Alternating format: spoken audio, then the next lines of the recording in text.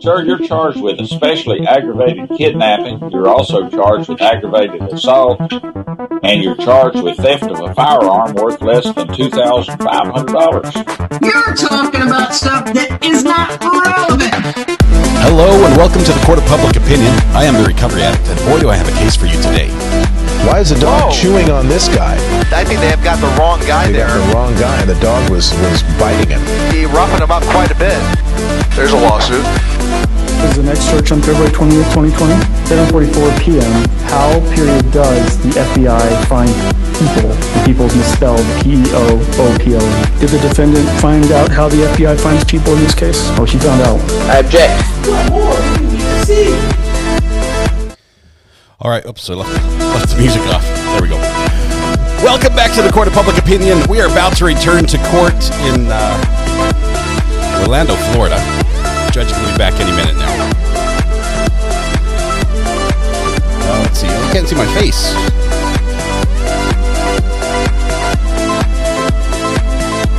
There we go. Fixed it. We are excited to start the second half of today's coverage of the Sarah Boone trial, mostly because this will be Sarah Boone's moment. She's going to be testifying here in just a minute. We are excited to have a crew down there, both in the courtroom and outside the courtroom, bringing you complete coverage, gavel to gavel. We have to say, first of all, thank you, BGOG. First in chat today. No, it was not Adam. Adam had unfair advantage. I disqualified him because I made a mistake. BGOG, welcome. First in chat. The internet is all yours, my friend. Believe it or not, there are people out there who spend like an hour before we go live clicking the refresh button as fast as they can. As fast as they can, so that... Hang on. You saw a mouse in my room while I was gone? Like a real mouse? Or are you talking about the mouse on my desk? Anyway, better not be a real mouse. We'll have to... first of all, I'm getting my boots on. I'm not going to be barefoot in my studio then. Anyway, we're BGOG. The internet is all yours to maintain as you see fit. As long as it's running for the rest of us, we're going to be good. We do have a not intentionally counter. Let me go ahead and bring that up as well. Oh, wait. Yeah, the bless you counter is named inappropriately. It should be, there it is, fix it, not intentional counter. We'll be back to court in just a minute. There have been some delays today. There have been delay after delay, break after break, and I think this is the last one the judge is going to put up with. We do know, thanks to Jules, who was in the courtroom observing for us, that that the prosecutor threw a little bit of a fit, had a little bit of a yell, a little bit of a harsh words with the defense. You want the evidence? There's your evidence. Throw the box, the suitcase box. Yeah, that'll be interesting. We're closing out the poll that we had going during the break as well. That poll currently is asking, do you believe that Sarah Boone is going to testify either in the narrative or in the direct questioning manner? And it looks like narrative is 54%. We're going to close that out. That had 1,400 votes. That's a good total. That's a good total. So we're leaning towards narrative, only because she might say just about anything. I think a lawyer might be in a tight spot when she starts, I wouldn't say fabricating, but recounting her story. Looks like the judge is back on the bench now. We'll have audio here in just a second.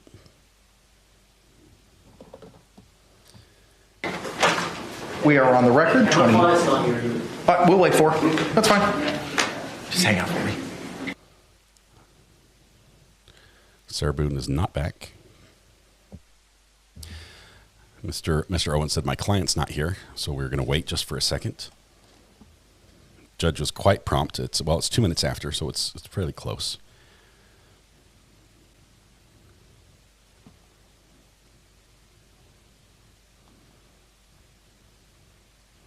You saw a little mouse in my room. Who said they saw a mouse in my room?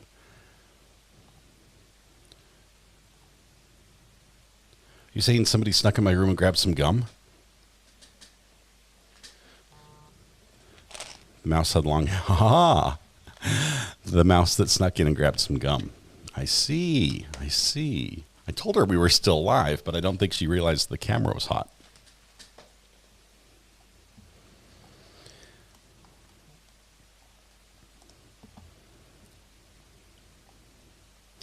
Good evening to Norway. Norway, one of the few countries I've visited. Spent some time in Larvik and Oslo area. Also, I made it as far as Skien. Great fishing in the fjords up there. Loved it. It was my first exposure to fishing. Okay. She snuck in while I was not in and stole some gum, which she's been begging me for a little while. We need replay. Oh, I could do the replay. Timestamp. I feel like defense is dragging their feet, hoping to get to Thursday when they have a witness coming. No, well, here's the problem. They can't use any of their witnesses until Sarah lays the foundation for self-defense. So she has to go first. There's Sarah. Jamestown in Sweden. Welcome. Good to have you here. Love the international audience. Thanks for bringing outside perspectives into our little world of true crime. Pining for fjords. Yes. When they cut down all the timber and they chain it together and it's floating out there in the fjord and you can like jump from bundle to bundle and fish between them for trita. I believe it's called trita. We call it perch here in the United States. Delicious, delicious fish. You have to catch 1,000 of them to make a meal, but love it.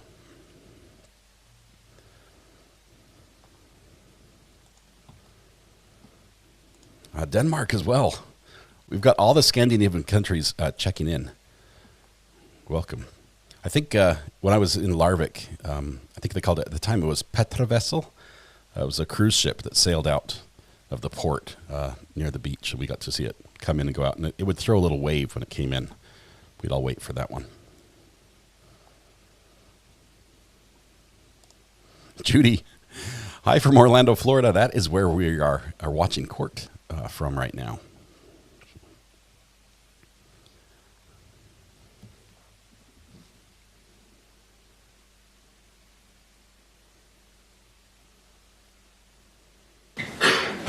We're back on the record. Case number 2020 CF 2603, State of Florida versus Sarah Boone. Let me get appearances for the state.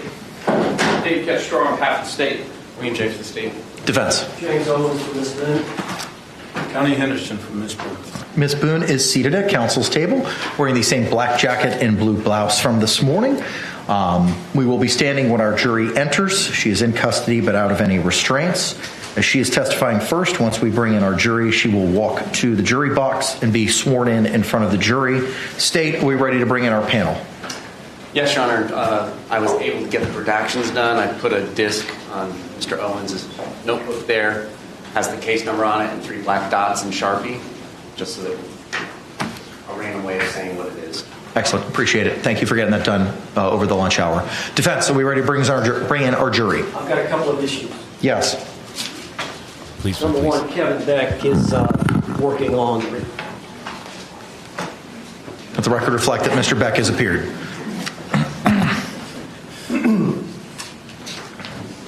Tell him, Judge. For the Tell record, I'd like to make 2 points about this issue, about whether or not I can bring in evidence of prior bad acts, prior to the overt act.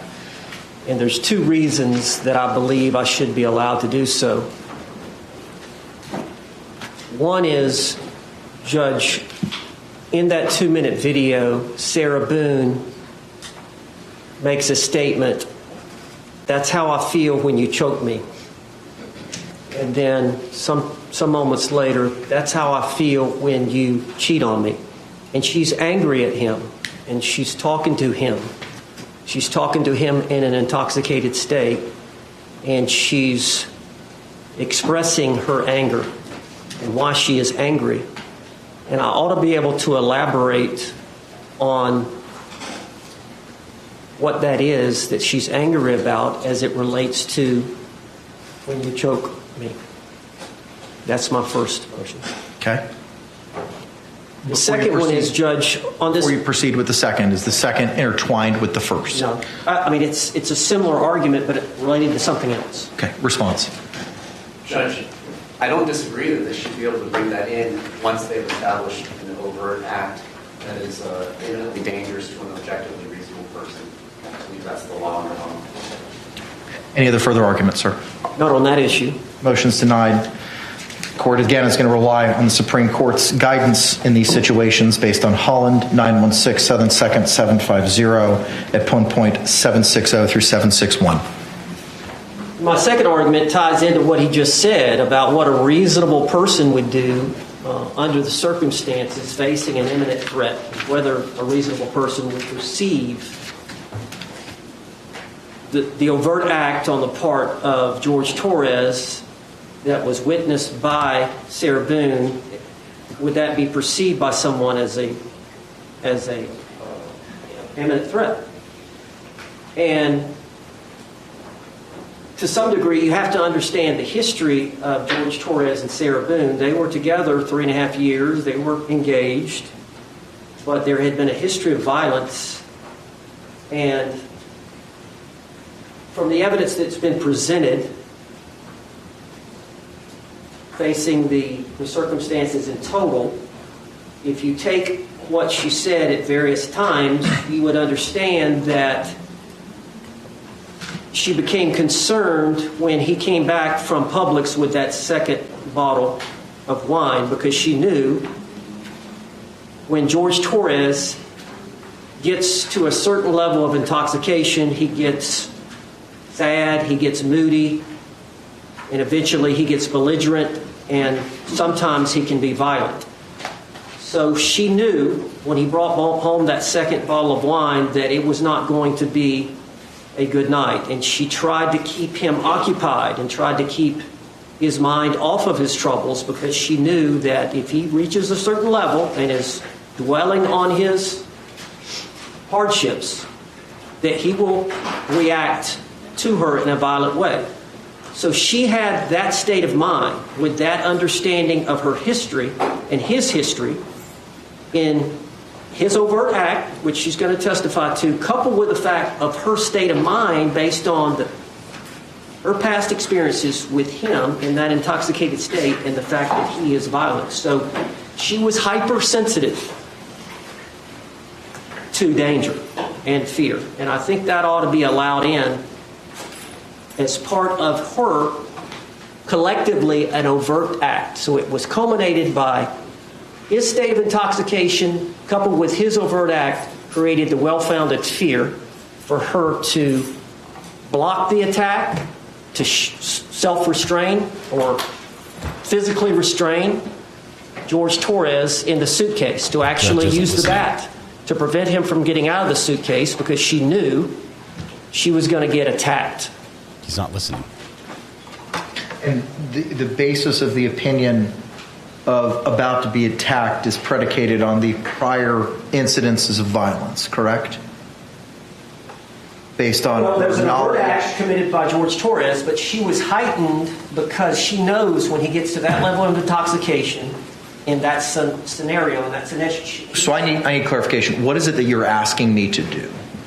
For me to be able to elicit from Sarah Boone that she was concerned once that second bottle was brought, and that's why she tried to placate him over the course of the evening, and that's why she had a heightened sense that he was capable, Judge, due to his degree of intoxication, that he may act violently towards her. And a lot of the problem is, Judge, he doesn't remember battering her the next day. That's part of the reason that she videotapes him and photographs him. She starts to document what happens so that she can show him. She loves the man. She adores the man. She wants to marry him. She wants a life with him.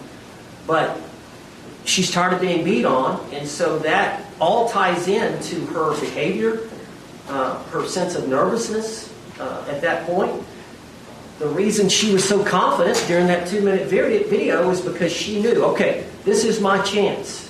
He can't get to me. I can tell him exactly what he does that bothers me, that hurts me, and how I feel.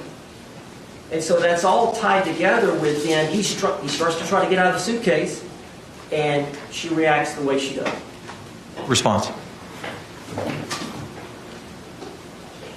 We held these arguments already. The court has ruled there are no new arguments being made. The court understands exactly what Sarah Boone, the defendant, said to Dr. Werner on October 2nd. The court knows exactly what the defendant said to Dr. Harper over the period of a number of months and years, and there was no overt act. The overt act has to be something that is objectively reasonable to cause a reasonable person to believe there's an imminent fear of great bodily harm or death.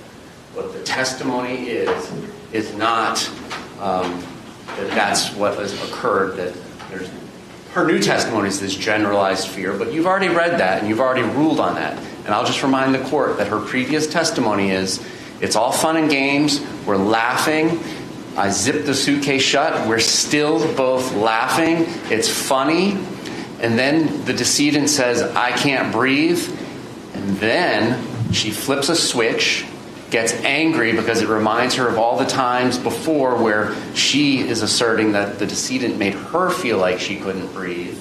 And then that's when she starts beating and shuffling the suitcase so much that it flips over and hitting him with the bat.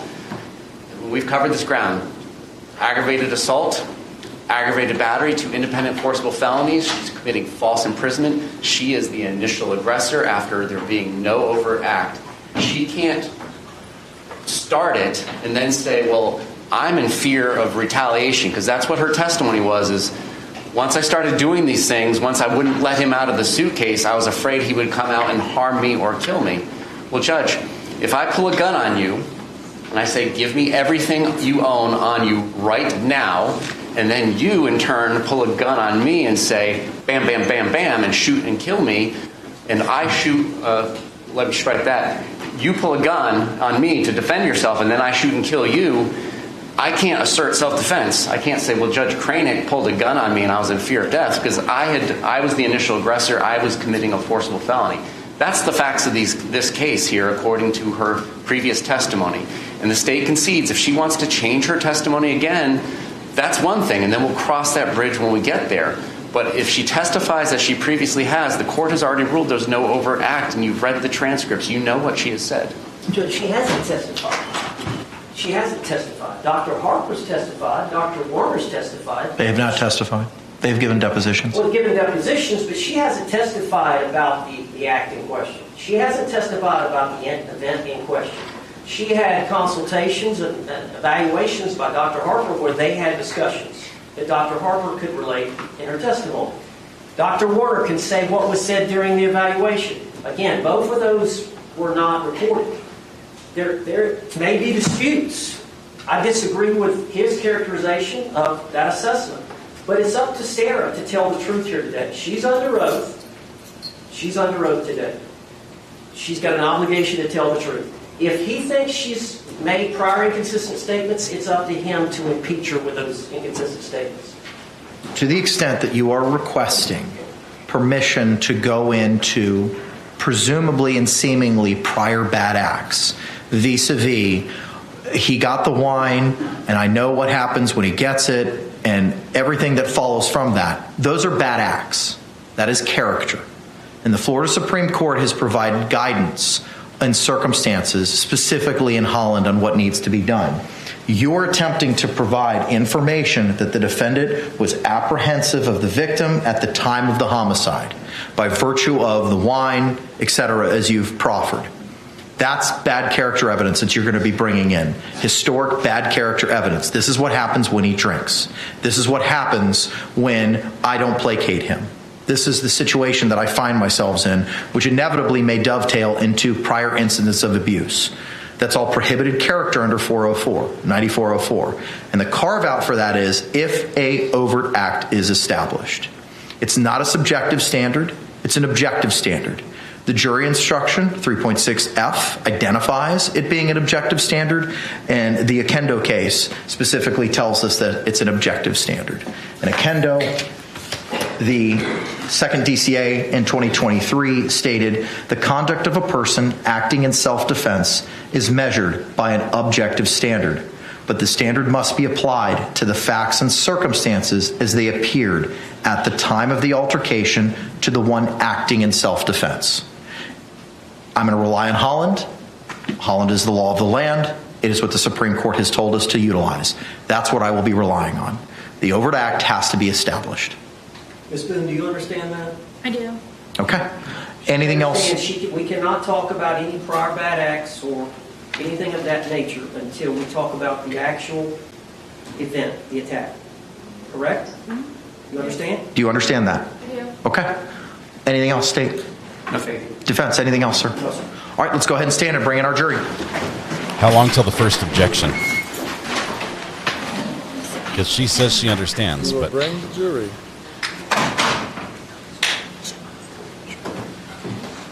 she's at this point.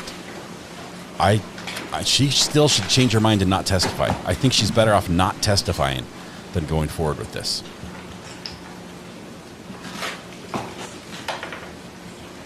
I think in the minds of the jury, all you do is lose ground. She loses whatever degree of truthfulness they might have held for her, because she will be impeached if she tells a new story.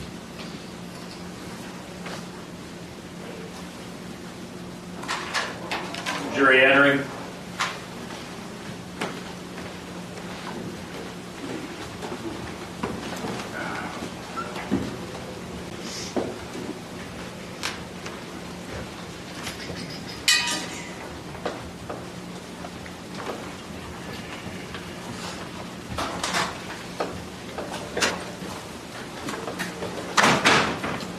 State, do you recognize our jury? Yes, Your Honor. Defense, do you recognize our jury? All right, thank you. Y'all can be seated. Members of the jury, after seated and comfortable, if you could raise your hands to confirm that you complied with the court's instructions during the break. Record reflect all hands have been raised. With that, state has rested. The defense is going to put on a case. Defense, Mr. Owens, you can call your first witness. The defense would call Sarah Boone. And it's happening. She still have changed her mind. Oh.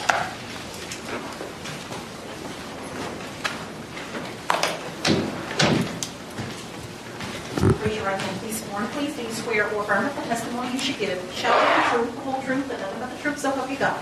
I do. All right, ma'am, you could take a seat. And if you could, state and spell your name for the record for us. Sarah Boone, 101077. And could you spell your name? SARAHBOONE. All right, thank you very much. Sir, you may inquire. Ms. Boone, would you please tell the jury where you were born and raised? Atlanta, Georgia. You were born in Atlanta? I was born in Atlanta. And how long did you stay in Atlanta before you moved here to Florida? I was 3 years old, 3 or 4. Okay.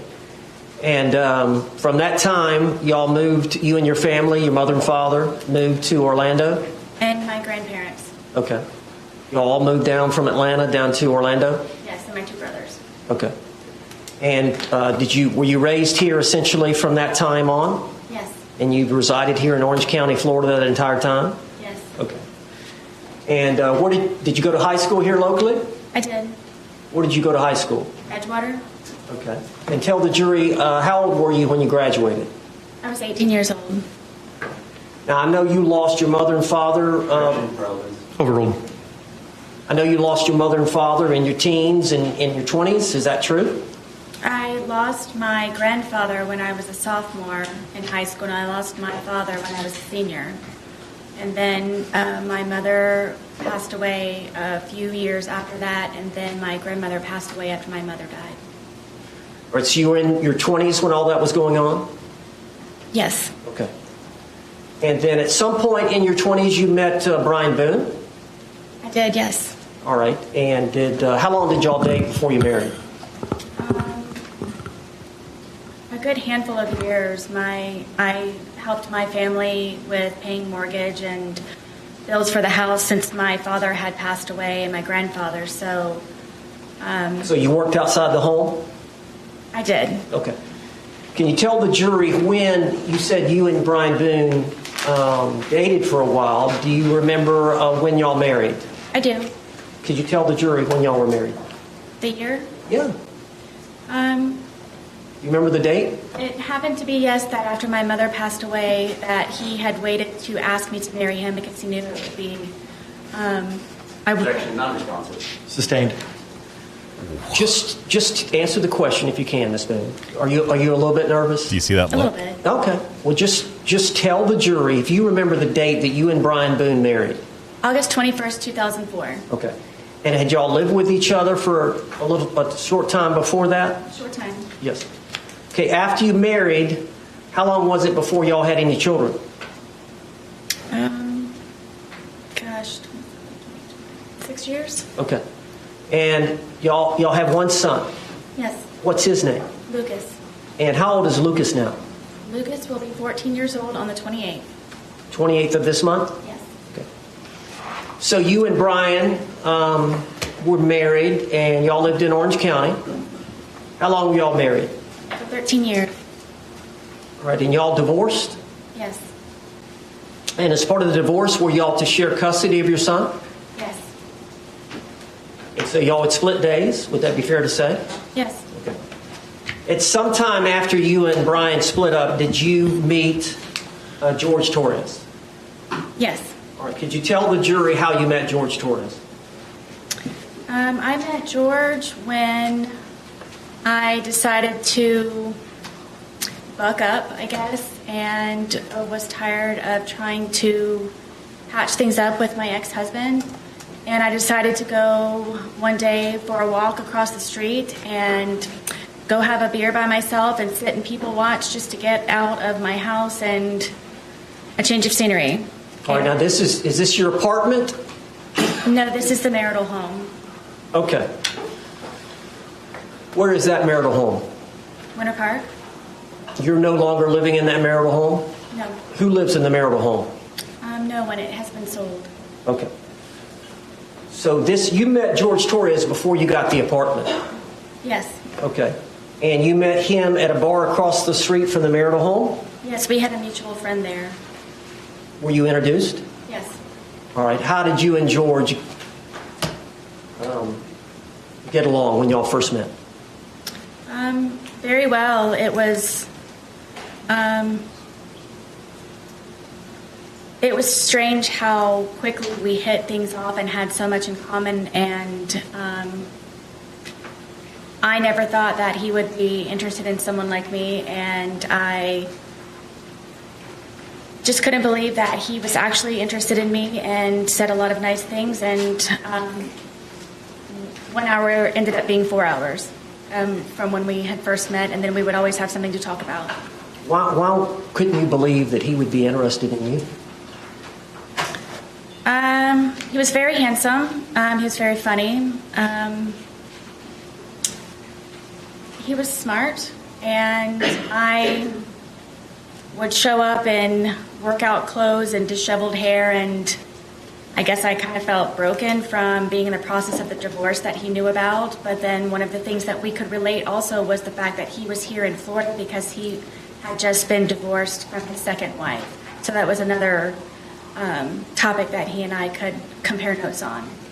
Okay. So eventually the divorce was settled. Did you get your own place? Yes. Right.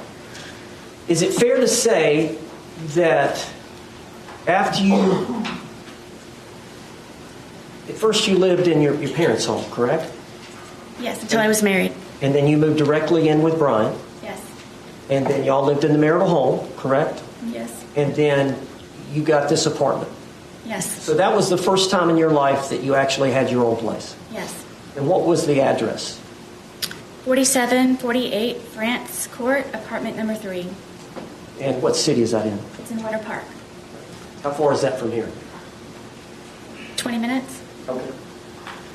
So you got that apartment, and initially were you by yourself? No. All right, tell the jury. In the almost year, about 10 months of separation from Brian, my ex-husband, that is the time when I met George. And my ex-husband was trying to buy me out or force me out of our marital home, and I needed to find somewhere to live. And so did you and George agree to rent the apartment? Yes, I needed extra income. We could not afford it just on my own. You were receiving some income from the marriage settlement, were you not? Yes. Yes. So you did have a consistent monthly income coming in from the marriage settlement? For the most part, yes. But you needed more to live? Yes, to pay the bills and for rent. So did you and George have some agreement? We did. All right, what was the agreement? The agreement was that if I decided for he and I to live with one another, because it would be under my name, that he would help with the monthly bills and on a regular basis, where it wouldn't be something that I would have to argue with him about. It would just be an automatic, make sure that everything's paid first, and then from there, hopefully have some fun with it. Okay. So I understand from that point on, would it be fair to say that y'all saw each other on and off for about the next 3.5 years? No. We were, I would consider us a couple. Okay. At some point he asked me to marry him. Okay. But y'all did have times where he left and went to live with his parents? Yes. Is that fair? Yes. And there were times where there was an understanding that y'all were going to break up? Multiple times. Okay. All right. So, again, on again, off again. Yes. This was actually before we had our apartment. That was, I guess, our dating phase. Okay. So y'all were together for 3.5 years. Is that fair? Mm-hmm. Yes. And y'all had actually agreed to marry? He had asked me, yes, a couple of times to marry him, and one time I agreed to yes. Okay. Now, I want to get directly to the date of this event so that the jury can hear your testimony. All right. So tell us, I believe the date is February the 23rd of 2020. Explain to the jury that whole day, from the time y'all got up, the whole thing. Approach. Objection calls for a narrative was the objection. Yes. He did just on direct ask for a narrative.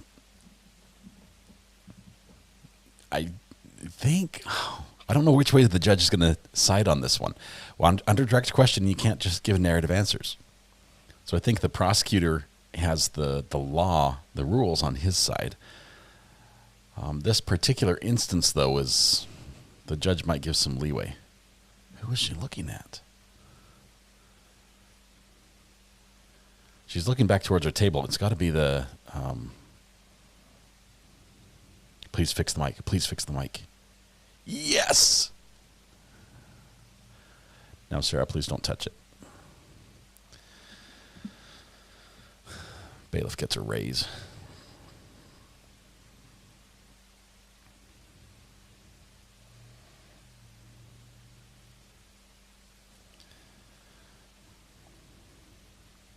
Objection's overruled for now. He allows it. He allows it. So tell us your life story Ms. on that Boone, date. let's just, instead of one long speech, let me break you up over the course of the day. So, do you remember the date of February 23rd, 2020? Yes. Do you remember getting up? Yes. All right, just tell the jury about that morning. What y'all did that morning. What you and George spent the night together at the apartment. Yes, at that point he was living there. Yes. So y'all slept in the bed together upstairs. February. So y'all would have gotten up that morning, February 23rd of 2020. Yes. All right. Tell the jury what happened when y'all got up. He was already downstairs, and I went downstairs, and he wanted to start the day off by drinking because it was a day off from his job. And I talked him into cleaning and tidying up the house for a sense of accomplishment. So that is what we did for however long that it took. So we did tidy up the house and got everything in order, and it was kind of a reward, I guess, to be able to sit and enjoy ourselves and sit on the back porch. All right. What do you mean by cleaning up the house? What did y'all do? We swept and mopped. We folded some of the laundry. I know that we did the dishes, emptied the dishwasher, just general run-of-the-mill tidying up. And did you have your son coming the next day? Yes, that was one of the reasons why we were able to do that. What was the arrangement you had in terms of the next day would have been your day to pick up your son from school? Yes. What time would you pick Lucas up from school the next day? I believe his school ended at 3 o'clock. Okay. So you would have been responsible to pick him up, and he would be spending the night with you that night? Yes. So you wanted to have the house nice and clean? Yes. How many bedrooms are in the home? 2. And you and George had one bedroom? Yes. And who had the other? Lucas. All right. Is that exclusively his bedroom? Yes. All right. So how long would it have taken y'all that morning to clean? I don't really remember what time we woke up, but maybe a good 2, maybe 3 hours. Okay. And would it be fair to say that you and George both smoked cigarettes? Yes. And would it be fair to say that you and George both drink alcohol? Yes. All right. So at some point, y'all finished your chores, yes. Right? And then y'all were going to enjoy the day? Yes. All right. What was the plan? It was just kind of, we've got the day to ourselves. It's just kind of relax and go with the flow. All right. Did y'all make a decision that y'all were going to start drinking?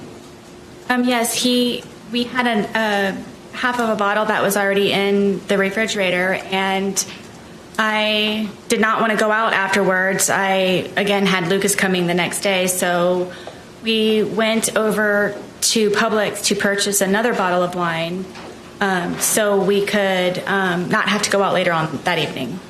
Now, you were here in court when the state played the video of you two and the Publix purchasing the bottle of wine? Yes. Is that what you're referring to here with the jury right now? Yes. Okay. And that was around noonish? I believe so, yes. Okay. Had y'all started drinking the leftover bottle before going to the Publix? No. Okay. So, y'all bought a bottle of wine? Yes. All right. And how did y'all get to Publix? My car. How far is Publix from your apartment? 5 minutes. How would you get there from your apartment? What do you mean? Did you have to go across any major highways, or is it right there? You just come out of our apartment complex and you do a little U-turn and then you come up and it's right in that complex. Okay. But it's easier to drive than to walk? Yes. Okay. Now, I know at some times y'all would simply need cigarettes and it was in walking distance. Can you tell the jury about that? Yes. There was a AutoZone convenience store with in the same, I guess, parking lot of our townhome, our complex, and it was just a straight shot from our apartment to a back gate, and you could get right into the convenience store from right there. Okay. But y'all went over to get that bottle of wine around noonish, and how did y'all you took your car?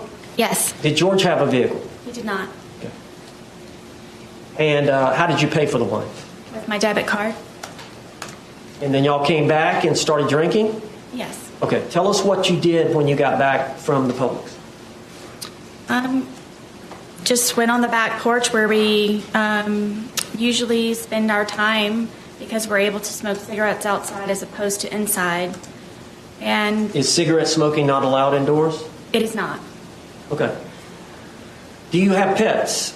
Yes, I do. Well, did you have pets? I did, yes. Okay. Were they with y'all there that day? Yes, my dogs were with me all the time when I was there. How many dogs do you have? I have 2. And just what are their names? Penny and Tess. And what is the breed? They are red Boston Terriers. And are they both disabled? Yes, Penny is blind and Tess is deaf. So when y'all went out to smoke on the back porch and drink, I assume, as well, correct? Mm-hmm. Yes. Did y'all take the dogs out? Oh, yes. All right. Is there a place for them to do their business out there? Yes, I extended our back porch for them to have a little bit of area as opposed to going from a large backyard from my marital home to our little townhome. And they would come out there and do their business, and I could sometimes I would open the gate and then walk them in the back part of our apartment. So you and George were just going to enjoy the day together? Correct. Is it fair to say y'all don't have a lot of money? Yes. And so y'all were going to do something there in the home? Y'all weren't going out for dinner? Or... Yes, we primarily, I would consider us homebodies as opposed to going out and partying and doing this and that. Okay. And how long do you think y'all were out that afternoon outside? A few hours. All right. Could you tell the jury what y'all did during that time? We have a dartboard that's out there, and we just had drinks, and we're just really enjoying each other's company and talking about, things upcoming. We both were looking for a job and just kind of, I guess, encouraging and supporting and planning. And well, now you said he had a job. Was he looking for a job, a second job? no, the job that he had was very unstable, and at that... So he was looking for something new? Yes, at that time, yes. Okay. And so during that 2 or 3 hours, would it be fair to say that y'all drank the bottle? Yes. Okay. So would it be fair to say that y'all were feeling the effects of the alcohol? Yes. Okay. At some point, who made the decision to come in? I did. Okay. Why did you want to come in? I felt that George needed a change of scenery. Okay. So y'all came in, and then did y'all do anything else before he left again? Were y'all doing anything? I know y'all did some arts and crafts. What did y'all do?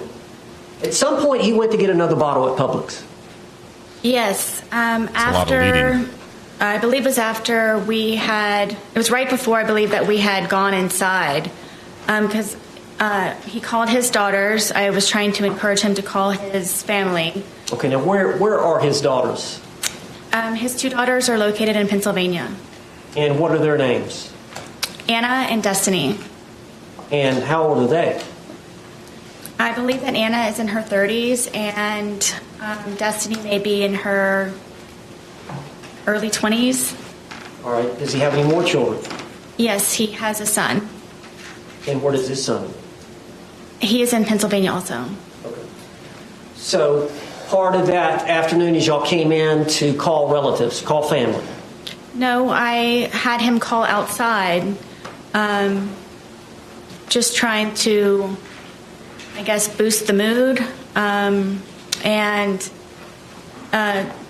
the first daughter didn't answer, and I don't remember the reason I didn't speak to the second one. I believe he did. It was just for a moment. All right. Now, whose phone were y'all using?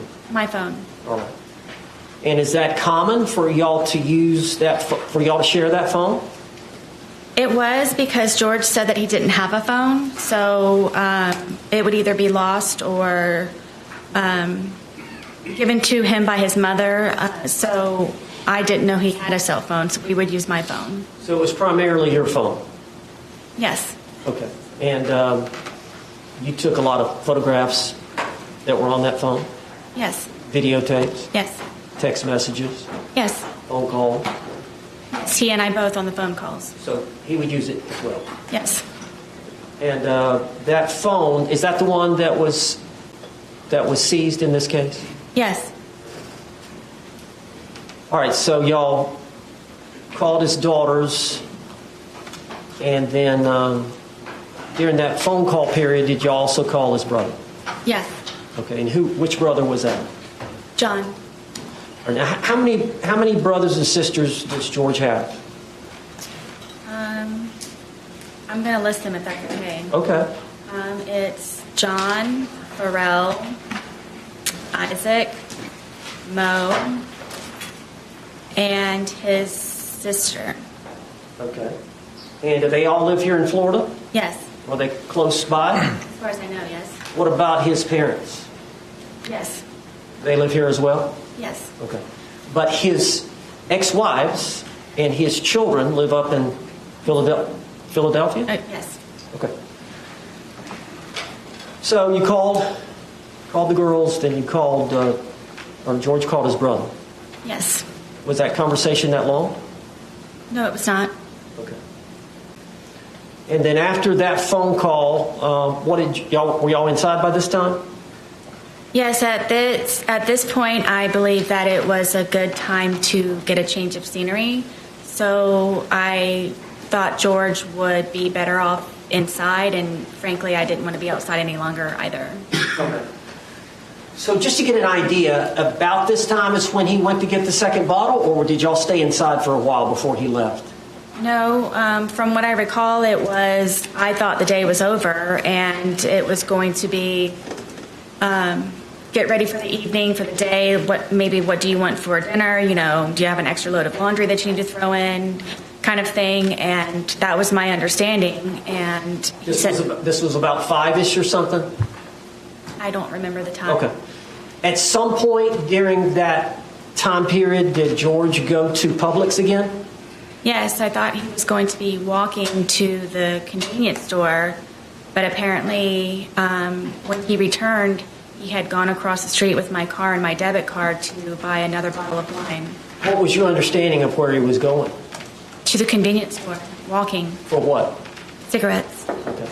And you learned obviously that he came back, and you learned that he'd used your vehicle? Yes. And he'd used your debit card? Yes. And he brought back a bottle of wine from Publix? Correct. And you saw the Publix video of that? Yes. So he comes back with the other bottle of wine, and did he want you to drink with him? It was expected, yes. Yes. And you agreed to consume the second bottle with him? Yes. Okay. So over the course of that evening, drinking the wine, what did y'all do for time-wise? Watch a movie, music? Just kind of tell the jury what you remember. I know it's obviously been a while, but... It was kind of a regular thing where I would always try to come up with entertaining activities for George, and I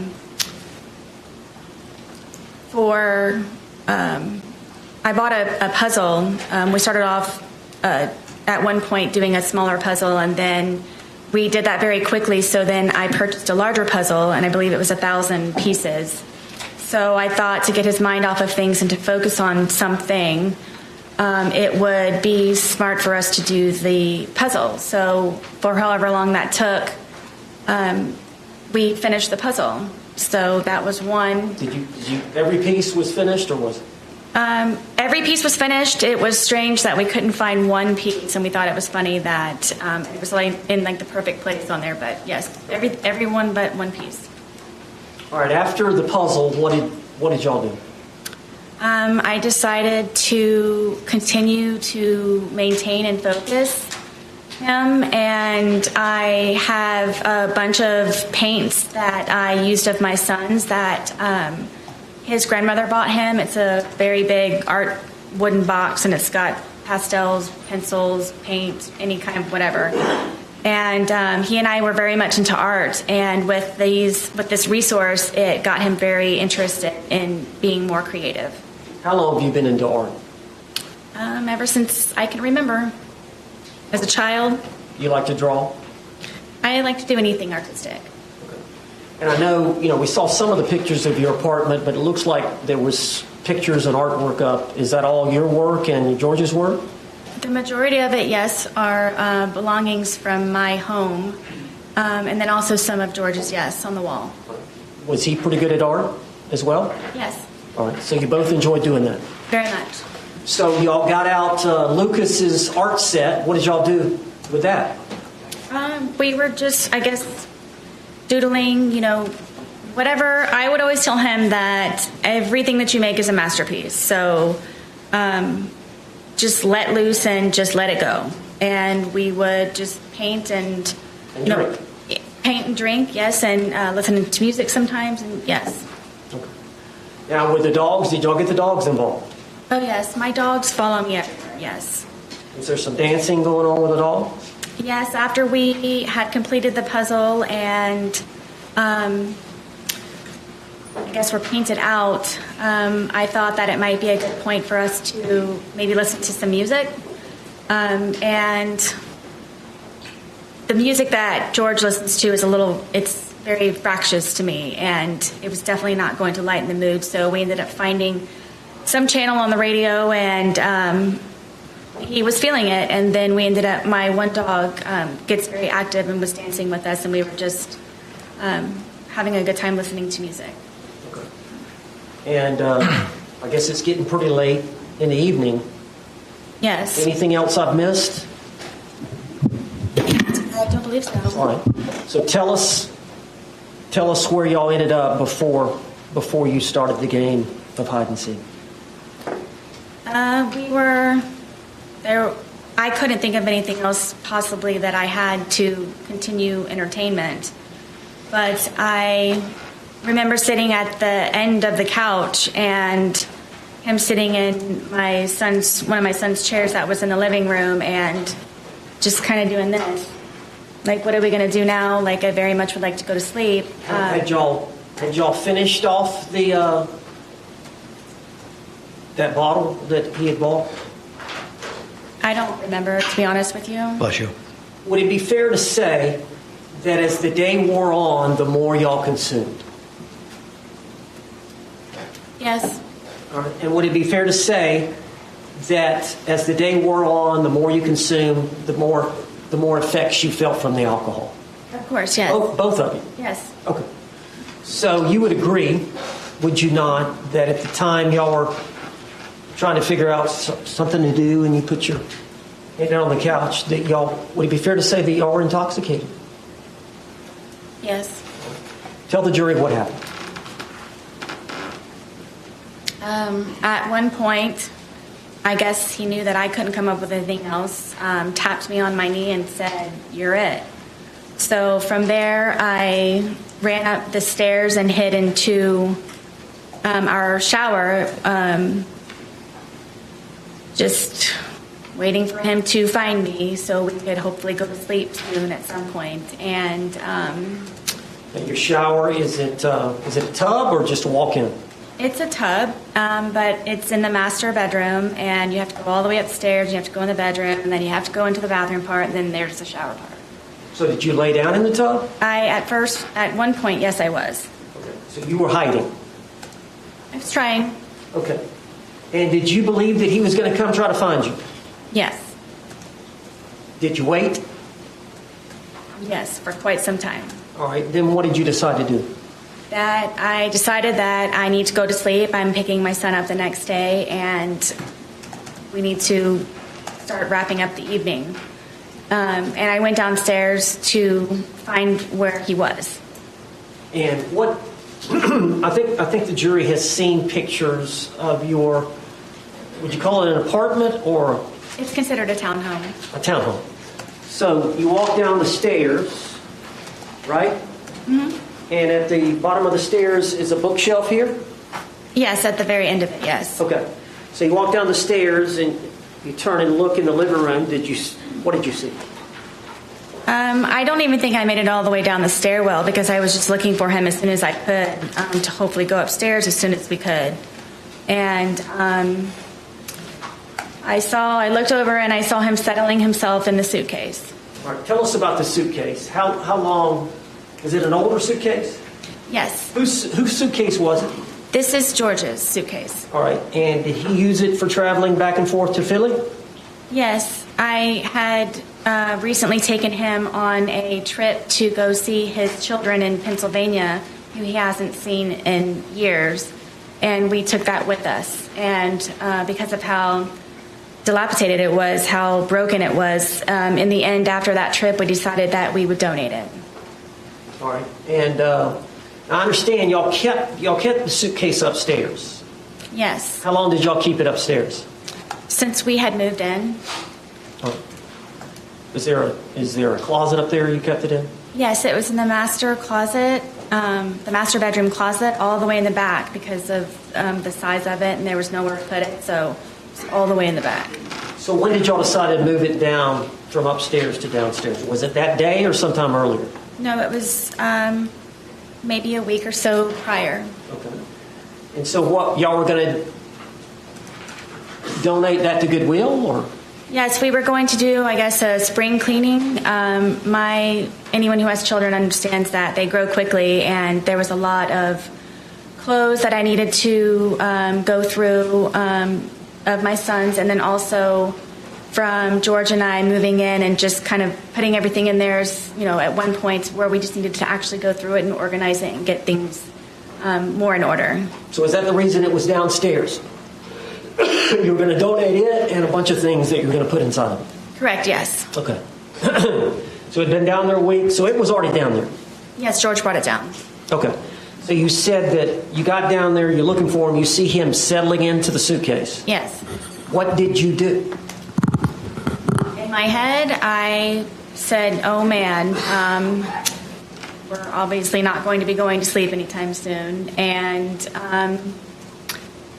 I walked over, and he was trying to get himself flat, so I couldn't tell that he was in there. And then... Now, let me stop you there. The suitcase, is it the suitcase over here in the... Yes. In the box? You've seen it? You saw it? Yes. It's a pretty big suitcase. Yes. How big is George? George was my height. And how tall are you? I'm 5'3". Okay. And how much did George weigh? I thought it was 100 pounds. Okay. And how much did you weigh? I was 98 pounds. All right. Do you agree you put on some weight? Since I've been incarcerated, yes. Well, at the time, though, y'all were pretty skinny. Yes. So, from the pictures, it looks like y'all were both pretty thin. Yes. All right. So, because of his thinness, is that how? And he's a small man. Yes. Okay. So he was able to get in the suitcase on his own. Yes. Did he willingly get in the suitcase? He was already in there. Okay. When you got up to him, did he see you? Yes. All right. Tell us what happened. I mean, I just I zipped him up. We thought it was funny, and we're joking about how he was, I guess, small enough to fit inside of the suitcase. All right. So what happened then? From there, it was just we were laughing about it, and it was just strange that he was small enough to fit in there. And then I kind of moved it around a little bit with him in the suitcase still. It was still funny that he was still in the suitcase. Just, I think he and I were just kind of couldn't believe that he could fit in the suitcase. Did you eventually close the top? Yes, in order for, the top was already closed. As he was settling himself in there, that's how I knew he was in there, was because the top was kind of flopping a little bit. Okay.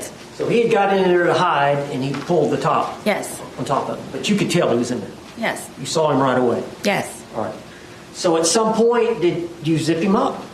Yes. Did you? And what was he saying or doing when you were zipping him up? We just thought it was funny. Were you both laughing? Mm-hmm. Yes. And so you zipped him up. Were y'all still laughing once you zipped him up? Yes. Okay. Tell the jury what happened then. From there, I moved the suitcase around a couple of times, just kind of on the wheels, and moved it around. And at that point, it was funny. We were joking and laughing about it. All right. Now, eventually, did you go sit down on the couch and get your phone? Yes. Did I miss something? Well, the suitcase had, from me moving it around, was flopped over. So while it was like that, I thought at that point I had a moment to, I guess, take the time to talk to him while I guess he was not able to get out for a moment. So you flipped it. You got it on the top, right? Yeah. It gets in, but at some point you flip it over so the zipper is on the bottom. Well, it was just kind of how I was moving it around that it ended up kind of flopping. So it was upside down. Yes. So after you did that, what did you do? That's when I went over and decided to videotape to just see the, I guess, the jest in it for him to understand that right now I feel safe and right now I have the ability to actually speak to you in a manner that normally I would not have the ability to do. And you were intoxicated. Yes. And you would agree that you said some things you should not have. Yes. But you realized he could not get out and get at you. Is that fair? At that moment, yes. So it goes on for about 10 minutes. Yes. You heard it here today, did you not? Yes. You heard his voice as he was speaking from the suitcase. Yes. That was his voice on the video and audio. Yes. And you heard your voice on the video and audio. Yes. That was your voice. Yes. All those things said by the man were said by George in that 2-minute video. Correct. All the words said by the female were said by you in that 2-minute video. Correct. Were you intending on showing him the video the next day? Yes. At the time or the next day, is it fair to say you don't even remember videotaping? I do not. So, from what you can tell from watching it, did that refresh your memory about that event? It did. Why did you say all that? Okay, here's the objection. There has been no overt act testified to. Has defense abandoned the battered spouse defense and are solely flying with it's not intentional?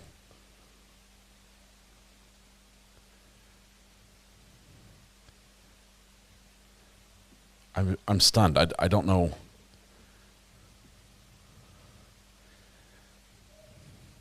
They've told almost the entire events of that day, and never once was there anything about an overt act from George where she felt threatened.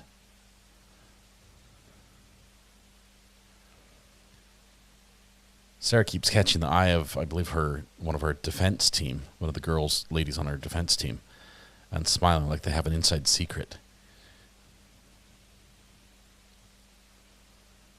She ran his day like he was in her daycare. Scheduled games, lifting his mood, convincing him to do chores, giving him a reward. This is wild.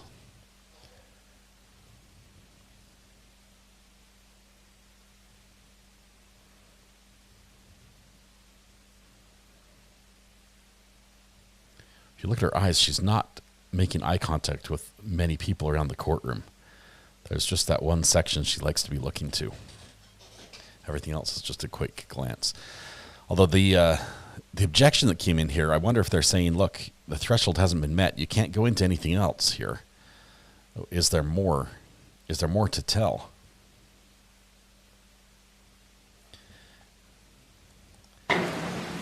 Mr. Owens, you may proceed.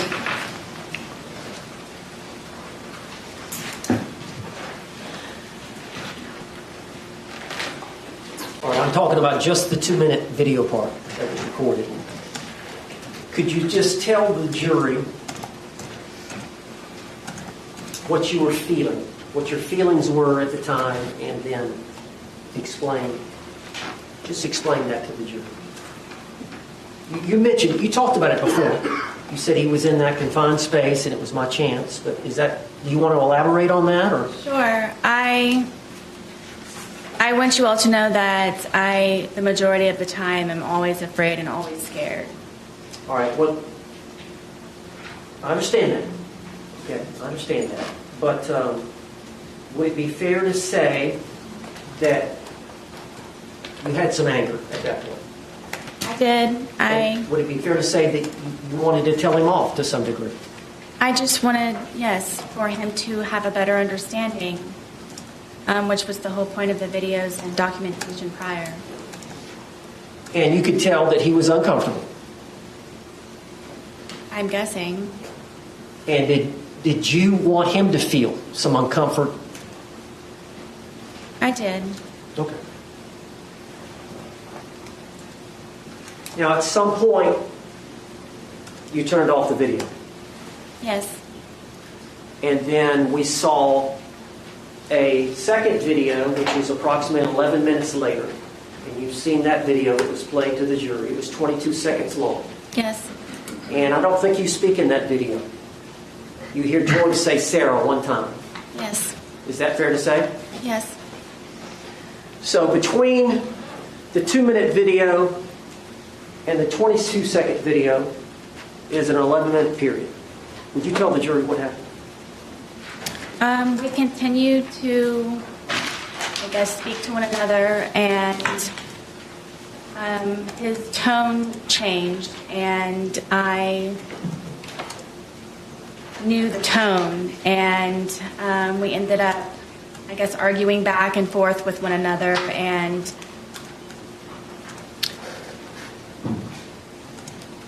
it was the things that he was saying very much frightened me, and cursing at me and threatening me. And did he want you to let him out of the suitcase? I'm sure so. Okay, go ahead. Tell the jury. And it just got very heated very quickly, and he continued to push on the suitcase, and my fear was that he was going to break out of the suitcase knowing that it was a broken suitcase. And his hand started to come through. His hand started to come through this way. And so I shook the suitcase. Trying to get his hand to go back in, shaking it, and telling him that, please stop doing this. Please stop doing this to me. Please stop doing this to me. So his hand actually got out of the suitcase? Yes. And you went to the suitcase? Yes. And shook it? Yes. Did that force his hand to go back in? No. So you're shaking it. Were you shaking it to try to get the suitcase, his hand back in? Yes. How long did you shake it? I don't know. But his hand was still out? Yes. Was he trying to get out? Forcefully, yes. Was he angry at you? Yes.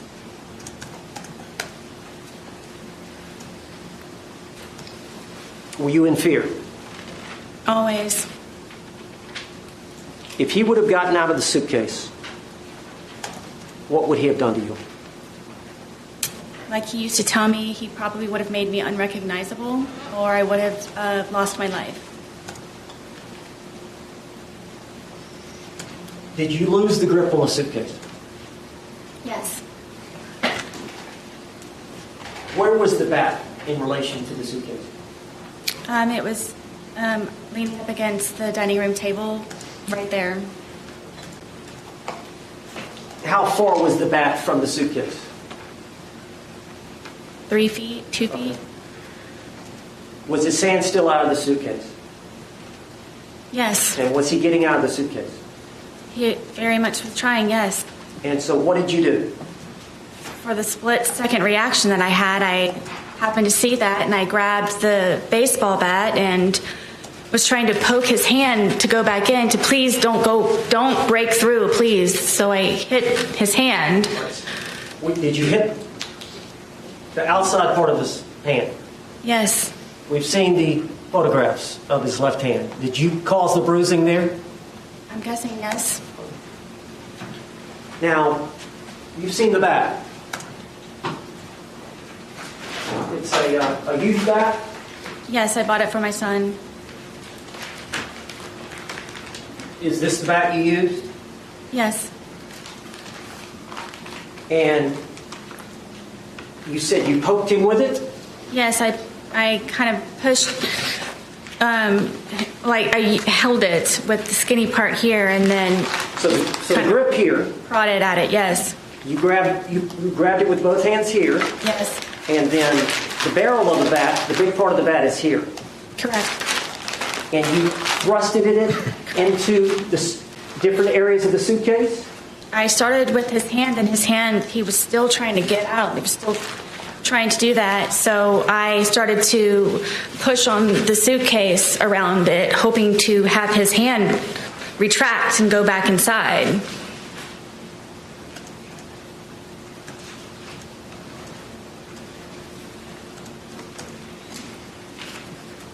You made those injuries. I did. We've seen the photographs. Yes. We see the bruising. Is that from that bat? Yes. Eventually, did his hand go back inside from you doing? Yes. Finally, he had subsided and retracted his hand. So in your mind, did you prevent him from attacking you? Absolutely. Split-second decision. Now, once he retracted his hand, do you remember zipping it up some, or what did you do in relation? Because he was upside down, was he not, at that point? Yes. At some point, you flipped him back up. I did. Tell how that happened. He wasn't cursing. He wasn't threatening. His hand was inside foremost. There was no more of him trying to break through the suitcase. So I felt safe enough to turn it back over. It wasn't happening anymore. You went back to the video and the couch? I did, yes. And we saw the second video? Yes. The 22-second, and he's right side up again? Yes.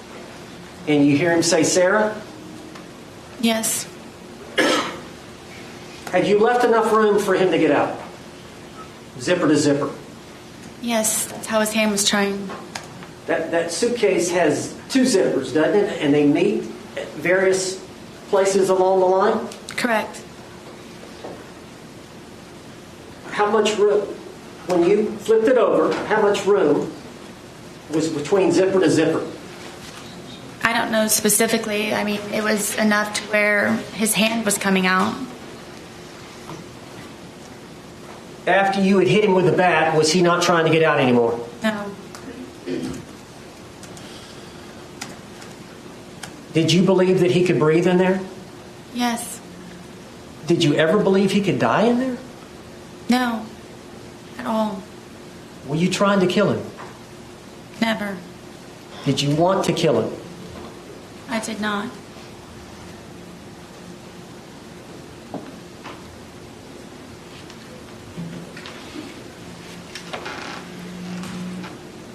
Did you walk upstairs? I did, yes. Why didn't you let him out before you walked upstairs? Were you afraid? Terrified is more of the word. As long as he was in the suitcase, he couldn't harm you. Correct.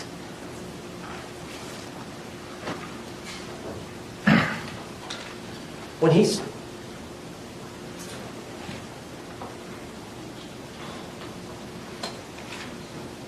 Did you want him to calm down? Yes, I wanted him to stop being angry because I know what it is for him to be angry. You went upstairs. Where were the dogs? The dogs ran upstairs with me. And where did they go? On the bed.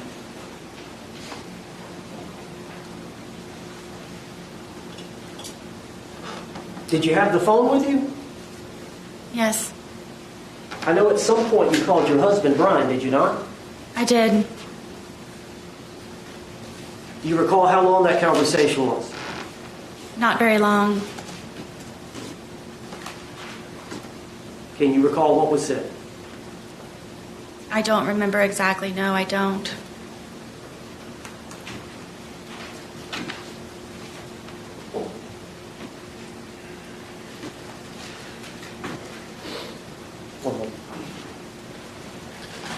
Is this the point where the prosecution makes a motion to upgrade the charges now that she's confessed to malice? This is wild. Ms. Boone, Sarah Boone, you said that when he was in the suitcase, he was threatening you. Can you tell the jury what he was saying? I don't know. Am I allowed to curse? Yes. But he was going to fucking end me. And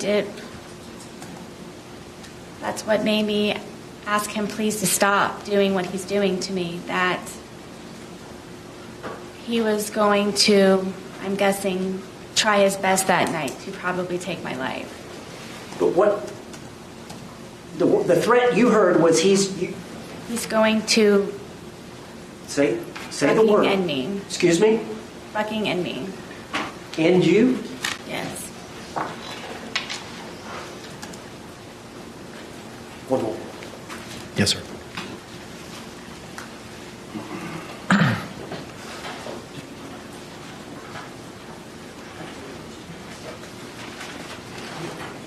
Judge, can we approach the bench? Yes. So defense at this point is going to say, see, Judge, there was the overt act. Now can we get into all the previous stuff? Because they can't unless that threshold's met. And I don't think they've met it. We have someone who's angry at being left in a suitcase and not let out. You, like the prosecutor said, you can't pull a gun on the judge, have the judge pull a gun, and then say, I shot him because he pulled a gun on me. You can't be the instigator and also claim self-defense. And he's trying to get out, and he's like, please stop doing this to me. You were doing it to him. No, he didn't need a change of scenery. He needed air, is what he needed. Oh, my goodness.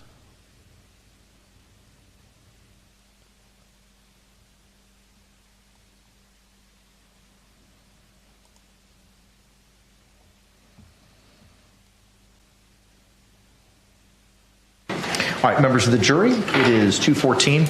I have a matter that I have to discuss with counsel at this point in time outside of your presence. So I'm going to ask you to retire to the deliberation room. We'll bring you back in as promptly as possible. Again, similar instruction that I've given you. Please do not conduct any independent investigation or research as the person, places, things, or charge involved, and do not have any discussions amongst yourselves or anyone else about those things. We'll bring you back in as promptly as possible. Thank you. There he is.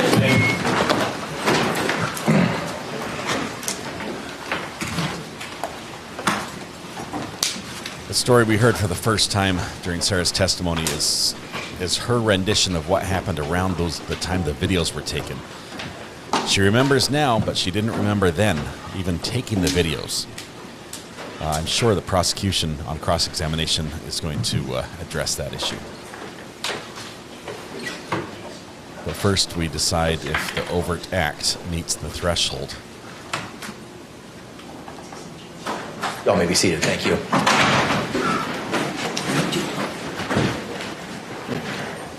State, you can proceed with any argument at this point in time. Judge, I believe that's pretty close to what we already knew from the deposition testimony, from the doctors relaying what she said for the proffer. What we have here is testimony from the defendant.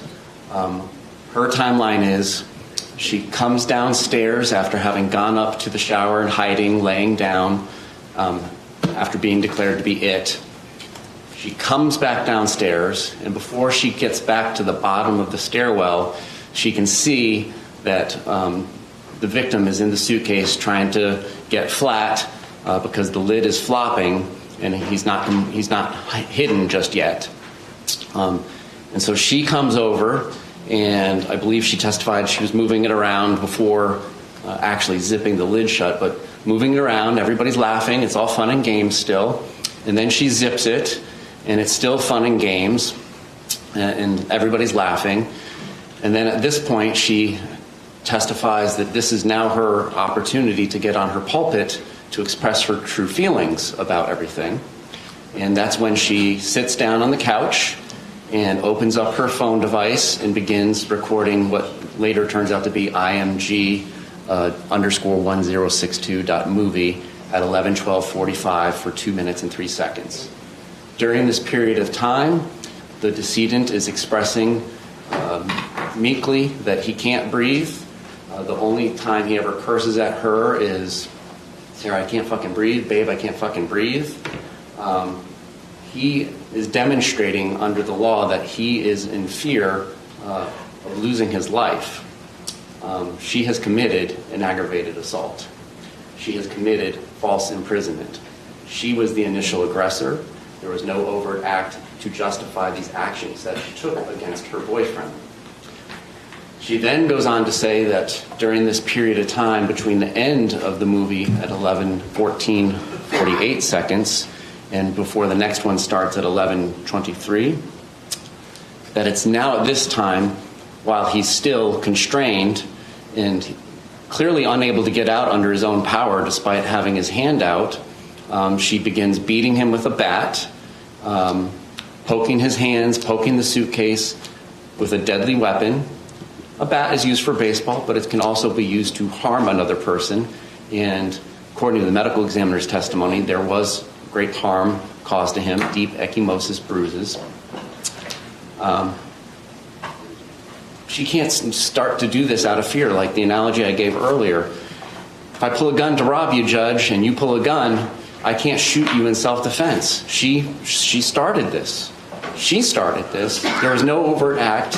And therefore, we're asking for you to prevent, under the case law, any prior instances of violence, any reputation evidence, and any battered spouse syndrome evidence, because that's simply just what the case ended up being. Thank you. Response. Strong argument, and I'm agreeing with the state. Judge, this was a game by two intoxicated people.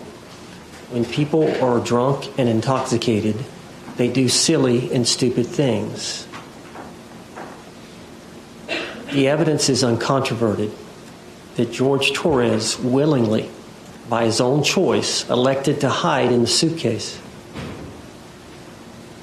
By their interaction between the two of them, giggling and laughing at each other, he consented to her zipping up the suitcase. And the playful nature of what was going on during those few minutes prior to the video. When the video is turned on, there's a 2-minute period where they're talking. He's saying, "I need to get out. I can't breathe." She's not taking him seriously. As you've seen from the videos, I thought it was the boy crying wolf. She did not appreciate the fact that he could be actually having trouble breathing. And this was a chance for him to be heard by her about how she felt about some things involving their relationship. A short time later, the video was turned off, and then that period has been testified to by my client. And that period is uncontroverted. That's a second period of time. We've got that time for the video. We got the 11 minutes. We got the 22 seconds. And there's no video. There's no audio. There's no eyewitness. There's nothing but Sarah Boone's testimony. And she's testified here today that they had words. There were threats. He got his hand out of the suitcase. She knew by the threats and him getting his hand out of the suitcase that he was about to get out of the suitcase and he was going to hurt her.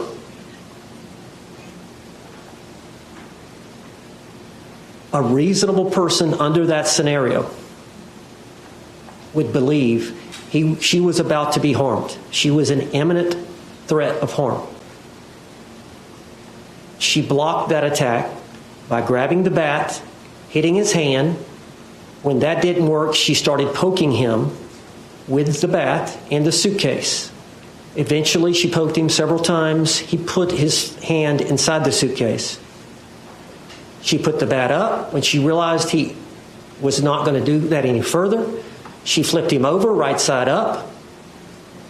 She still had a fear, knowing that if he got out, she would be harmed.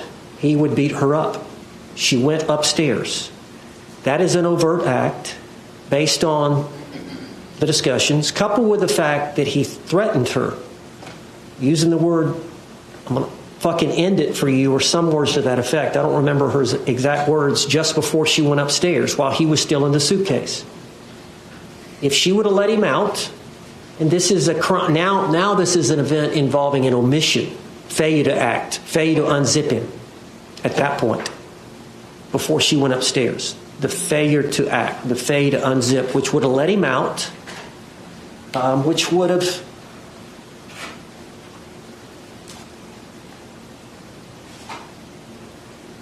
created a situation that she believed was imminent bodily harm to herself.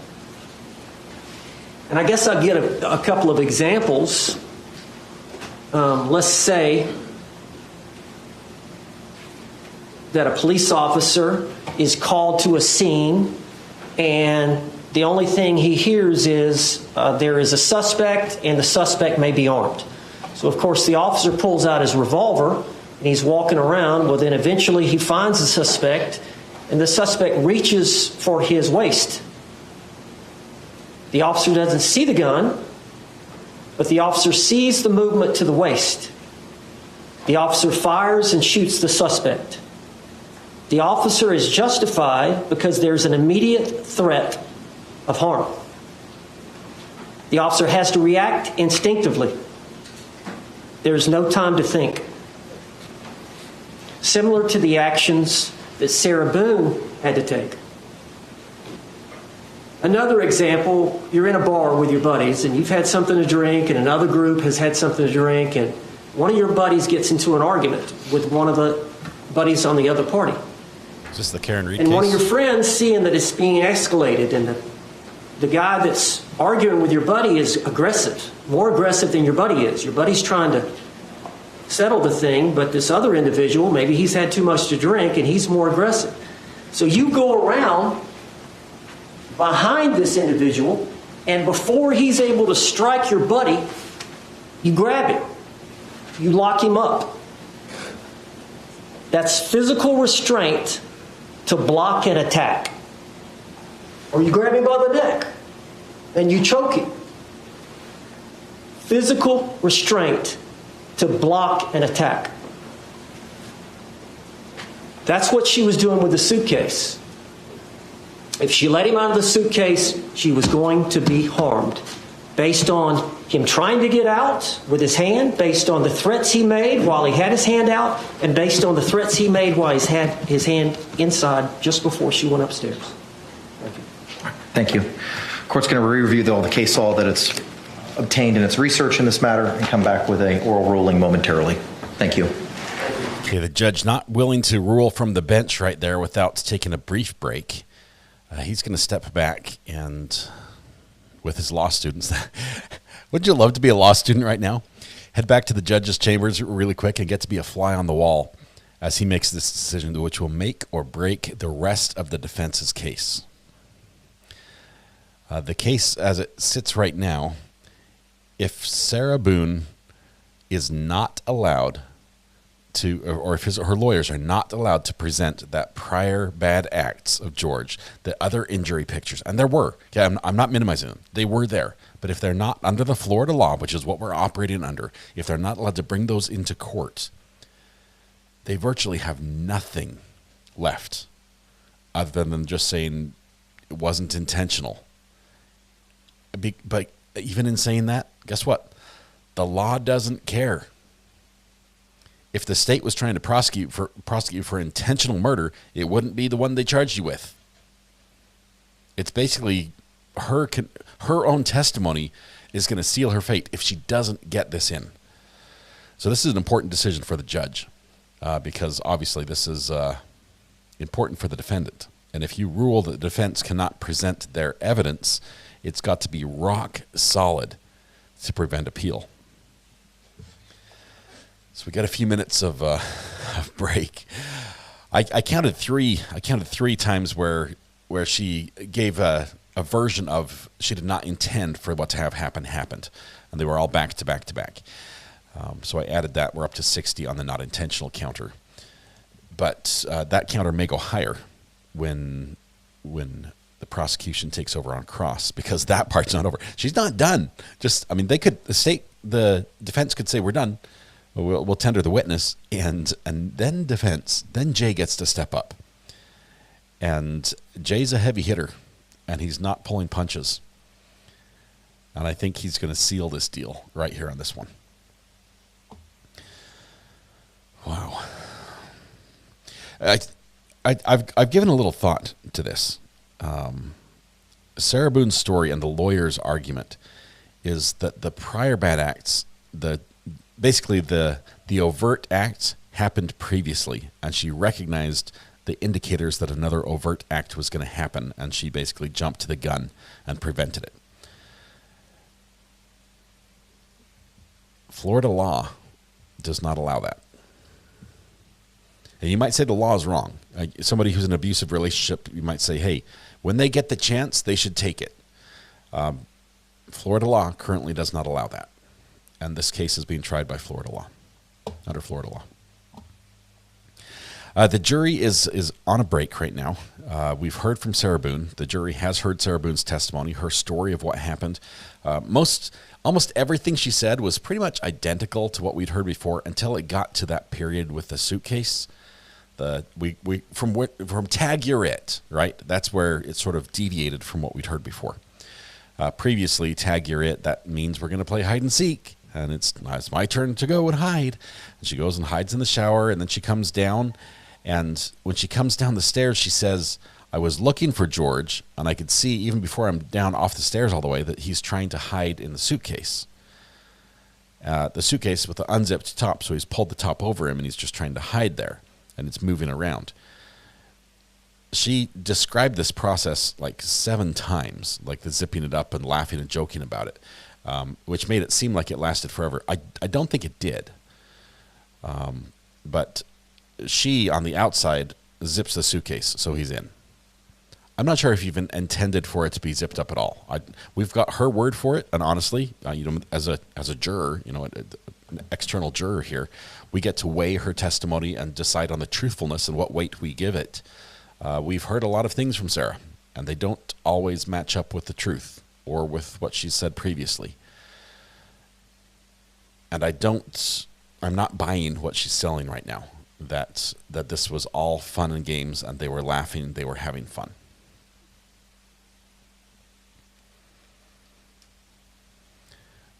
The bat, she's seen her kid use a bat. She bought it for her kid. She knows how a bat's used. I don't think she used it like a skewer, because look at the bruises on George. The deep, deep bruises that are on his back. Oh, man. That was wild. Let me take this moment to just... Wow.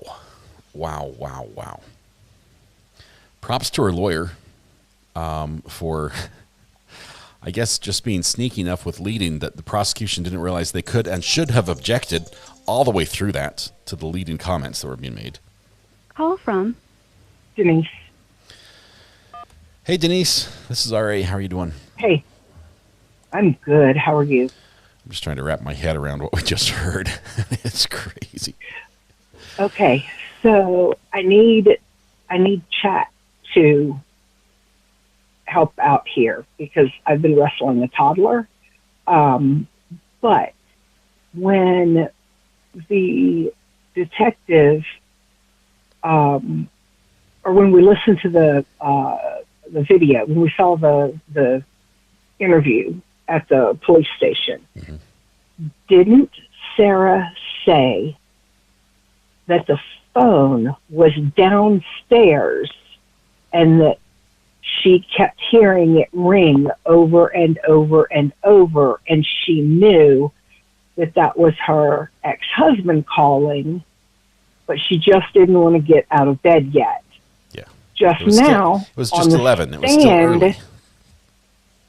Right, but then she said she just took the now, phone on the stand, she said she took the phone upstairs with her. And called Brian that night. Yeah. So, I just wanted to make sure that my brain had caught all of that correctly. You heard correctly. Yep. So the phone. Hopefully if there the was, jury heard it too. If there was a call made to Brian, that's how they're accounting for it, saying the phone was upstairs. It makes her a liar on her previous story. We know the phone came down at some point because she called Brian, and when the police arrived, she called the police as well. She called Brian the next morning after she unzipped George. When the police arrived, the phone was on the counter in the crime scene. That's how the police got it. They didn't get it from her pocket or something. But yeah. Right, because she left it on the counter in the kitchen. Little lies. Yep. Well, hopefully the jury heard it too. Yeah. So that was it. Denise, hopefully thank you very much. Will be back soon. Yeah, I saw a couple of people saying, "Wait, the phone was downstairs." As soon as she said that, she took it upstairs. Yep, that'll get it. Yeah, I don't have chat turned on. I've got my phone propped up here at work. I'm working from home today, but I'm wrestling a toddler, so he's finally down for a nap, and I can pay more attention. Oh, good luck, Denise. Thanks for the call. Thanks for catching that. Appreciate it. Yeah. All right. We'll see you. All right. Have a good day. Bye. Bye. Oh my goodness. The judge keeping a straight face. The leading by the defense all the way through. I mean, not just a little bit. This was like, if I didn't know better, I was watching like a 4-H convention. Sarah was led around the entire courtroom through that whole story. It was a lot of leading going on, and not a single objection for that from the prosecution. Which is, I think sometimes the prosecutors can get into the mindset of, I'm on direct, they're on cross, and then when that ball switches to the other side of the field, it's hard to make the switch, and it just doesn't catch. Or maybe they just wanted her to talk. Maybe it's a strategy on their part to let her say, let her talk, because we're going to pin her to the wall with anything she says. As a result, phone problem and a zipper problem. She's got a lot of problems. Part of the problem is that she started it. That before it was zipped up. I think this is Matthias. Let's see who it is. Call from Mathis. Sorry, I ghosted you on your previous call, but it was right as we were closing. I'd already started the music, my friend. So, how are you doing? All right. Yeah, I heard that. I figured if I called you, the judge is going to rule faster. Yes. I very much appreciate the speed at which this trial is proceeding, because for weeks I've been thinking, why is it that people are claiming that this is going to be a long trial? Like, even with rebuttal, I really expected that it stays under 1 week. So I really appreciate Jules' reports that this is going to be a short one. Yeah, the judge will make the decision right now. If he says this is not coming in, we get a verdict by midweek. Yeah. I mean, there's not much left. But if they do allow this in, then we will have very lengthy testimony from expensive. I didn't say overpaid, did I? Expensive experts and counter experts that will take some time. I do think that this case definitely has a lot of interesting scenarios to consider on an appeal, because when they raise battered spouse syndrome, that basically any prior acts are kind of inherent in inherently necessary to explain her mental state, her alleged mental state. That is, assume for the sake of the argument that this is the case that you have. Right. You would then need to.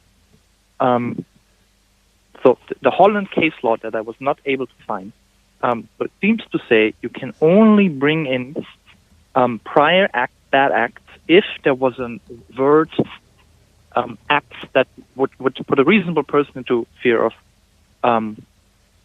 then imminent injury. And I think they kind of have this, because when she did testify that there was that he shook his fist in anger, I think if we assume for the sake of the argument this is what happened,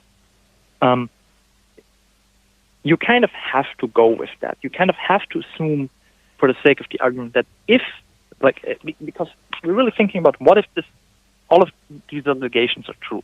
Mm-hmm. You could then think about reasonable. You would still make this a question of reasonableness, and the state could then very well attack the reasonableness because I think everyone agrees that this was not very reasonable. But basically, you would then allow the defense to say, okay, this is how George acted in the past. This is how the psychology works. Then it's a question similar in the Apple River case. It's about, was this reasonable? Was this excessive? And then, of course, was the death intentional? And the state can still attack all of this. And they will. They seem to make a lot of arguments about that her testimony isn't very believable.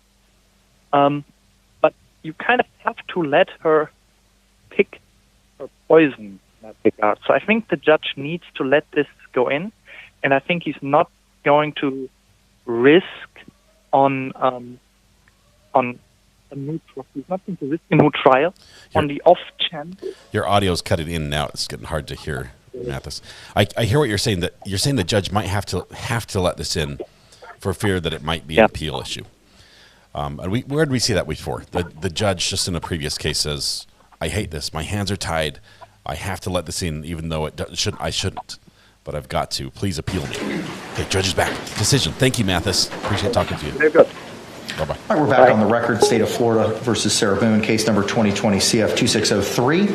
Appearances for the state. Chief Judge Storr on behalf of the state. William J. the state. Defense. James Owens from Miss Boone. Connie Henderson from Sarah Boone. Kevin Beck on behalf of Sarah Boone. Ms. Boone is currently seated at counsel's table, wearing the same clothing from this morning. Court has had the opportunity to review the case law, review the arguments provided by both the state and the defense. The court finds that a overt act has been established. The case law is clear that a scintilla of the providing of an overt act is sufficient to provide the self-defense jury instruction. An overt act is not something that's specifically defined in Florida case law. It's something that's from the totality of the circumstances, seemingly under the authorities that the court has reviewed.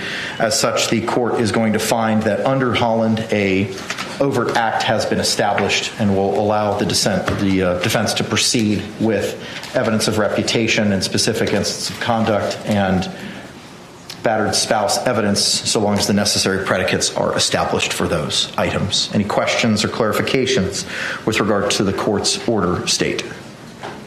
Yes. Defense. I think it would help if we went through my exhibits involving the blow-up photographs and these other photographs, because I think some of it was contingent on the court's ruling. So I don't know if you want to try to deal with all of them one at a time in front of the jury, or whether we want to just talk about them ahead of time so that we know. Are there any objections to those items? It depends on the items. I was shown a lot of different things, including like a rap sheet between the victim and the defendant. So I've taken that. I'm happy to take care of some of this stuff in advance. I'd rather do it now. Yes. So that it's not up, down, in and out with the jury. So, all right, go ahead, Mr. Owens. What do we got? Well, I had the clerk go ahead and mark everything. Some of it is a composite. Is this it here?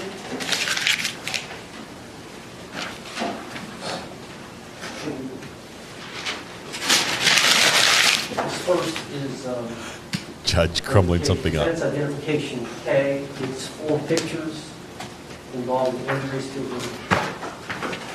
leg. Mr. Owens left what? The leg. Assuming a predicate for fair and accurate conviction, etc. is laid, we don't have any specific objections to K. Okay. They're going through one by one the injury pictures they want to show the jury. Identification, defense identification, composite L, 2 photographs of a burn to her leg. You said that was L, correct? Yes. Again, assuming proper testimony that the decedent was responsible for that in a criminal manner and fair and accurate conviction, we have no specific objection at this time. Okay. Defense exhibit M, For identification, 2 photographs. The first one is a photograph of the back porch. Sarah's on the back porch with her 2 dogs. The next photograph is a picture of one of her dogs on one of the outdoor couches. Are the dogs objected on relevance? Because relevance is that he would threaten the dogs with harm if she didn't comply with his directives, and he actually harmed the dogs, kicked the dogs as a threat to her. So to get her to do what he wanted, he used the dogs. She was in fear for their safety, so she will testify about this threat. Relevancy objection is overruled.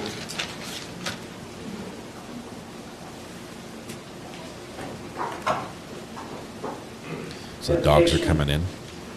Defense identification number N, or letter N photograph. It's a photograph of the living area, but also the stairs, and it shows that one of the allegations by the state is that the massive wave. Okay, no objection. No objection to assuming all the normal private stuff. Judge, this is where he took a bath. It's 5 photographs where he took a bath to the TV, to Sarah's TV. My understanding is this O? This is still O, correct? Yes. My understanding from the state is there's no objection so long as the foundation's established. Yes, sir. Thank you. We also intend to introduce the video. There's a short video on It's on the state's exhibit 2. We're not objecting to that. Okay. As long as the foundation's there. There's No a video- objection so long as foundation is established. A video of him hitting the TV with a bat. P, identification, defense identification P, is 2 photographs of an incident in which... No objection as long as foundation's laid, etc. All right, no objection so long as appropriate predicate is established. Is there a chance, guys? These next ones are individual Is there a chance? photographs, not composites, but Q, for identification, is 1 photograph. Is that part of the light stuff that we already done? I was told this was separate from the burn. This was, I think, a slap or something, or a hand to the leg, not the burn. I'm seeing light at the end of the tunnel. It's a glimmer. But there's Lord a to Q, no path. objection so long as the appropriate foundation is laid. There's a path for Sarah Identification R. No objection. to be acquitted. No objection to R so long as foundation is laid. It's innocent S. unless proven guilty. For identification. With regard to S, no objection so long as foundation is laid. T. T. No objection by the state so long as appropriate foundation is laid. Same for U. No objection from the state so long as appropriate foundation is laid for U. Same for V. Same for W. W. Same for X. X. Same for Y. Y.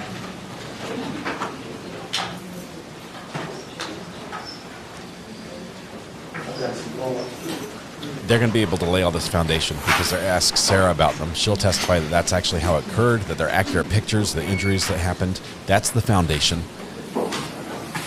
These pictures are coming in. The jury is about to see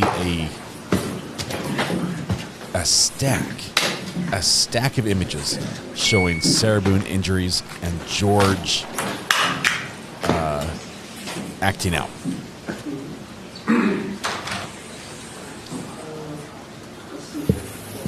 And she has a domestic violence survivor on her jury.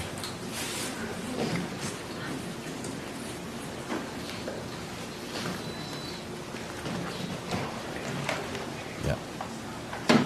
Now we've got the pictures on poster boards. It's one of the other. Oh, go ahead and say A, identification for A. Were these the ones that we addressed pre-trial? Yes. Okay, thank you. No problem with that being a demonstrative aid. Okay. In terms of introducing this as an exhibit into evidence. Duplicative, competitive.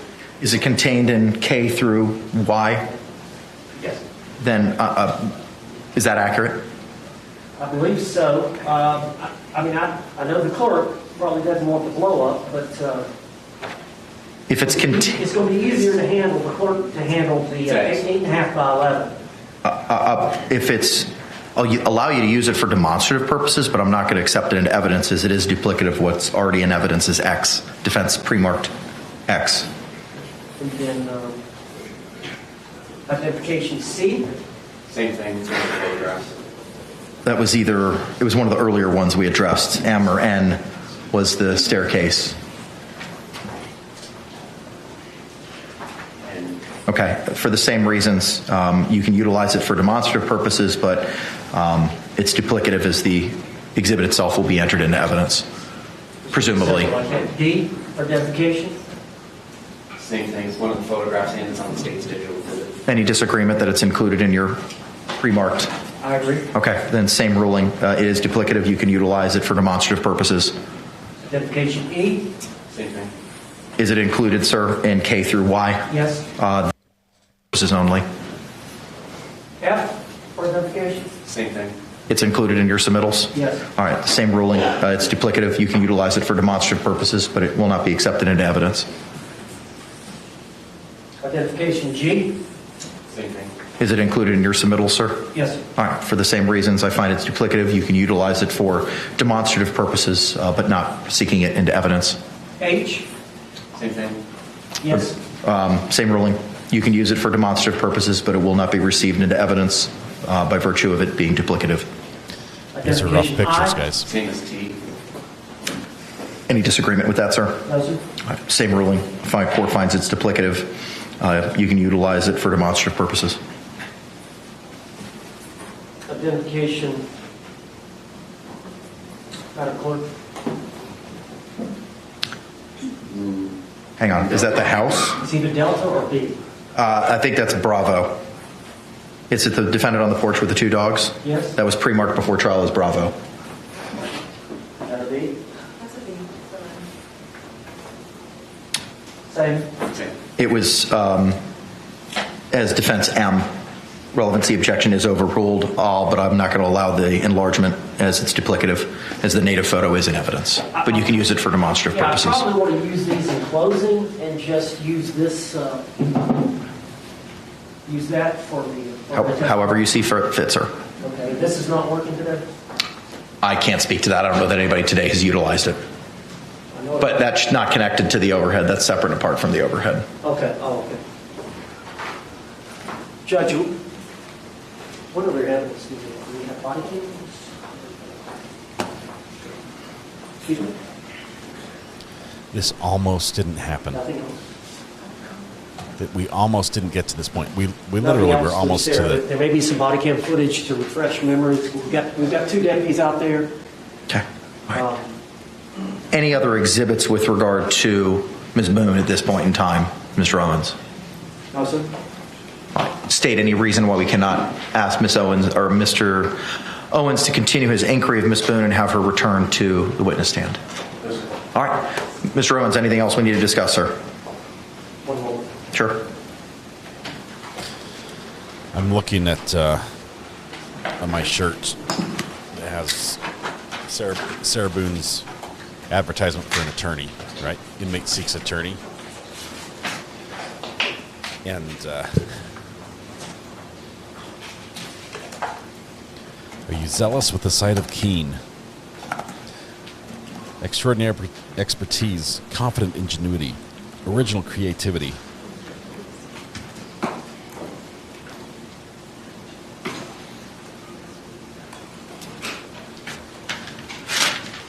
Maintaining faith in the client and case with the ability to think differently, overcome all circumstances. Epic opportunity awaits. She found her guy.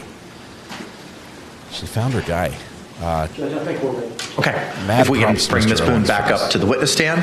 Once she is seated, we can bring back in our panel.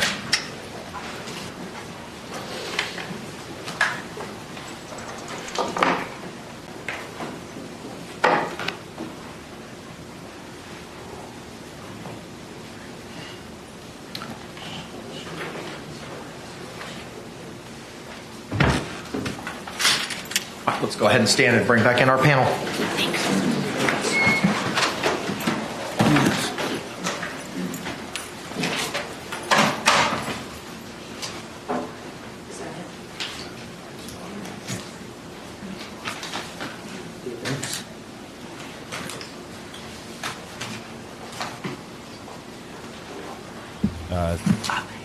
For those that have experienced domestic violence, this next part of the testimony could be very triggering. Just be aware. If you need to step away, please do. We're gonna stick with this and watch this testimony. But these are pictures of documented domestic violence, and we're going to hear recounted versions of that in a couple different ways. First, directly from George to Sarah, and then from the state from Sarah to George. So please be mindful of your own well-being and take care of yourself first.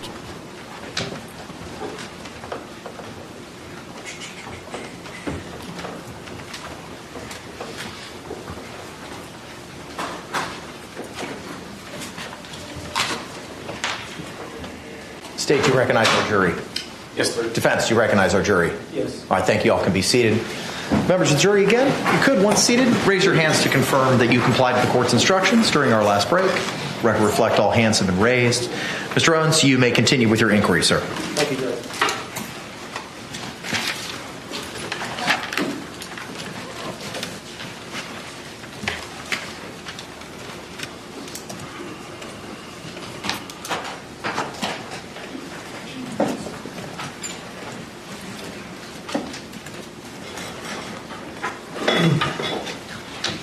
Ms. Boone, so I think we left off. You had called your ex-husband? Yes. All right. After you called your ex-husband, what happened after that? I ended up falling asleep. Okay. Do you remember waking up the next morning? Yes. Did you sleep in? Not intentionally. Okay. But you didn't get up at 8 o'clock, did you? No. Did you wake up closer to noon? I believe so, yes. Did you check the time? No. Now, did you hear your phone ringing? Yes, my phone was ringing. And did you answer it right away? No.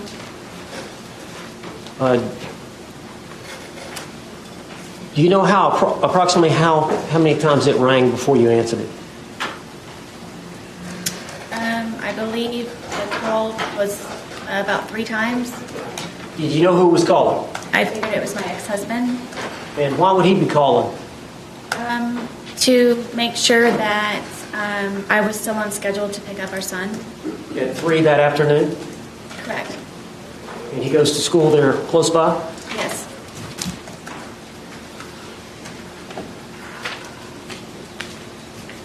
All right. When you woke up, did you stay in bed for a while? For a little while, yes. All right, tell the jury what happened when you got up.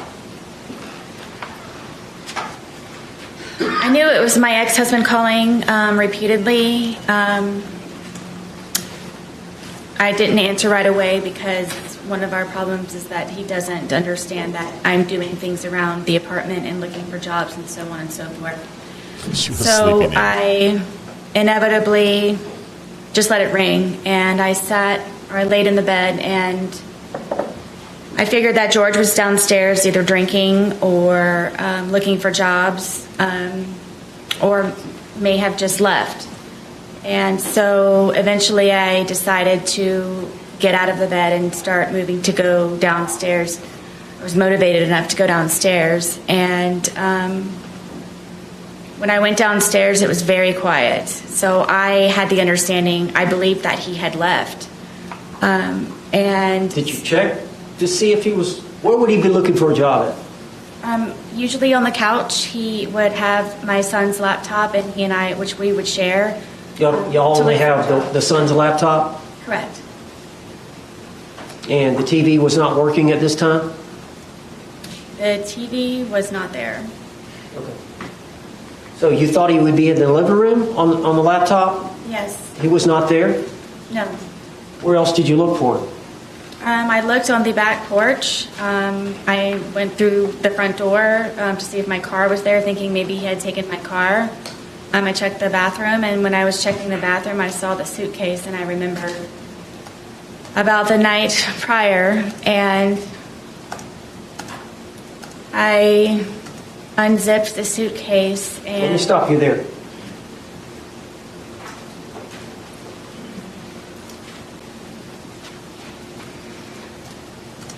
You said you were in the bathroom when you saw the suitcase, or coming out of the bathroom?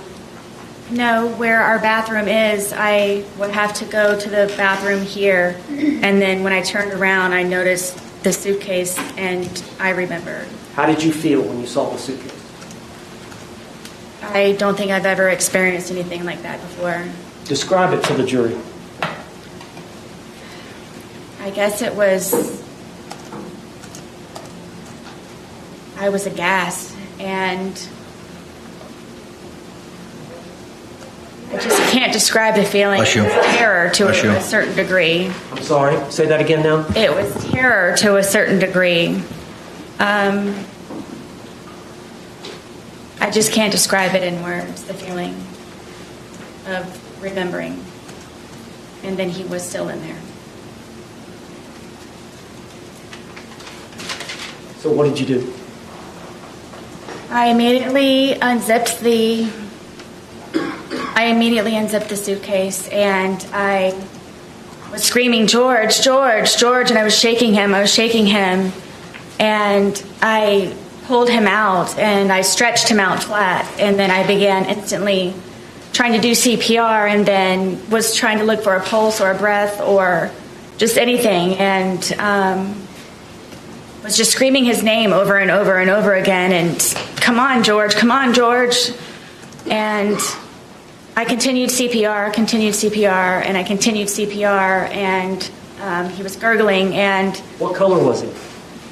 What color was he? Yes. He was purple. At some point, did you call your ex-husband?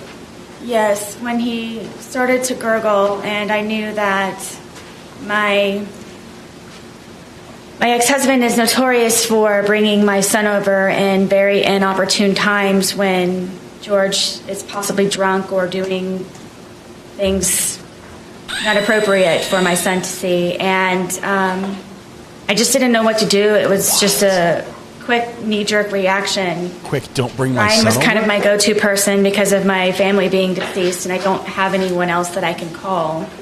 And I just wanted to ensure that he would not bring my son over in the process of all of this at some point. So you called him? I called him. Did you ask him what to do? Or did you just tell him to come over? I just told him to come over. Did you tell him that you felt like George was dead? Yes, I did. And how far? You said it's 5 minutes from house to house? Yes. Did you call him back? Yes, because he was taking so long. It felt seconds were hours. Yes. I'm still doing CPR at the same time in the process of it. I'm doing CPR I don't know how many times. Did he get there? Yes. Did he walk in? Yes. Did he walk out? Yes. What did he tell you to do? Call 911. What did you do? I called 911. Is that the recording we've heard here in this trial? Yes.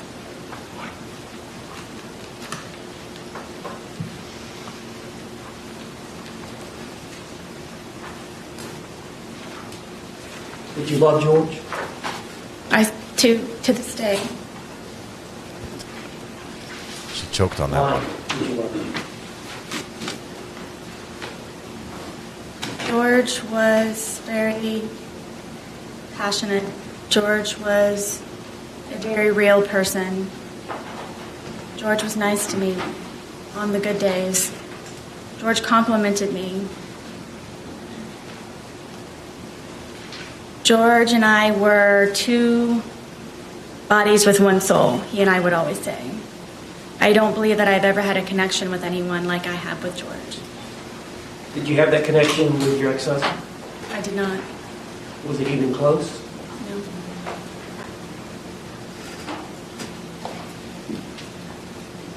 George has some good traits, doesn't he?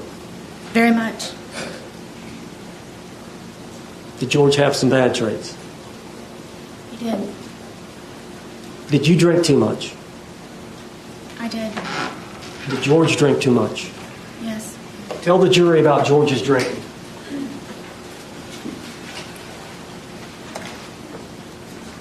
If George was able to, he would drink from sunup to sundown. And me having my son and trying to work and maintain the home and just have a life, a normal life as best as I could, somehow that upset George. And because I had a certain dollar amount from my divorce settlement, at one point it was from wine we could afford vodka, so a lot of the times he would take my car and my debit card and go buy the large, we call them handles, of vodka, which is the big bottle. And sometimes he would finish that all off on his own throughout an entire period of a day into an evening. That's 40? honestly where I thought that he was going to be that morning when I came downstairs, because he's notorious for just automatically already being outside from drinking all the time. All right. And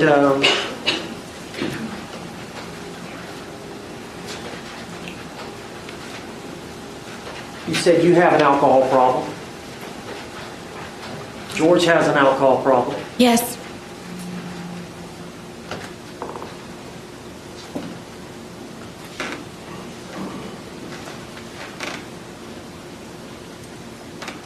How did George's drinking adversely affect you?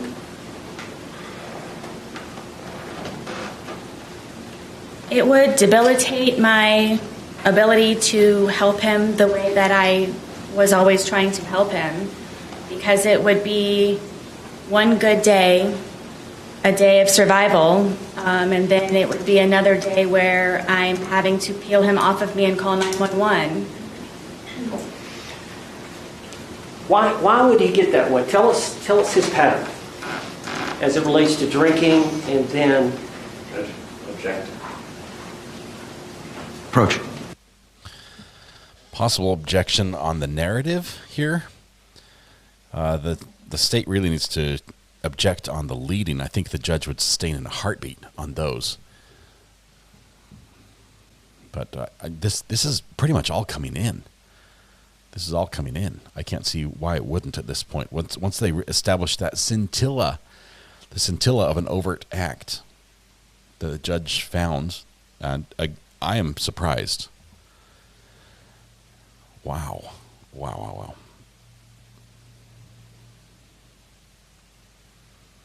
Another break-in coming.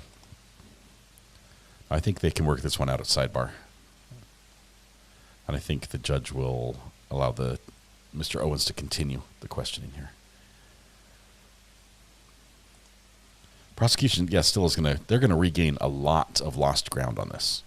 And it opened up fertile fields for attacking Sarah Boone and her credibility.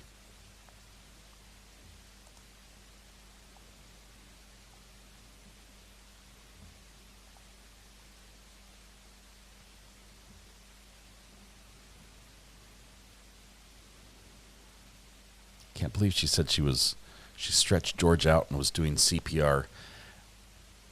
Called her ex-husband because she thought that George was dead, but didn't call to get help or something. It was called don't bring Lucas over because there's a dead guy in my living room.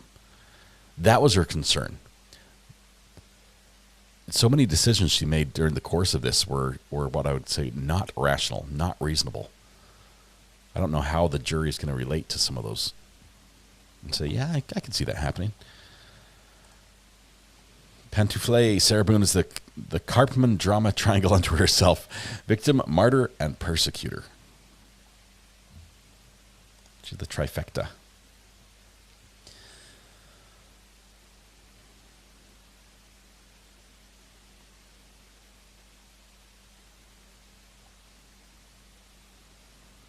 I'm listening to her every time she brings up other people, and we'll probably hear about the neighbors. We're probably going to hear a lot of this. She brings up Brian. She has no compliments. Brian has the bad habit of he always calls because he doesn't realize that I'm busy, I'm doing good things, I'm good, you're bad. Now she's on the George's bad part. She couldn't bring that up before, but we're in that phase. Aside from the directly elicited testimony about George having good traits, we're just going to hear about bad now. Everyone who's had experience with CPR or CPR training is Objections overruled for now. Called it doubting her story that she did CPR for even more than 2 presses. Y'all were together 3.5 years? Yes. Is there times when he would get to a state of intoxication where he would get violent against you? Quite often. Judge, can I approach the witness? Yes, as long as you show it to the state first, please.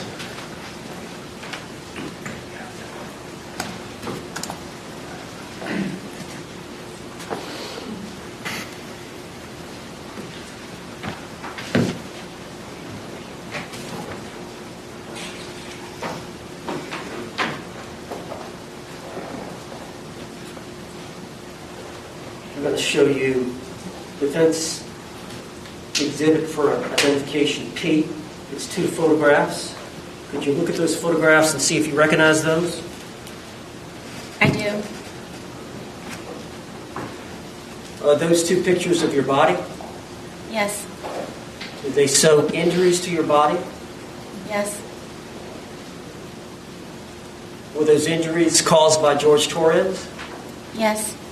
Are those photographs a fair and accurate depiction of the injuries you sustained at the hands of George Torres? On this occurrence, yes.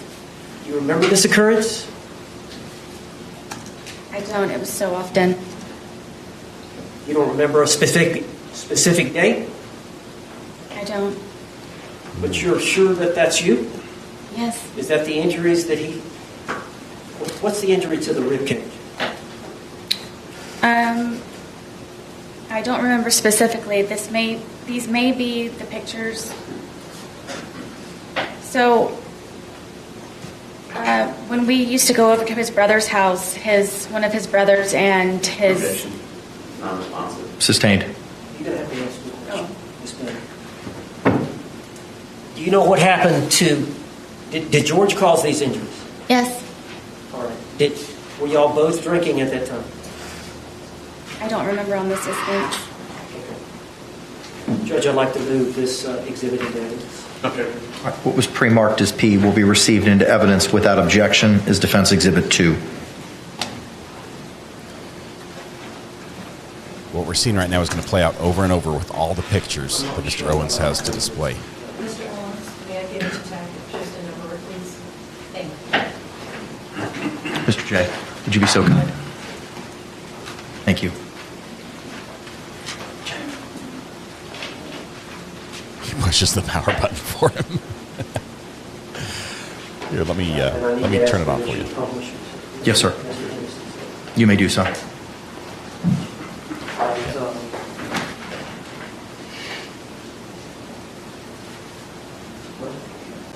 This is Microsoft, Judge. Looks like I think there's a wheel on the top where you can use to... There you go.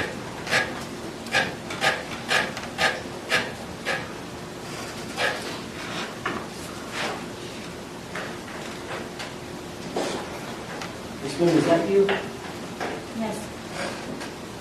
Are those injuries to your arm? Yes.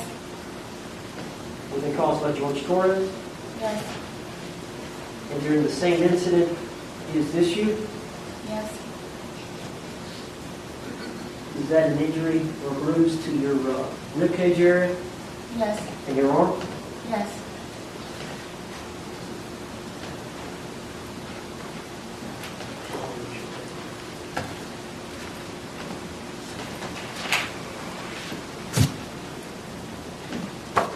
I'll show you identification, defense identification Q. See if you recognize that photograph.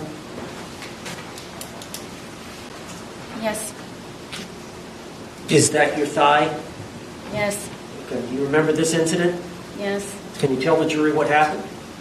I wanted to take my dogs for a walk and get off of the back porch. Were y'all drinking? Yes. And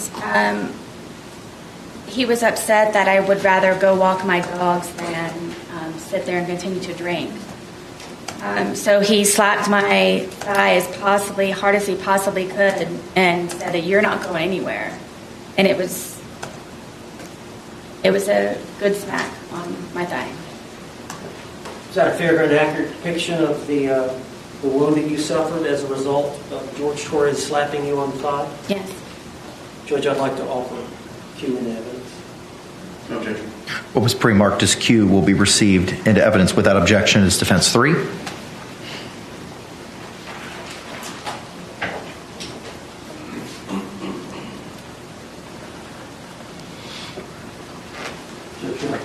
You may, sir. And for the jury's sake, is this the photograph you just mentioned? Yes.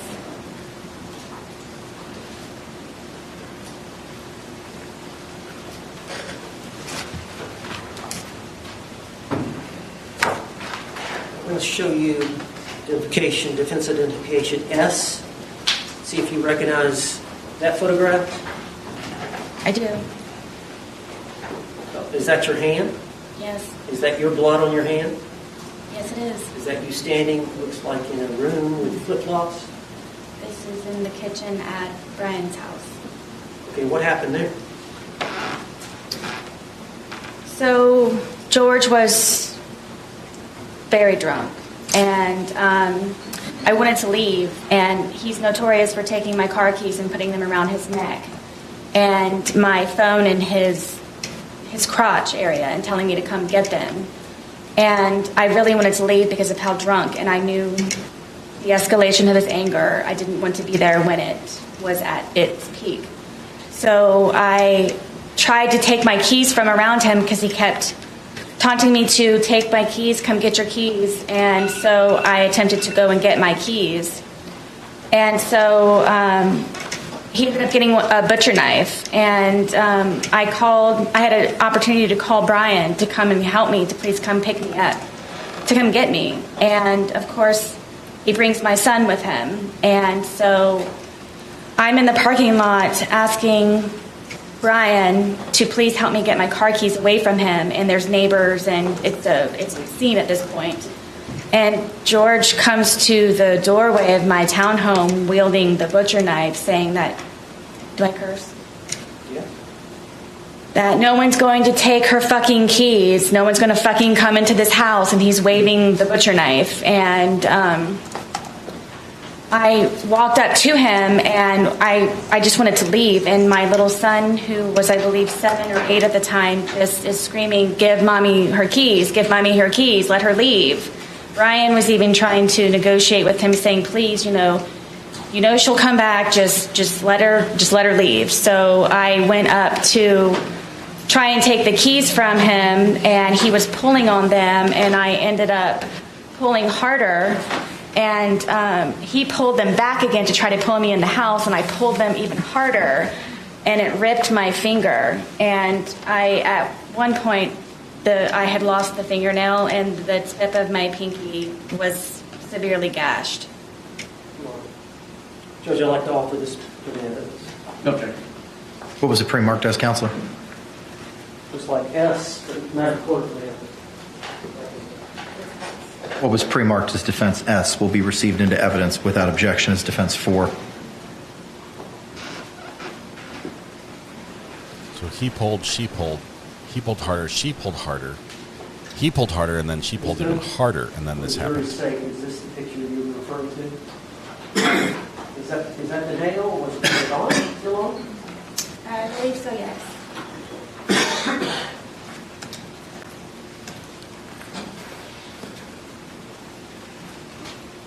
Now I'm showing you a composite identification L, 2 photographs. Can you look at those photographs and tell the jury what they are? I wanted to eat, and while he was drinking, went and made myself as quickly as I possibly could, a microwave bowl of, I believe it was broccoli and cheddar soup. And I didn't get it out enough time, and he came up behind me and he slapped it out of my hand. And it was a second-degree burn. I went to the hospital for it. Were those fair and accurate depictions of the injury, the burn to your thigh? Yes. We'd like to offer identification L into evidence. No objection. What was pre-marked as L will be received into evidence without objection as defense 5.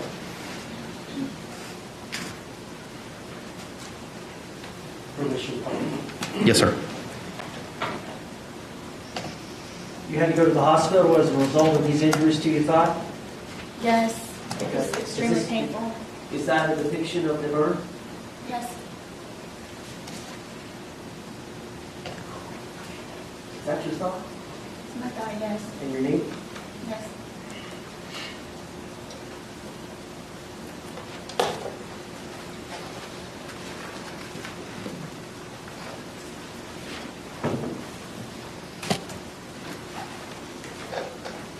All right, I'm showing you the positive exhibit for identification K, 4 photographs. Did you look at those, all 4, before commenting?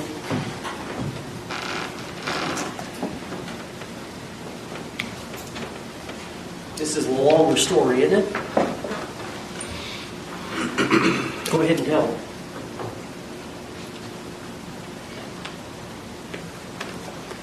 So, George stabbed me in my leg. I almost bled to death. All right, well, let's go back and explain what led up to that. I thought it would be nice to cook a nice steak dinner. We don't have 2 nickels to rub together, so I thought it would be special to make a steak dinner and make potato and go above the normal whatever's left over in the refrigerator. And so I spent a lot of time doing that, and George was drinking the entire time, and on the back porch. You were drinking as well, were you not? I was drinking. He was on the back porch while I was in the house and I was cooking. And it was one of those where maybe if I start making dinner now, it will be over at a particular time and we can go to bed at a reasonable time. And I even put it in the bedroom and had a movie set up for us to watch. So it would just kind of be dinner in bed. And then he came upstairs and saw that I had made the steak dinner, and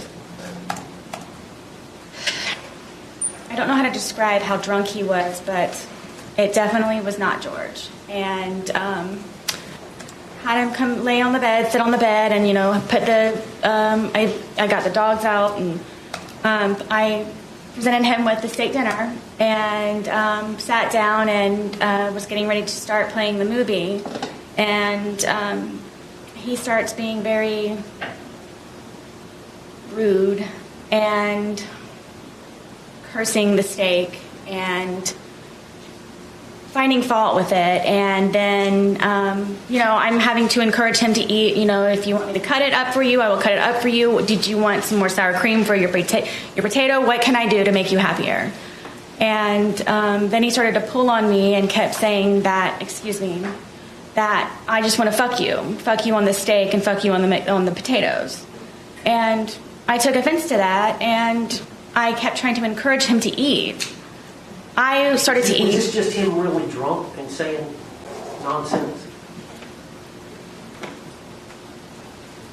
I don't know why he was so angry that day. I don't know if it's because I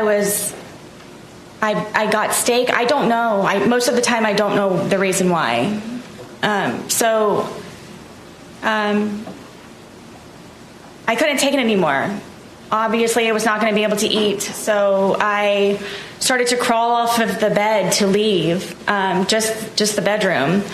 And he told me again that I'm not going anywhere, and he stabbed me in my leg, and it crunched. You could hear a noise that it made, and blood just started to come out of my leg just like a fountain.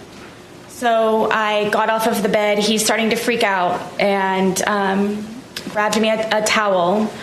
I got a wet towel, and I'm sitting here holding the towel, and it's increasingly becoming even more and more saturated by the minute. It's just minutes. So I'm going through towels and towels, and I said, George, I think I need to go to the hospital. This is not stopping to bleed. This is serious. And he got on his knees and begged me, please don't call the police. Please don't call the police. Please don't call the police. And inevitably, he went and got my car keys and put them around his neck again, and my cell phone. So I was not able to call anyone, and I wasn't able to leave in my car. So I figured I would just go downstairs, and I'm just going to go downstairs. And I had propped my foot up on the glass table that we had, and blood is just everywhere. Blood is everywhere. I can't keep up with the amount of blood, and I'm starting to feel very weak and really weird. And he comes downstairs, and he's still begging me, please don't call 911, please don't call 911. I kept telling him, there's something, this is serious, this is something. Because he knew that he would probably get arrested or something bad would happen to him. So I couldn't take him anymore. He was just all over me, and I'm bleeding. I'm bleeding very badly, and he's having me try to console him. And I kept telling him, please, I need to call 911, please. And I said, okay, just give me a moment. And I crawled upstairs to my son's bathroom, which is the furthest bathroom away from everything. And I remember holding onto the sink. And I looked into the mirror, and my lips were blue. And I knew I needed help. I needed help. And he came upstairs looking frantic for me, calling my name, and then I turned to him and I said, please, I'm going to die. I've lost a lot of blood. There's something wrong. My lips are blue. Please, we don't have to call an ambulance. If you could just take me, I'll drive whatever I can do, please, to go to the hospital for this. And he said that before anything happens, I had to concoct a story in order for him to not be arrested or be in trouble when we did inevitably get to the hospital. So I'm sitting there with this blood-soaked towel with blue lips, trying to come up with a story of what I can tell them when I go down there so he's not in trouble, and telling him that it's okay. And I came up with the story of that we were sword fighting silly after drinking with our steak knives, and he accidentally punctured my leg. And from there... How did you get to the hospital? Originally, he told me to drive, and because of the amount of alcohol that he drank, and I couldn't. We were sword fighting with our steak knives? He got into the driver's seat and drove me, and the entire time he's barking at me to make sure that I get the story straight. We're sword fighting, okay? We were drunk, Did you go being to the silly. emergency room? Yes. All right, and did you get treated there? Yes. I was bloody, and... All right, let me show you the photograph. Can I show you these? Yes. All right, is this a fair and accurate depiction of the injury to your leg? Yes. I had to go to 2 different hospitals for it. And you lied to medical personnel about how this happened? Yes, they brought in sheriffs and everything. Was it consistent with... They brought in sheriffs? Did you have to answer to the law enforcement officers? Yes. Did you stick with the story that you and George had agreed? I did. Judge, I'd like to offer this composite exhibit. No objection. What was pre-marked as K will be received into evidence without objection as Defendant 6.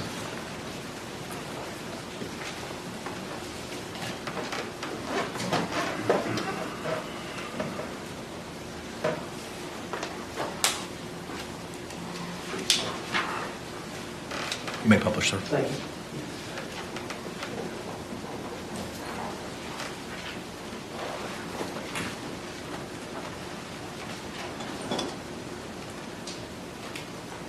And is this you at the hospital?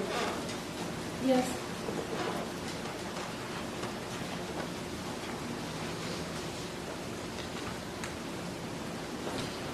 Is this the stab wound to your leg? Whoa. Yes. Is this a close-up of the stabbing? Yes. And was that, did you hurt your foot? No, due to the injury, I had other problems with the surgery. Okay. But you eventually recovered? Eventually, yes. Do you have a scar to that effect? I do. Judge, can you step down and show me your... Mr. J? You may. There's a lock, sir. Out. All right, I don't know how best to do this, Judge, because we've got this bar. They can probably see it from there. Is this the injury here? Looks like there's an indention.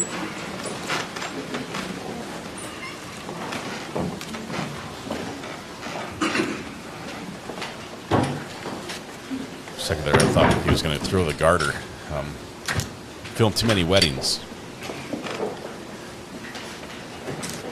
That's an injury. I mean, that's All right, I'm showing you identification. T, you recognize that photograph? I do. Yes. All right. Looks like you've got an injury to your lip and to your face. Do you recall this event? I was trying to sleep, and Have y'all been drinking? I'm sure. I know that he had been drinking. This was one of the instances where I would go upstairs to try to go to sleep. But y'all drank together a lot, did you not? Sometimes, yes. But there were times where he wanted to stay up and continue to drink and you wanted to go to bed. Many times, yes. You were done. He was not. Correct. Was that one of these times? Yes. So tell us what happened. I'm sleeping in the bed, sound asleep, and he comes into the room and grabs me by my hair a lot of the times. And from here, he scratched me from trying to grab me, and then grabbed my hair and pulled me off of the bed, and then raked my face across the carpet. These are carpet burns. To your lips? Yes. What about to the, looks like the eyebrow area? That's from where he, from grabbing me, scratched me and got a hold of me by my hair. Why was he mad at you? Because I wasn't downstairs with him He wanted you to be drinking with him? all the time. All right, I'd like to introduce identification T and evidence. What was pre-marked as T will be received into evidence without objection as Defense Exhibit 7. This is proof. This is legitimate. I'm not sure if you may, sir. If it will convince the jury because of the way the law is written in Florida.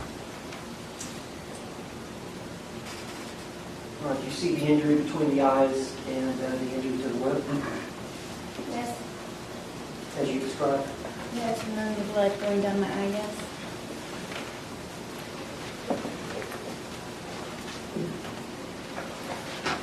Showing you what has been marked State's exhibit for identification, or defense exhibit. You for identification? Yes. Can you describe that photograph? I can. Go ahead. This was the first time that I ever called 911. George and I had gone to a bar across the street within walking distance, and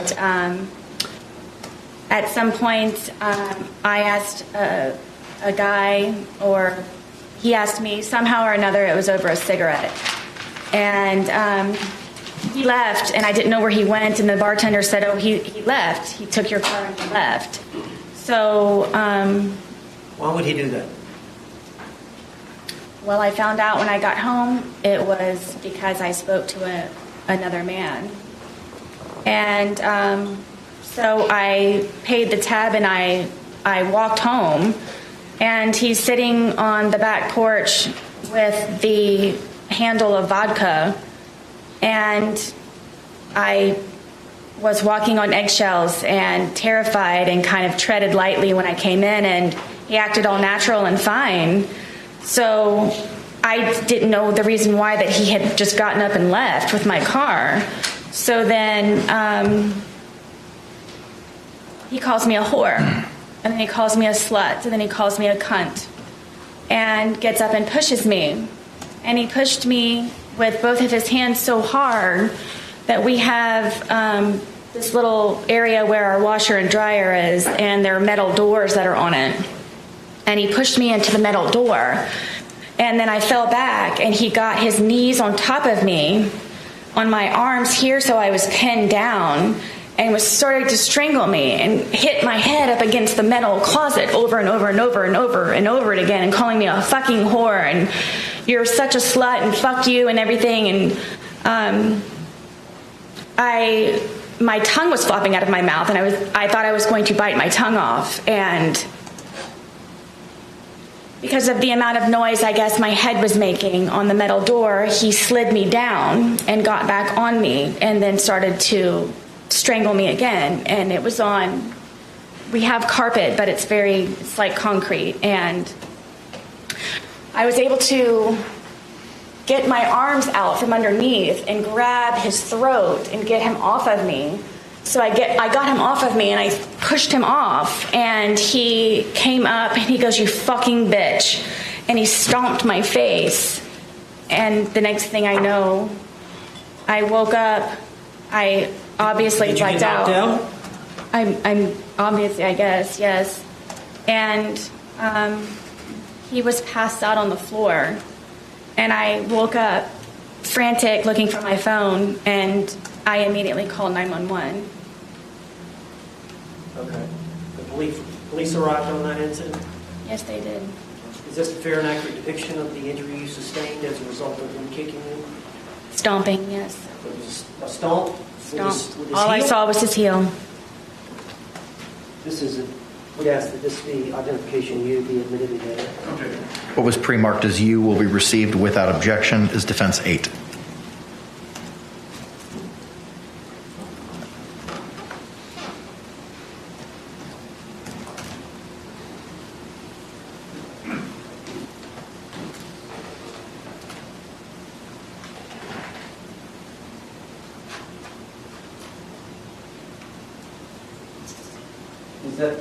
Was that the next day, or is that a few days later?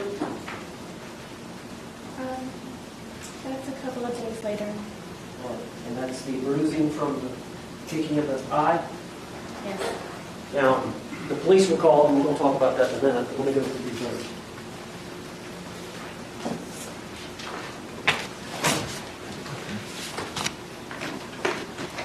I'm showing you identification V, defense. Do you recognize that? You have to speak up. Yes. Can you identify that picture? Yes. Is that your leg? Yes. And is that like the injury to your knee? Yes. Is that a fair and accurate depiction of the injury you sustained to your knee? Yes. Do you remember how that happened? Yes. Did you tell the jury? I was trying to get off of the back porch, and he grabbed me and pushed me, and it was a rock or a really sharp piece of mold from him grabbing me and pushing me onto the ground, and I guess I just happened to hit my knee just right on whatever it was. Were y'all drinking? Yes. Why did he push you? Because I wanted to get off of the back porch. And he wanted to stay out there? Yes. He wanted you to be with him? What's the deal with him wanting to be with you all the time? Insecurity, I guess. I don't know. Did you do your best to please him? And then some, yes. All right. I'd like to introduce in evidence identification. Okay. What was pre-marked as V will be received into evidence without objection is defense 9. Now, Ms. Boone, were you treated for this, or did you self-treat? Let me show the jury now. No, that was just, I got the first aid kit that I have for my son, and I just cleaned it up. You what? I said I got the first aid kit that I had for my son, and I just cleaned it up. I and put a Band-Aid on it.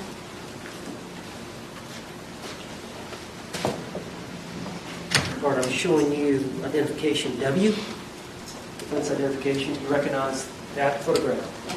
What is that a photograph of? This is a photograph of my arm. And is that a fair and accurate depiction of the arm with some type of injury? Yes. Do you remember this event? Multiple times, yes. Well, I'm talking about this isolated event where this photograph was taken, the injury you sustained. Yep. Who injured your arm? George Torres. You remember this event? Yes. Could you tell the jury about it? This was one of the instances where I would try to pull away from him, and I don't know how my arm started to do this, but from him pulling from this way, how hard he would pull, with me trying to struggle to get away from him, it would leave these bloody under the skin splotches. So he wouldn't hit you sometimes, he would just grab you and pull you. Yes, from me trying to pull away from him, that's the point of it, doing this, from me pulling away from him. Now, this is one of the many times y'all were both intoxicated? I can't say for sure that, yes, but whenever it would happen, yes, we would be drinking. Identification W in evidence. What was pre-marked as W will be received into evidence without objection as Defense Exhibit 10.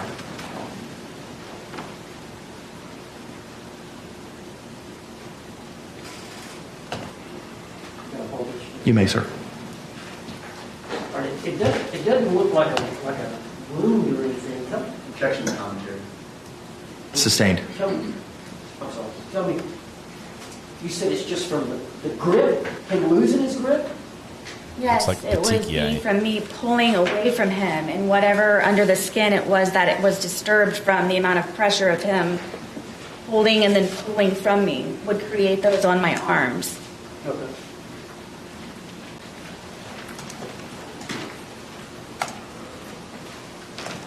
I'm going to show you Defense Exhibit X for identification. Yes. And what is that a picture of? This is a picture of my ear, the side of my head. Is that a fair and accurate depiction Yes. of the injury you sustained by George Torres? Yes. Do you remember this event? Yes. Were you drinking? I at the time was not drinking. On this event, you had not consumed any alcohol. I may have earlier. This was another. I was in the bed trying to sleep. Where was George? Downstairs drinking. All right, and so you were wanting to go to bed, and he wanted you to stay down there with him? Yes, I was in the bed. All right, tell the jury what happened on this event. I believe this was the instant where I was in the bed and I used to barricade the door with our dresser. Why didn't you just lock it? All of the locks were broken in my home. Why? They were from George taking them in, including my son's. At one point I could seek refuge in my son's room, but he broke that one as well. Well, tell me, explain how that happens. Tell the jury. We can't read your mind. George wants me, which he has told me numerous times, that I am to be with him at all times and doesn't like to be apart from me or away from me.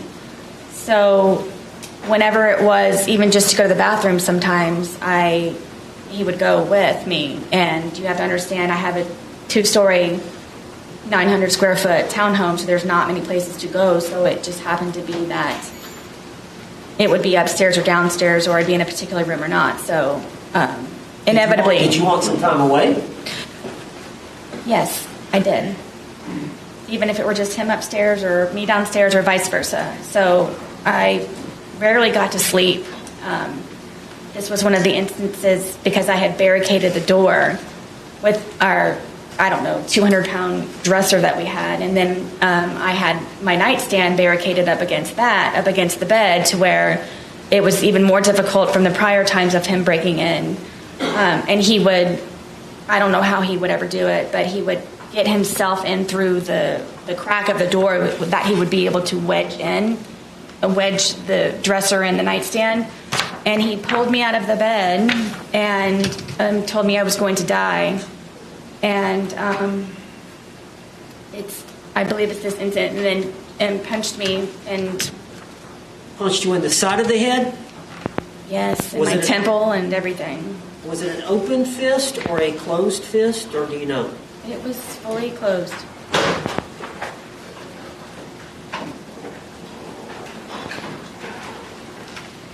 Like identification X introduced in evidence. What was pre-marked as X will be received without objection as Defense Exhibit 11.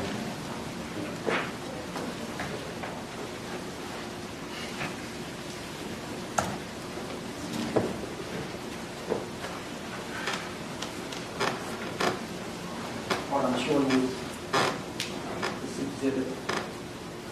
That's you? Yes. Did you get any treatment for that? Medical treatment? I know the police came, but I don't remember. I remember it hurt for a good solid 2 weeks after that. Was this one of the incidents where the police were called? Yes. Police car was in the background in that photo. Orange County Sheriff.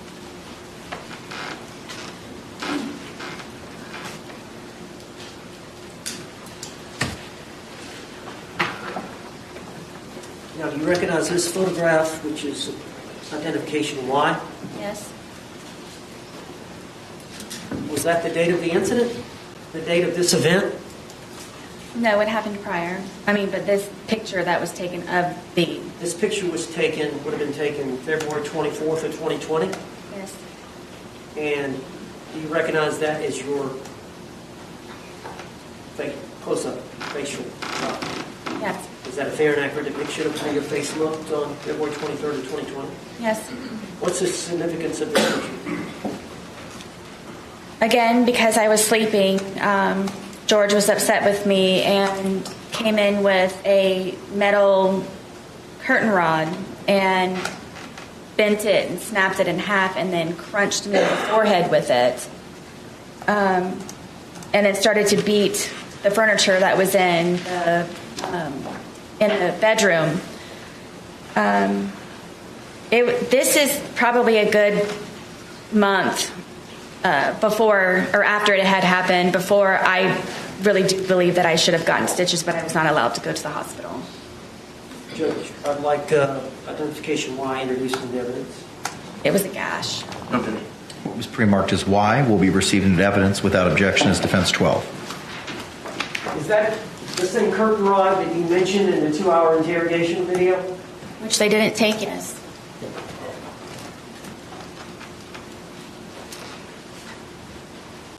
Which they didn't take?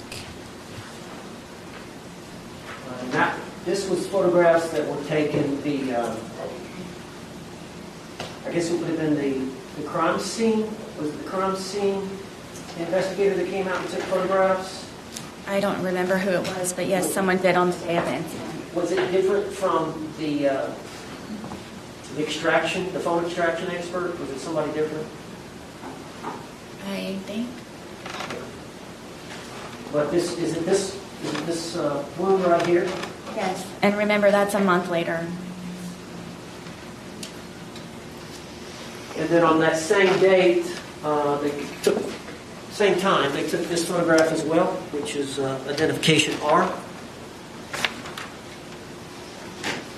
Yes. All right, and what does that do? I believe it's from holding the baseball bat. And is that an injury to your hand? It's a bruise. Was that taken February 23rd, 2020, when the investigators came out? February 24th, I believe. February 24th?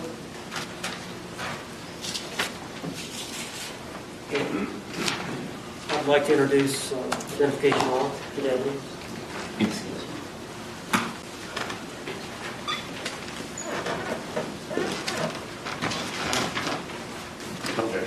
What was pre-marked as Defense R will be received into evidence without objection as Defense 13.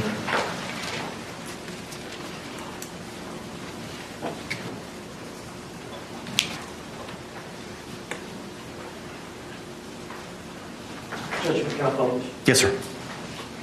All right, this is not a great photograph, copy of a copy. But February 24th of 2020, is that what you were wearing? Is that you? Yes. Okay. And there's some discoloration up here of your palm. You see that? I do. Is that from you jabbing him with a baseball bat? Sustained. Do you know how you saw Finally. the danger? I believe it's from holding the baseball bat. When you poked him with it? Yes, trying to get his hand back in.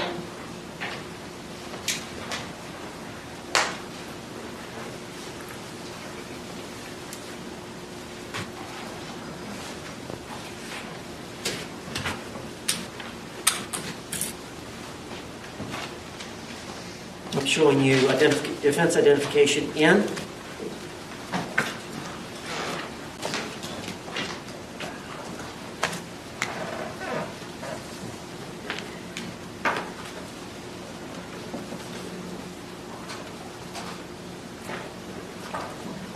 Just like 5 photographs. Can you look at those? See if you recognize them.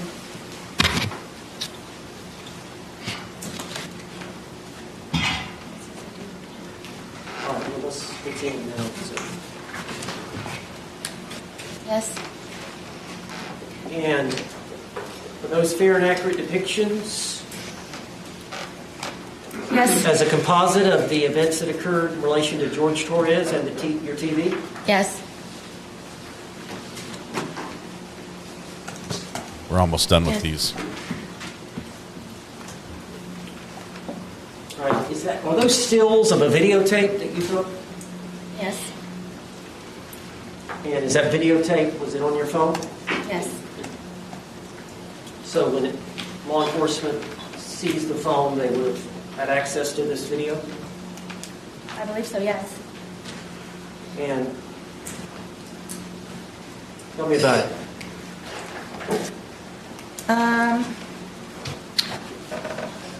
Lucas liked to watch cartoons and play video games on the big screen, this is the big screen, and I would have to call Brian to come over sometimes to help me figure out the Fire Stick and whatever platform or whatever it was that Lucas was trying to view his shows and video games on. And I don't remember how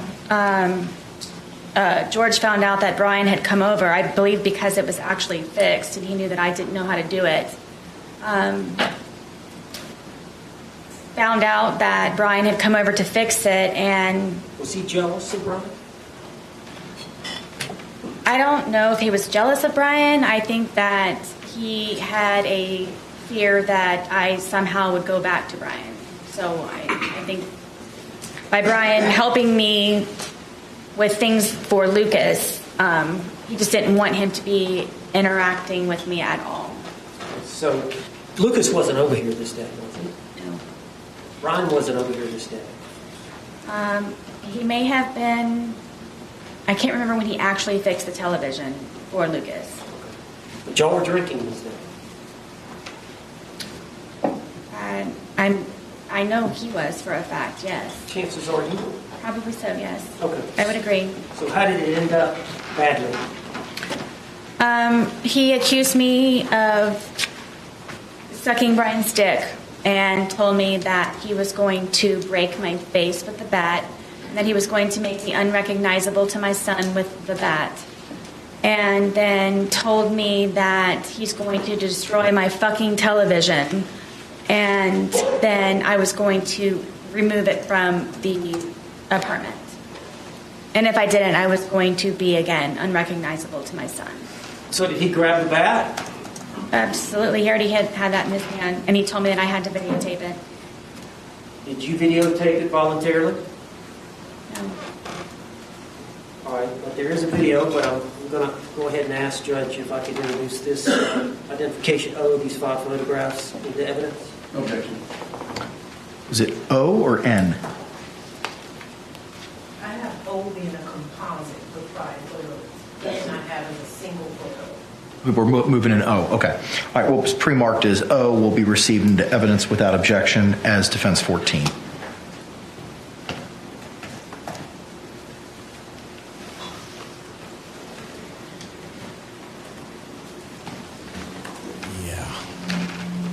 I think the language did a number on us today. Had a couple instances that All right, so these are some stills from a the little video. too graphic for the YouTubes. This was George that particular day holding the bat.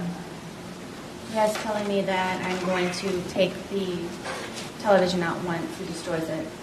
He wanted you to take the television out? That or I was going to help him, but either way I was taking it apart and removing it.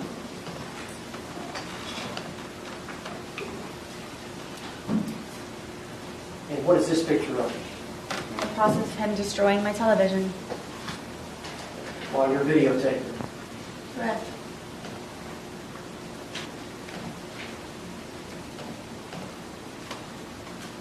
Is that the result?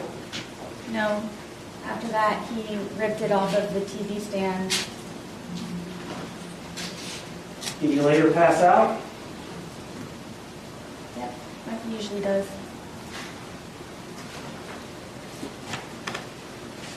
What's he drinking then?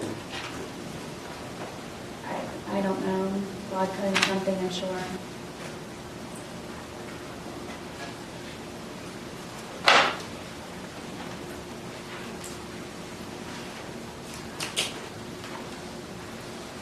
I've texted Dr. G already. He already reached back to me. I think he's going to be looking at this. I'm showing you identification N. See if you recognize that. It's my living room in the stairwell. All right, were those, was that a photograph taken by a crime scene? Correct. Is that a fair and accurate depiction of your living room and stairwell? Yes. And I'm going to try to introduce this as identification 9 as an exhibit. No. It's pre-marked as M, correct? It's got N. N, I apologize. What was pre-marked as N will be received into evidence without objection as defendants 15.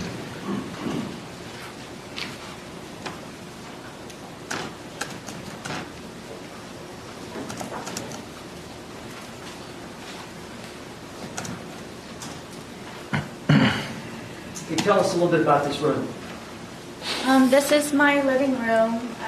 This wall that we have over here with the hearts, that's where we would display all of our artwork. We were in the process of taking it down to add more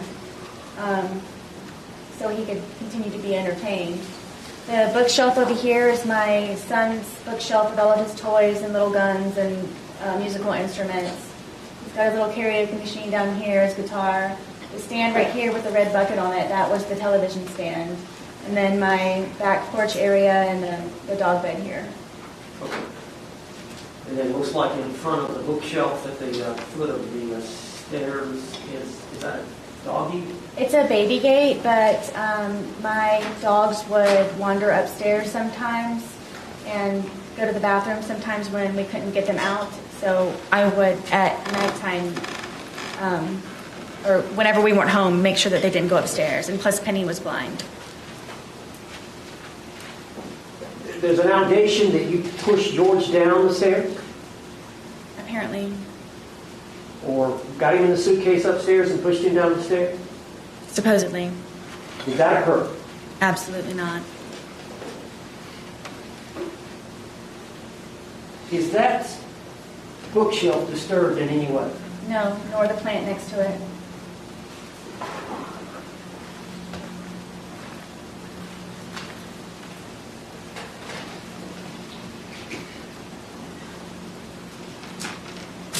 I'm showing you composite, 2 photographs, identification M. Did you look at those 2 and see if you recognize them?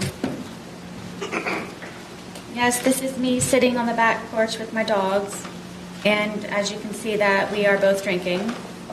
All right, who's taking the picture? I'm guessing George is, or maybe it's one that Lucas, no, Lucas wasn't over here, so it had to be George. How can you tell y'all are drinking? because there's a cup here and then he has a beer. And there's two dogs. There's one sitting next to you. Who's that? That's Penny. She's the blind dog. I used to have to pick her up to put her somewhere so she would stay there because she was unfamiliar with the area, especially since we moved from my marital home to the townhome. So most of the time Penny would be close or next to me. Who's next to the film? This is little guard dog Tess. She was the deaf dog. And this is the fence here. Well, I'll show them. Okay. But this is Tess, and then this is deaf, blind. Penny and Tess. All right, and then the second one. This is Tess on the back porch, taking a nap. She was never far from me. All right, when George was sober, how did he treat the dogs? Nice. I don't know if he was a pet person, but I mean he was nice. If I needed him to feed them, he would feed them. Were there times when George was drinking where he would threaten to harm the dogs? All the time. All right, you're gonna have to tell the jury. One of the worst threats was Penny being blind. He would actually leave the gate open in the back. He wouldn't threaten me to do it. He would actually do it on nights that I had to go up to sleep or I fled the night before or something. And would tell me that he hoped that I would come back and find her bloated body dead in the pond across the way from our townhome. And Tess was notorious if I wasn't there to go look for me, and would say that he would hope that I would have to scrape up her dead body from the street that was out in front of our apartment complex. Why was George upset with you? Why would he threaten to harm the dog? Anything that he could get to try to have some type of hold over me. Control? And he knew I loved my dogs very much, especially that they were handicapped. Were they afraid of him? Yes. Penny would hear his voice and instantly go underneath the dining room table that we had. Tess was always fractious and very, very quick with his movements, but she was never far away. They never showed their teeth. They never growled. Tess would occasionally bark, but it was very rare. And he used to kick them and just... For what reason would he kick them? Penny would try to find me because she's blind. Speculating in the mind of a dog. Sustained. I'd like to move identification M and the evidence. Any objection? Was pre-marked as M will be received into evidence without objection as defense 16.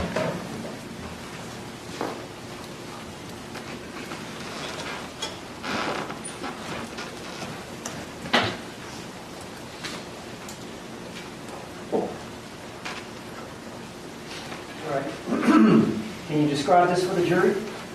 This is again into the back porch, and this is the fence that I made for the dogs to have a little bit extra space. Penny is next to me. She's the blind dog, and then Tess is down here at guarding the gate. Are these fake rabbits? Is that Yes. I used to call my son when he was a baby. He was my bunny rabbit. Overruled.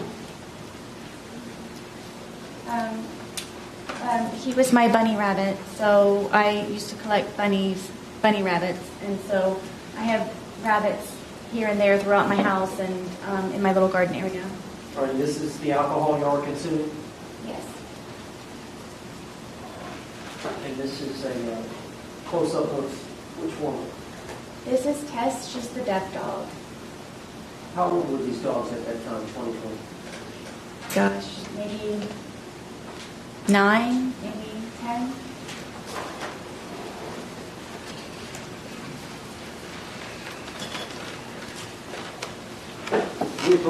Yes. The judge allowed the pictures of the dogs to be shown because specifically there's allegations that George would threaten Sarah by threatening the dogs. Anyone who has a dog knows that, that sort of threat is something that's felt strongly by those who are attached to the animals. And so that's why that came in. It was objected to originally. This is interesting. I have to say there is definitely evidence of abuse. Like 100%.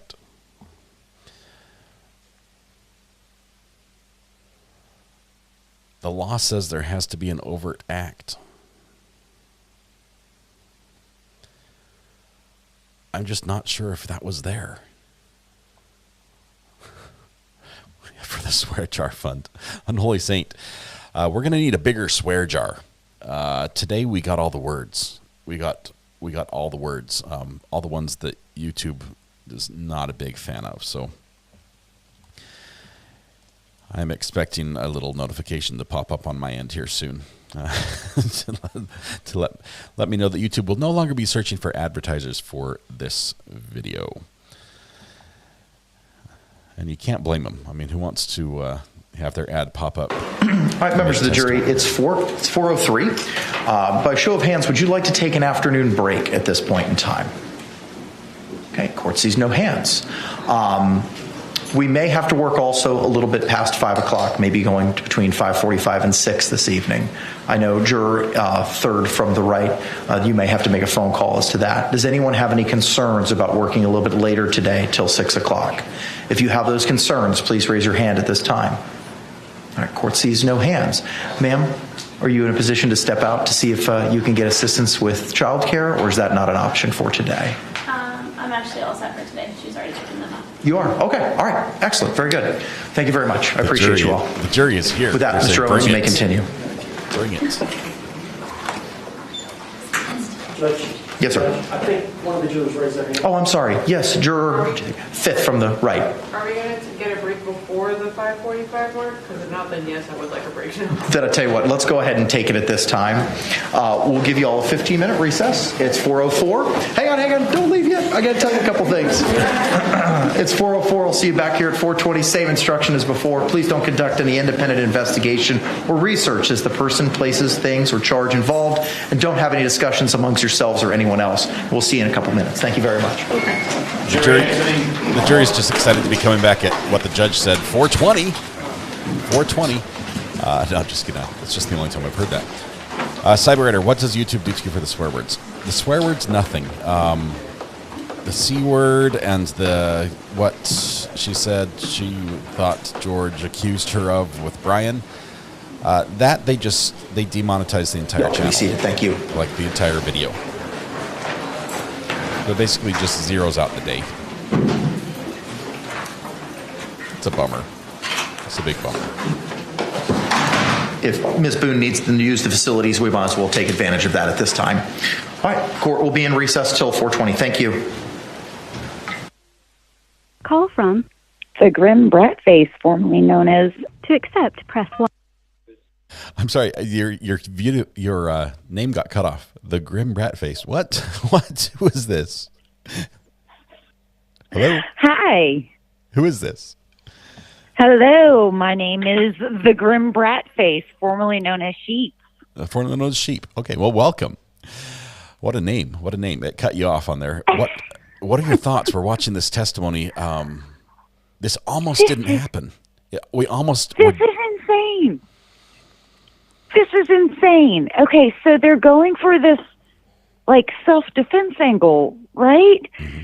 But here's the thing, and I mean, I get it. You know, if you've been battered, and obviously there's proof to show she's been battered, right? Right. But you know, I'm of the crowd that, okay, you have homie zipped up in this suitcase, right?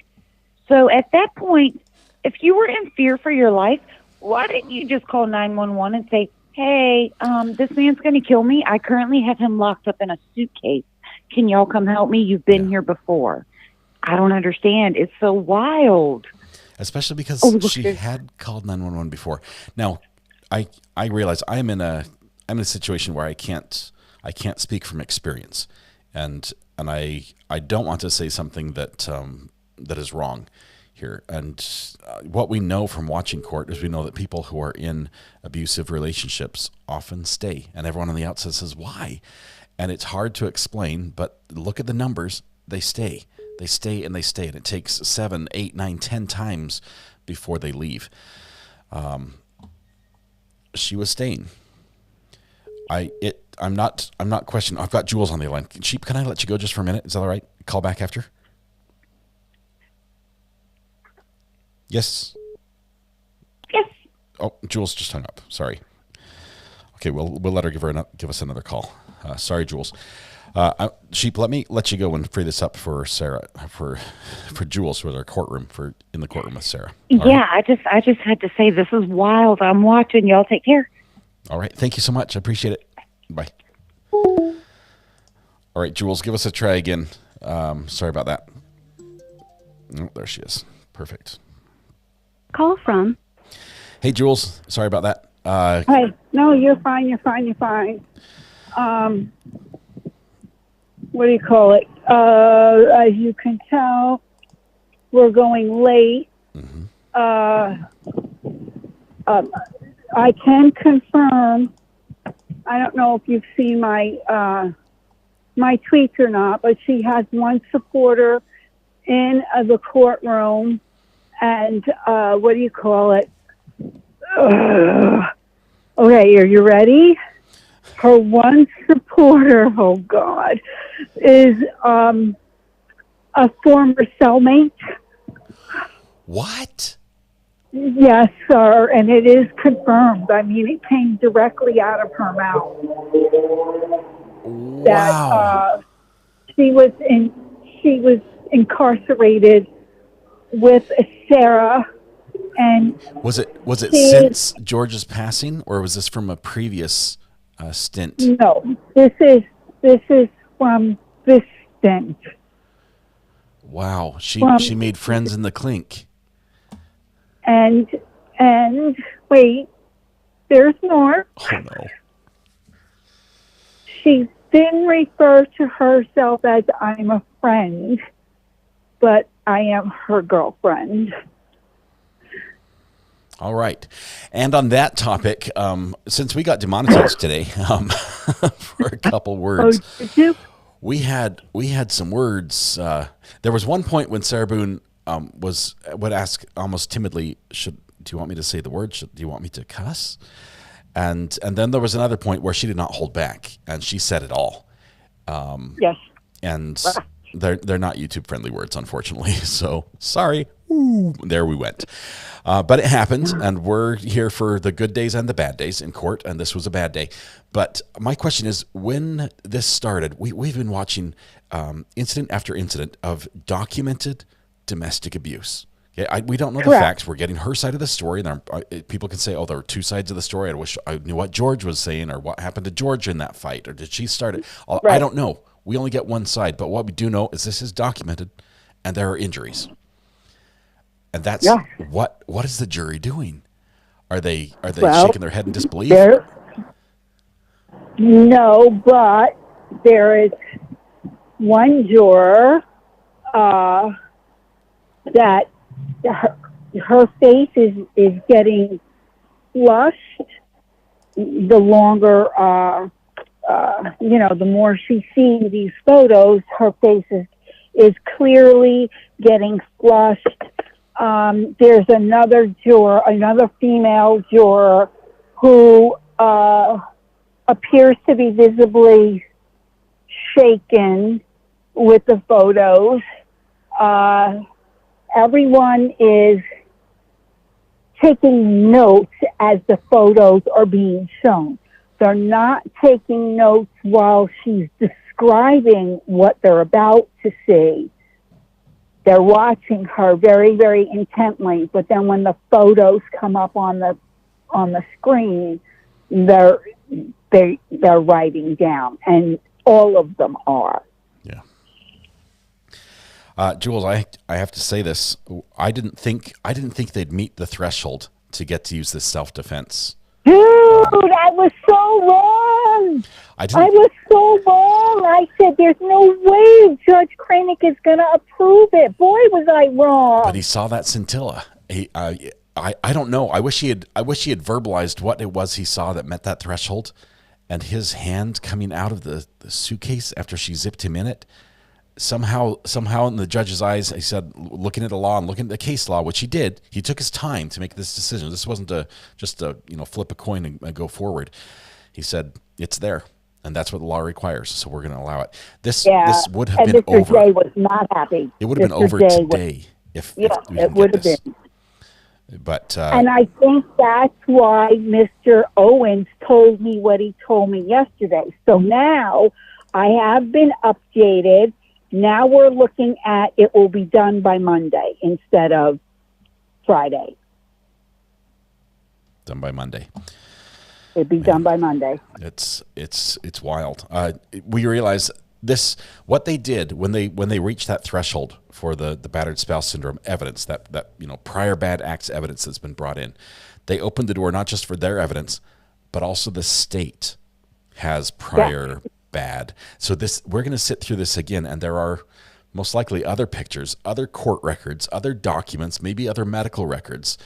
That's where Brian Boone is going to come in. Yeah. Mark my words, they're going to be bringing Brian in to state that she was physical with him during their marriage. Yeah. And why has the prosecution only objected one time to leading? Because they want, Mr. J is looking, let me tell you something. He is staring at her intensely, and both him and I'm calling him Cacciatore. I know I'm not pronouncing it correctly, but the two, the co-counsel, they are taking meticulous notes.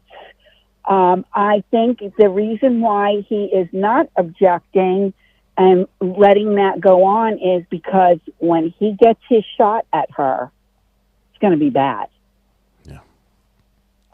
Do you think it's hurt Sarah Boone that she really hasn't shown a lot of emotion during this testimony?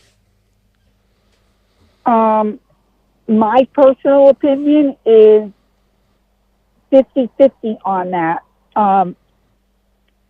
What do you call it? I think one can look at being a survivor of DV myself. You become desensitized to it. So that's 50% up. That's where I stand on that. But then on the other hand, I think it does hurt her for those people that have never been through something like that. They would expect some type of emotion from her. So it could go either way. But let's face it, all she needs is just one to believe her. And on this issue, especially, she has one juror on her panel, on the jury panel, that is in a domestic violence case where she is the victim. And correct. I would say that if that one juror, if it's that one, and it's somebody who has that experience and believes her, they will not let go. They will not compromise on that position. This is something where like they will. And they have the potential to convince the other jurors to see it her way. You know what I'm saying? Yeah, I don't know if they're going to believe her, because honestly, the juror's job is to decide if the testimony is true. And Scarlett, I hear you here. I'm just saying that if they believe, if they full on commit and say, yes, I'm with you, I believe what we're hearing is real. If they say that, I believe that they will hold fast. But their testimony, the testimony has to be believable. First of all, we have pictures; those are believable. But the story that goes along with it may not be. And what the state does next on cross, and what the state does on cross in general with Sarah Boone, may completely shatter her believability on any front. True, absolutely true. So I cannot make any type of a prediction yet until I see the cross. And I don't think we're going to get cross today. I think it's going to be tomorrow. Let's see, how much more do we have let's see. I'm trying to think what else we need to get into that Sarah wants to talk about. Oh, and this is very interesting as well. When Judge Cranick said, well, we know that the one juror, has an issue with the child care, she spoke up and said, no, I made arrangements for today. So that was interesting. The jury's committed. They didn't even want to take a break. They're like, so let's go. Let's keep going. But then they're working late. Oh, amazing. This is incredible. You've got to give it to Mr. Owens. This was his plan to get here, and he was able to. He did. You can't. That's what I'm saying. You cannot take away anything from this defense team. They have put in a short period of time. Remember, they came in from behind the 8 ball. They had a lot of catching up to do, and they were able to pull a lot of this together. And he accomplished what he wanted to. I didn't think he would get that ruling. I honestly did not think he would. He lost almost everything pre-trial. Almost every motion the state made was granted. Almost everything that they wanted was denied. There was a little that went both ways. But he seemed to be losing all the way up to the beginning of trial, and then also through the beginning of trial. Jules, let me ask you one more thing. We've seen the prosecutor, Jay. It seems to be personal with him for some reason, and I'm trying to decide if he's personal with Mr. Owens or if it's personal with Sarah Boone. And I think if he's doing the cross of Sarah Boone, we'll find that answer out. I don't think if he has that level of disdain for Sarah Boone that he's going to be able to hold that back in court and sort of hide that. I don't know why he would be mad at Mr. Owens. I mean, Mr. Owens came in at the last minute. They don't have history. They have nothing together. Well, here, let me just throw this, plant this seed for you. None of this team is from this area. Yeah. They all came from elsewhere, and I think that is sticking in his craw. You know what I mean? That an outsider came in and volunteered to do this.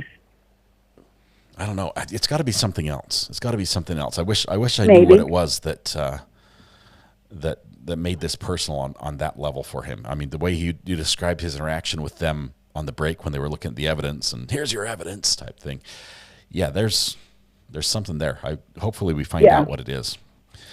Yeah. Jules, as always, fantastic analysis and reporting from the courtroom. Thank you very much. It's 4:20. Get back in there. I am. All right. See you guys later. Bye-bye. Bye. All right, bye. All right, the judge is going to be back here in just a minute. We'll let Jules take her seat back in court. Nancy D says, I have family members that have hurt themselves from falling a lot, broken bones, cuts, etc., from alcoholism. I can't speak to everything, but looking at some of the injuries on the arms, especially on the inside of the arms, like on the underside, I don't think that would be a fall down. A fall down, you're going to have the outside of your arms. You're going to have your shoulders, your wrists, your hands. But the inside seems to be a much more believable, or I don't want to say believable. It seems more consistent with a DV situation. Does that track? You got a question? Yeah, you have to wear headphones so you can hear when the judge comes back. Oh, okay. Okay, so I'm trying to push through the logic on this situation. Let's say, okay, let's say she was abused. Yep, that we have the evidence. She was abused. Check. And whether or not she was abusive, I don't know. Does that play in when you say, but we have evidence, strong evidence that she killed him? She's admitted it, right? She has killed him. So let's say we accept that she is abused, and whether or not we accept that she was abusive, can she kill him in self-defense given this situation legally? Well, the way the law was written, I believe, on judges coming back now, it required an overt act. No, but didn't he declare moment. she had that? Well, I think they're talking about case law for allowing testimony into court. We'll have to hear the actual law as it's read to the jury and jury instructions, right, as to how they can find for this and what the state has to establish on the different elements of the charge. That's going to be quite telling. I think that's the key for me right now is like, okay, I see this. I accept the abuse. I accept that she killed him. But let's look at the law. How does it apply? Yeah.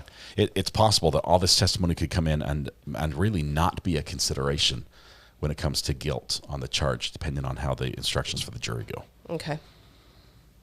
But it's fair game for court.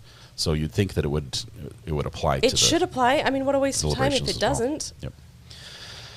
Sorry, we're back on the record. Case number 2020 CF 2603, State of Florida versus Sarah Boone. State.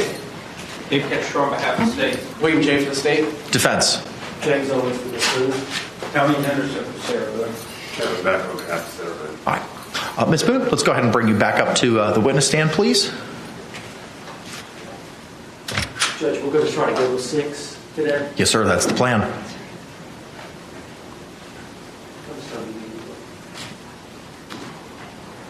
Much as it takes, I mean, it's just depends on how it goes. You said about 20. So All right, we're ready to bring back in our jury. Yes. All right, let's do it. Oh, Judge. Hold on. Oh, she's up there. I'm sorry. Somebody says, hold up.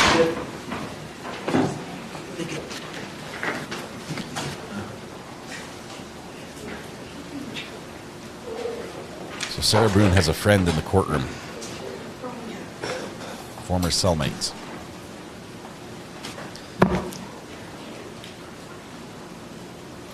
Might be who she's looking at and smiling at.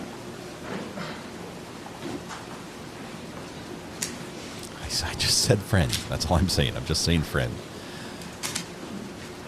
The fact that she has a supporter. Jury entering. That's big.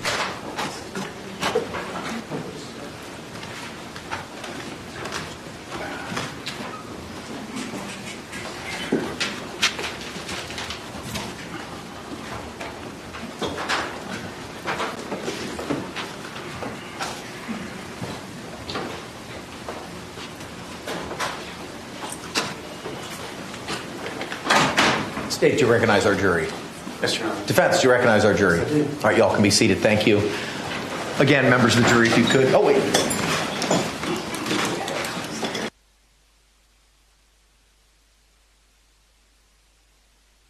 Have a security issue.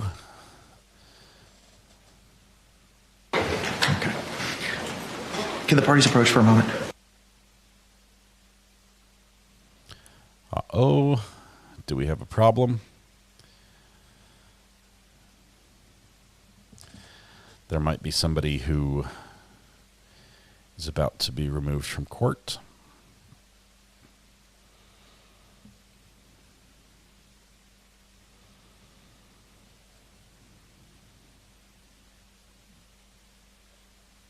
All right, members of the jury, again, if you could just raise your hands to confirm that you complied with the court's instructions during the last break. Record reflect all hands have been raised. All right, with that, Mr. Owens, you may continue your inquiry, sir. Just based on the court statements, identification A, I'd like to. This is one of the photographs that we introduced. Is this injury to your ear? Yes.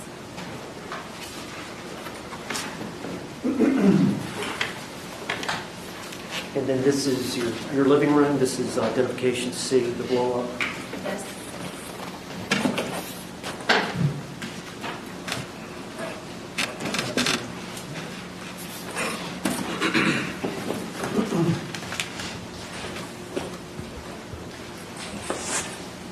Identification D. TV.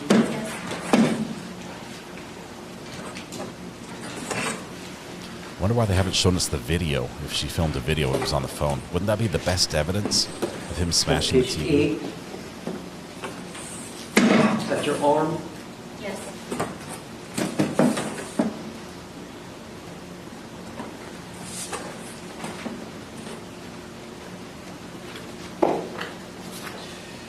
Identification F. Is that your knife wound?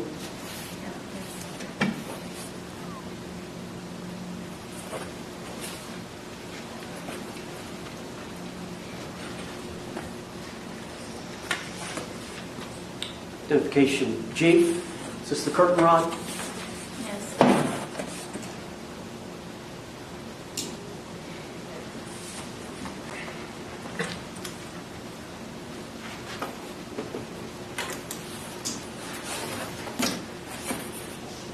Identification H. This is the eye.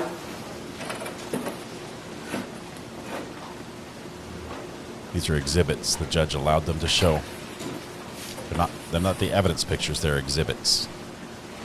The jury will not get those going back to them to deliberation, I don't think. They'll have the smaller copies.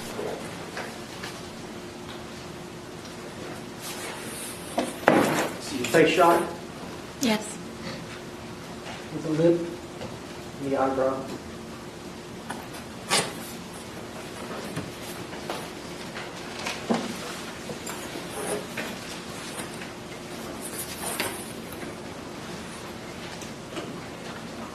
Identification B. And this is the back patio with the dog.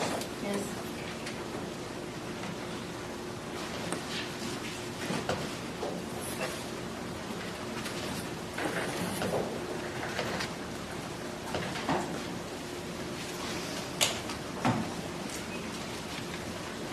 Okay, I'm going to bounce a little bit, Ms. Boone.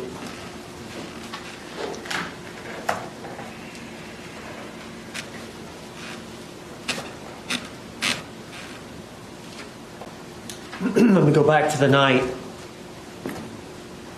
earlier in the evening when I think y'all may have been out on the back patio, and you had suggested to George to call the children, but then I think, did he call his brother, or his brother called George? Do you remember? George called his brother. Okay. And you made a statement about tell him something.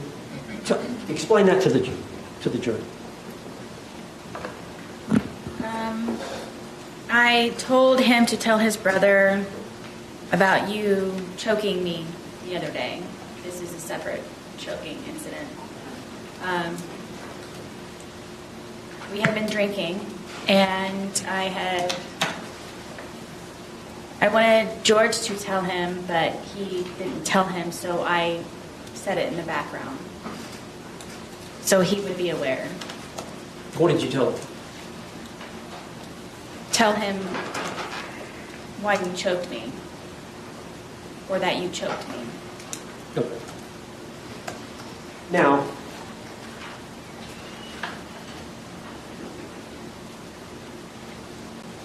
you heard the testimony of the two neighbors, the boys that lived next to you? Yes.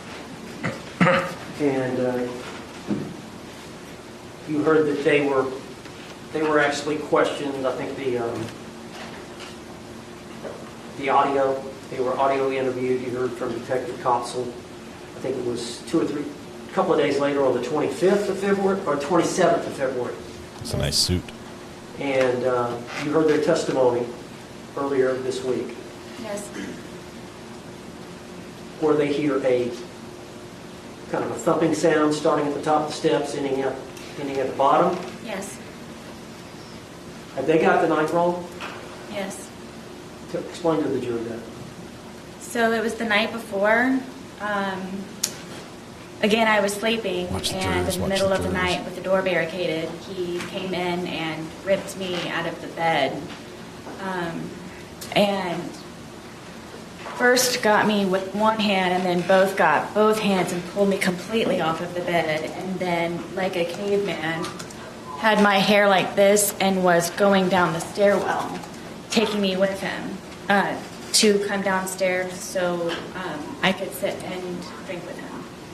Do you believe that's the noise that the two neighbor boys heard? I absolutely do. And it was just the night before? Correct.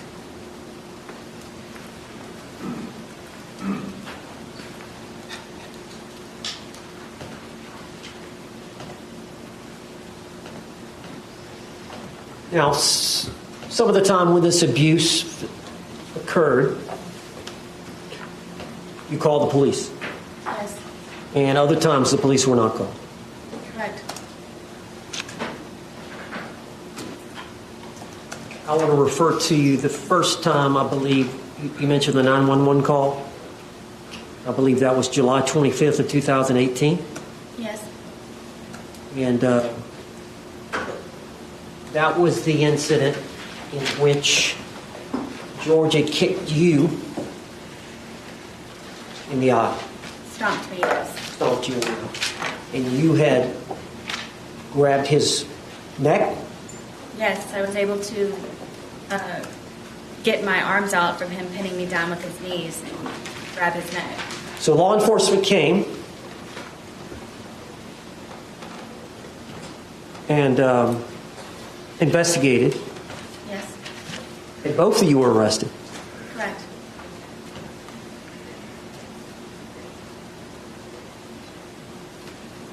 Do you recall asking the officer when you were arrested, why am I being arrested? Many times, yes. Do you recall asking the officer, why am I being arrested? Yes. And do you recall making any other statements to law enforcement as to why you did what you did to George? That was the first time ever that I actually officially fought back. Did you tell the officer that you were fighting back? Yes, because I was in complete shock that I was getting arrested because of it.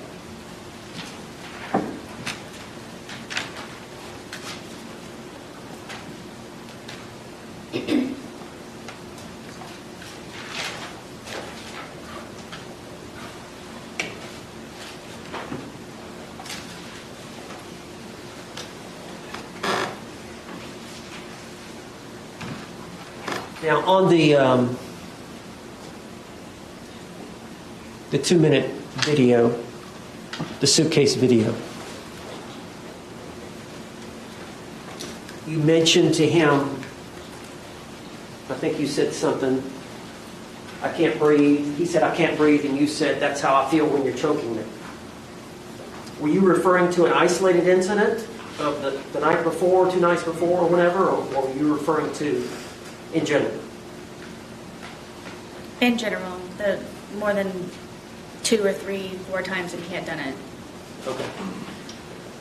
And then the part about cheating, he didn't physically cheat on you. No, he did not. Okay.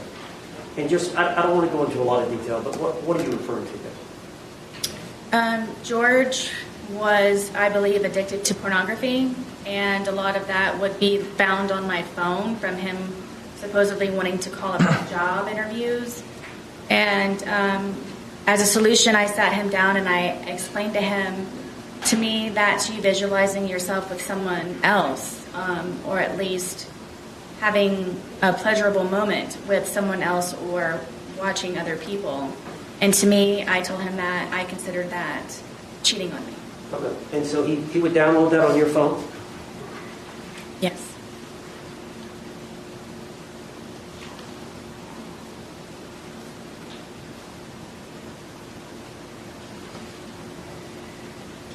Why did you stay with him? You got to tell the jury. As anyone who has ever been in love, or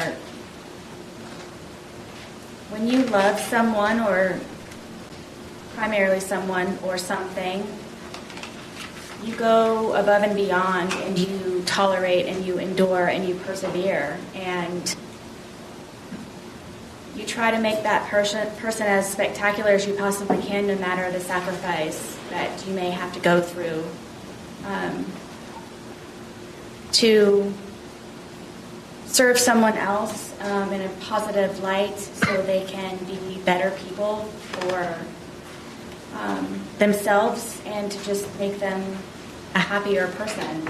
And love is very strong, and love is very deep, and love, I believe, is not fully understood in a lot of ways for how different people react to it. And I very much, deeply, and passionately love George. I love him to this day. Did you not want to be alone?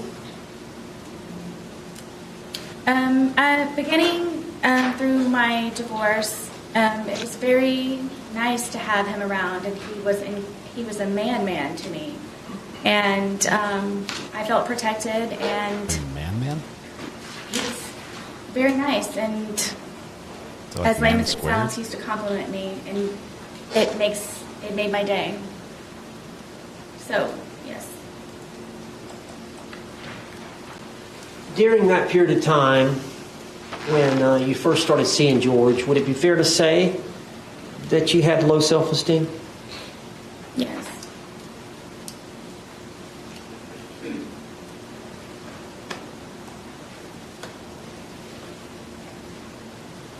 Now, we talked about this previous arrest where you told the officer you were fighting back and you got arrested.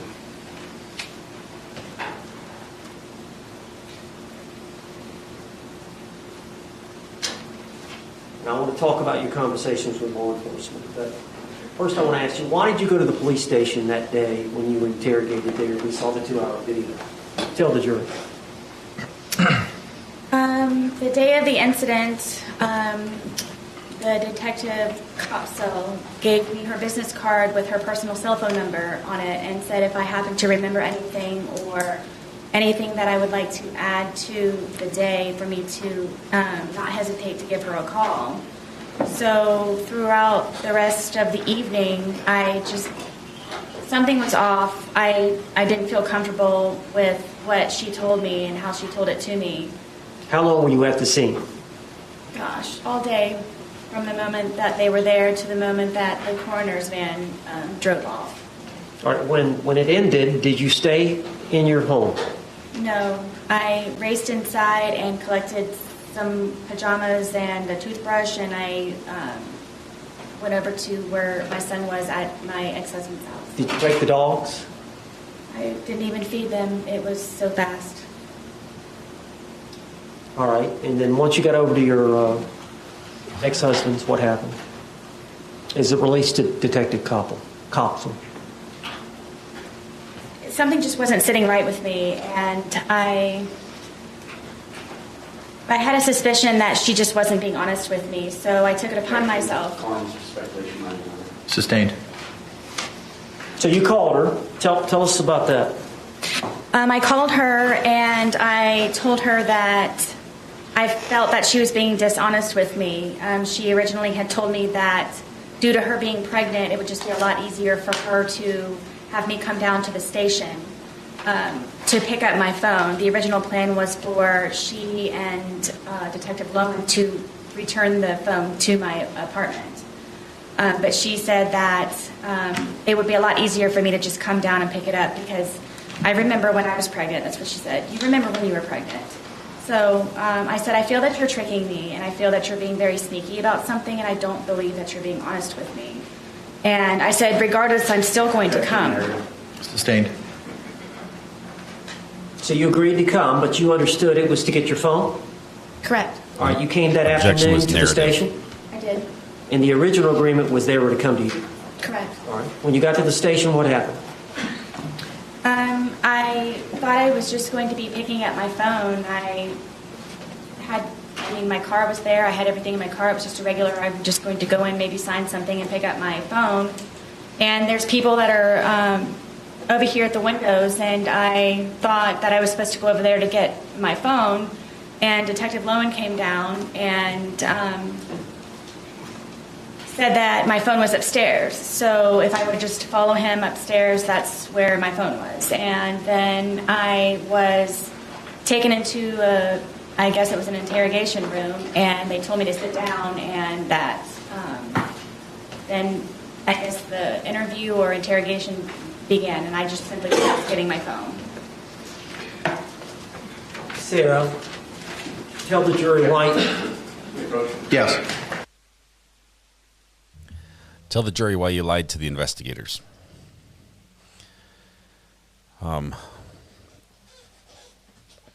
Legal Vices just rated the channel. Thank you very much, Legal Vices. Appreciate you and your crew coming in here. You may proceed. Ms. Boone, Ms. Boone, We can't call her tell Sarah. the jury why you lied to the police. Called that one. I lied to the police. Basically everyone, because I was extremely fearful of being arrested. I made the first attempt of me calling 911 by telling them what happened, and I thought they were going to help me, but instead I was arrested for calling 911. So you made the decision to lie. I did. Did you stay with that lie? I did. Are you telling the truth today? I am. Now let me take you back to the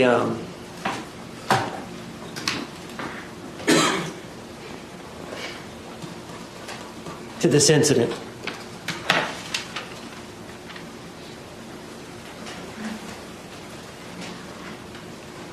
Welcome everyone from Legal Vices. Is it Thanks fair for to the- say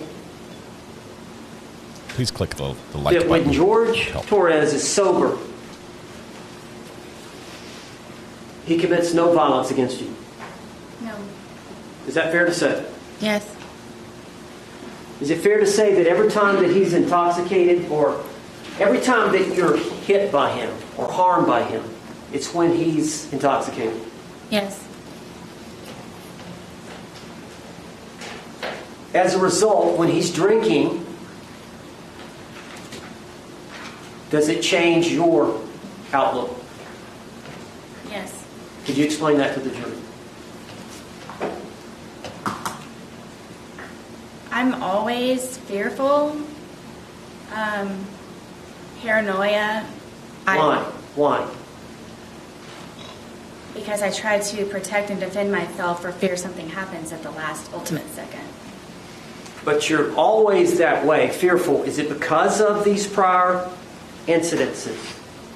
Absolutely. So why did you buy him the wine? Do you try to placate him? All the time.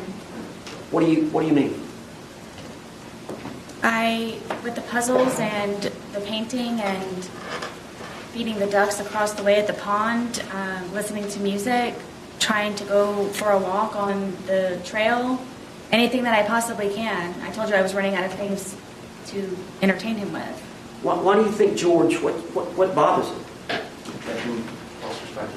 Sustained. Does he tell you? Calls for hearsay. Sustained.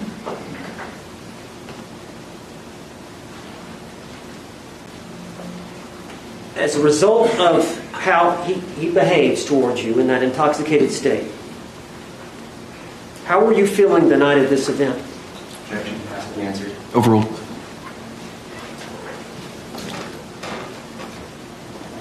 Extremely nervous, anxiety galore, I can never relax. When he's drinking? Yes. And the state of intoxication that he was at the time of this event, is that the state that scares you the most? It's the tone, yes. There's a lot of alarms and red flags that go on throughout the day or night or whenever it is that we are drinking. Objection non-responsive. Sustained.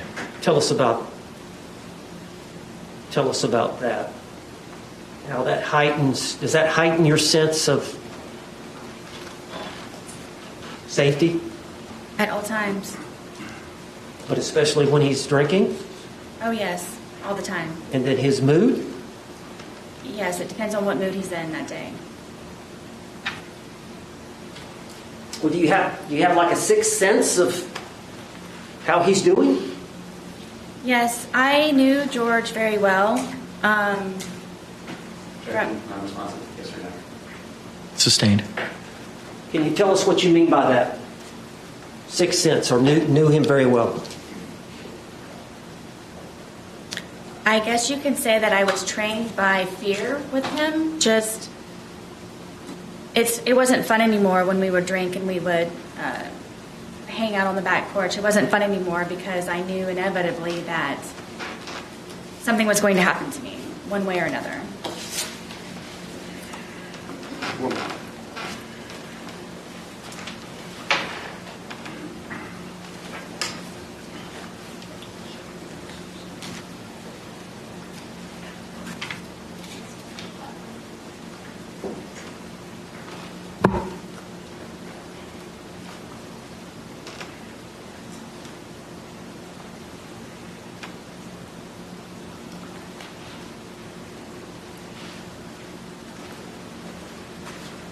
Miss Boone,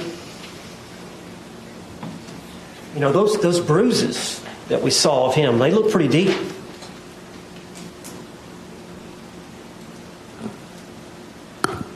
Tell the jury what you were thinking. From the bat, you're... Yes. I didn't want to die that night. I can't describe it to you. It's terrifying love to a certain degree, where my plan was to show him the next day, and just I wanted him to be better and treat me nicer and be the person that he was when I originally met him, and I knew that was in him still. I knew that it could be found, and I just couldn't figure out what it was that I was doing wrong in order for it to not be back to where that was. And I was tired of living in fear and just sick all the time of figuring out how I can entertain him so I don't die, and continue a relationship with my son and try to live a normal life. That wasn't a normal life for me. And just, I bottom line is I didn't want to die.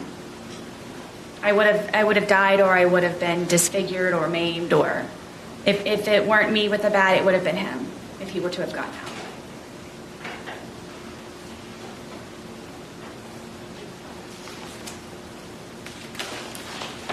That's all. Here's Any cross-examination? Yes. Yes. Jay, are you up?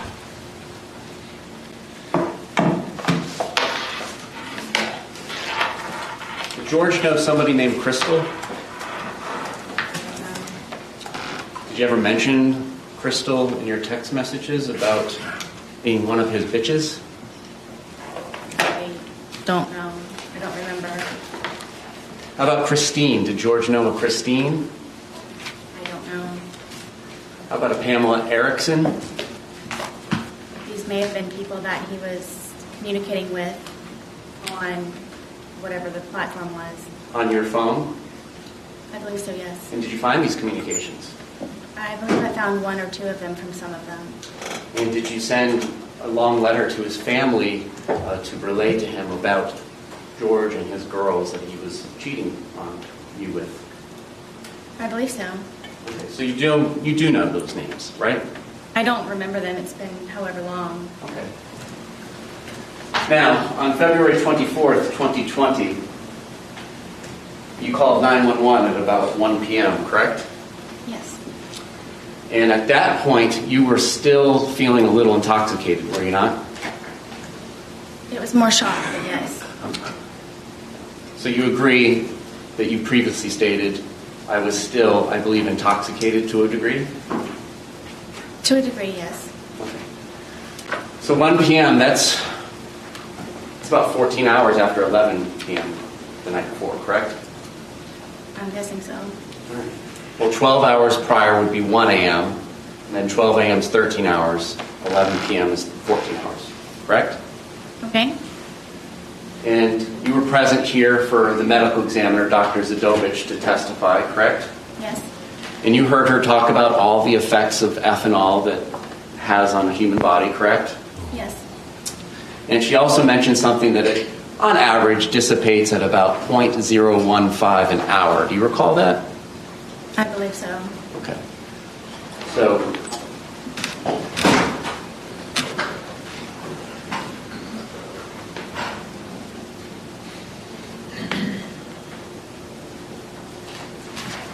would it be fair to say that if you're still feeling the effects of the alcohol at 1 p.m., so that's 14 hours, 0.015, you were at approximately about a .21 at 11 p.m. the night before. Do you feel like you were 2.5 times the legal limit at that time? I don't know how you came to that number. Judge, I'm going to object. Roach. Wow. Prosecution comes in hot, challenging her her sobriety level, which was 0 at the time, when the police are on scene. Does the math backwards from previous testimony and says, just working the numbers. Did you feel like a 0.2? Were you feeling 0.2 at the time? I think it's gonna be aggressive throughout this cross.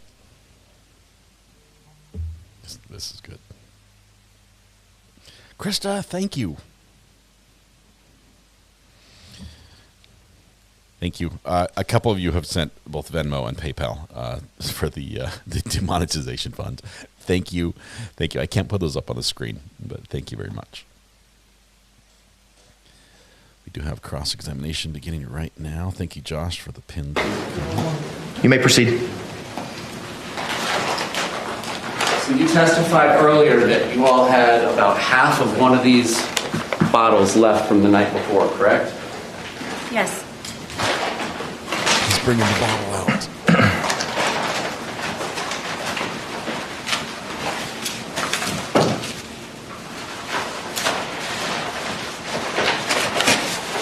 We're almost seeing the jury here. Be careful.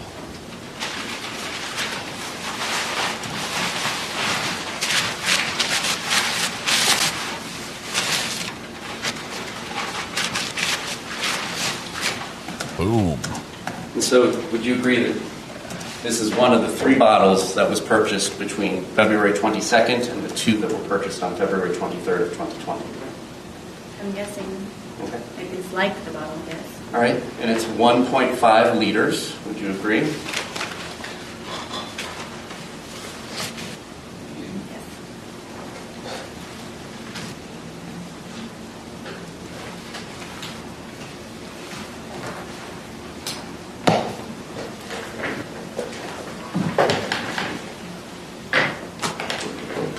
And when you say half, are we talking about to the top of the label was left from the day before? Oh, goodness, no.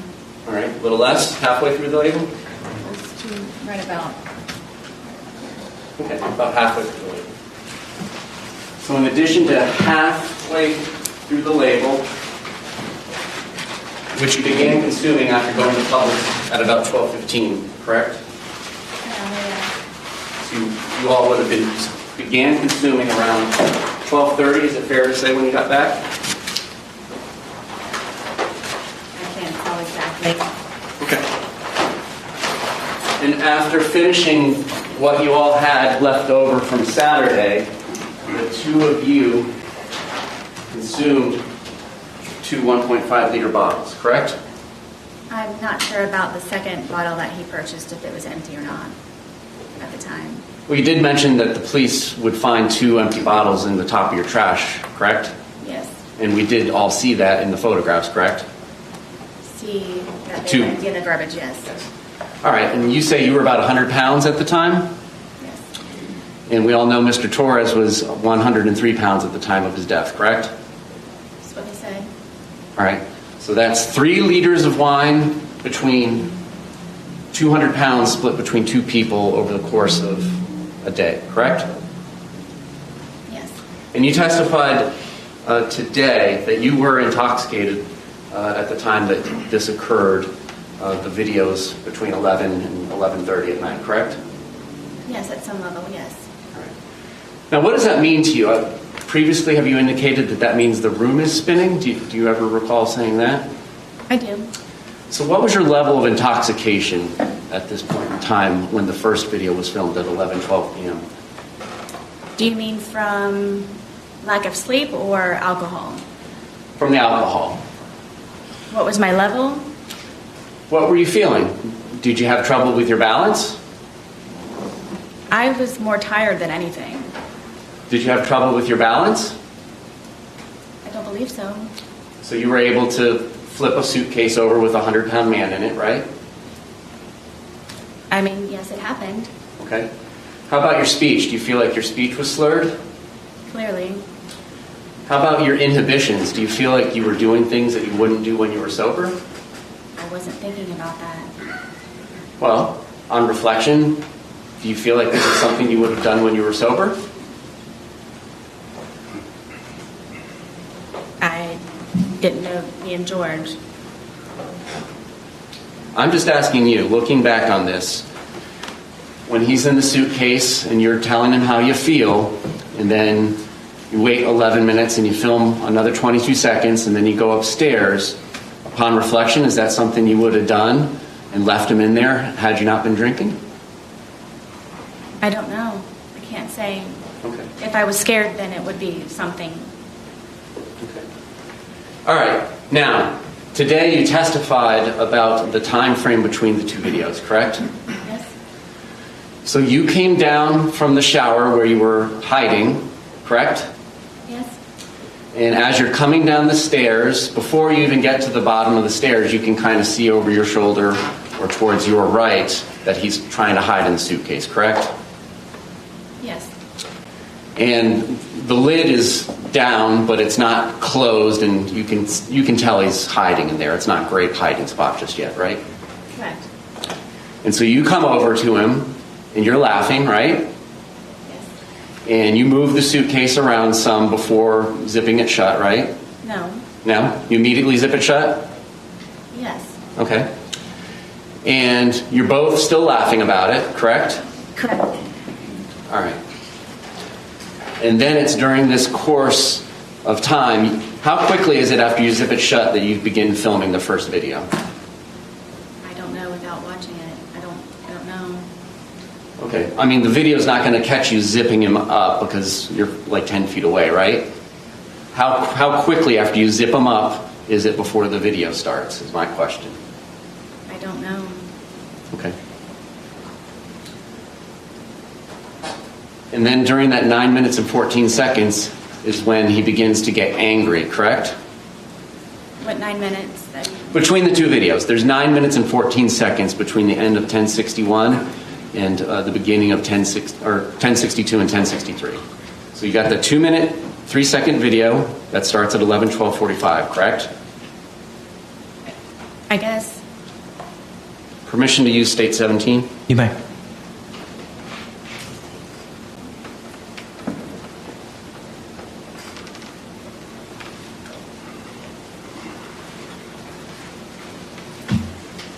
Thank you, Cachette.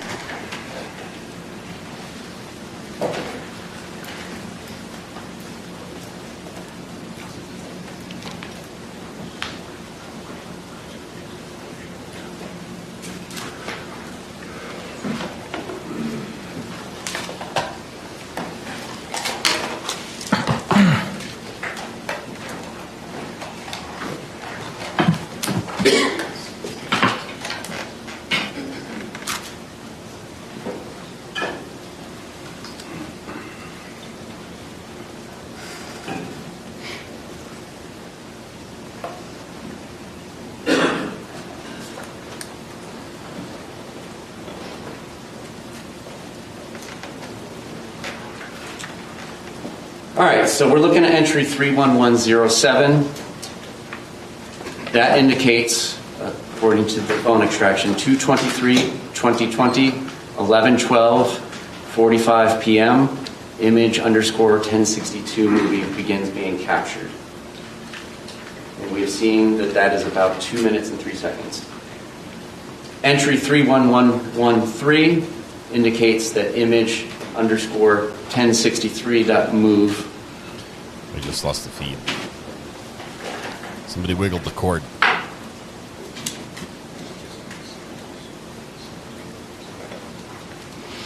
Back to courtroom. Enter your Wi-Fi password.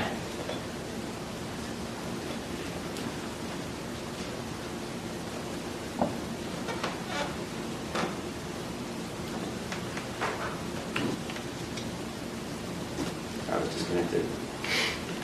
I'm impressed that nobody has hacked that. They put the instructions to connect on the screen. I've already pulled up that training video. You can pull it up.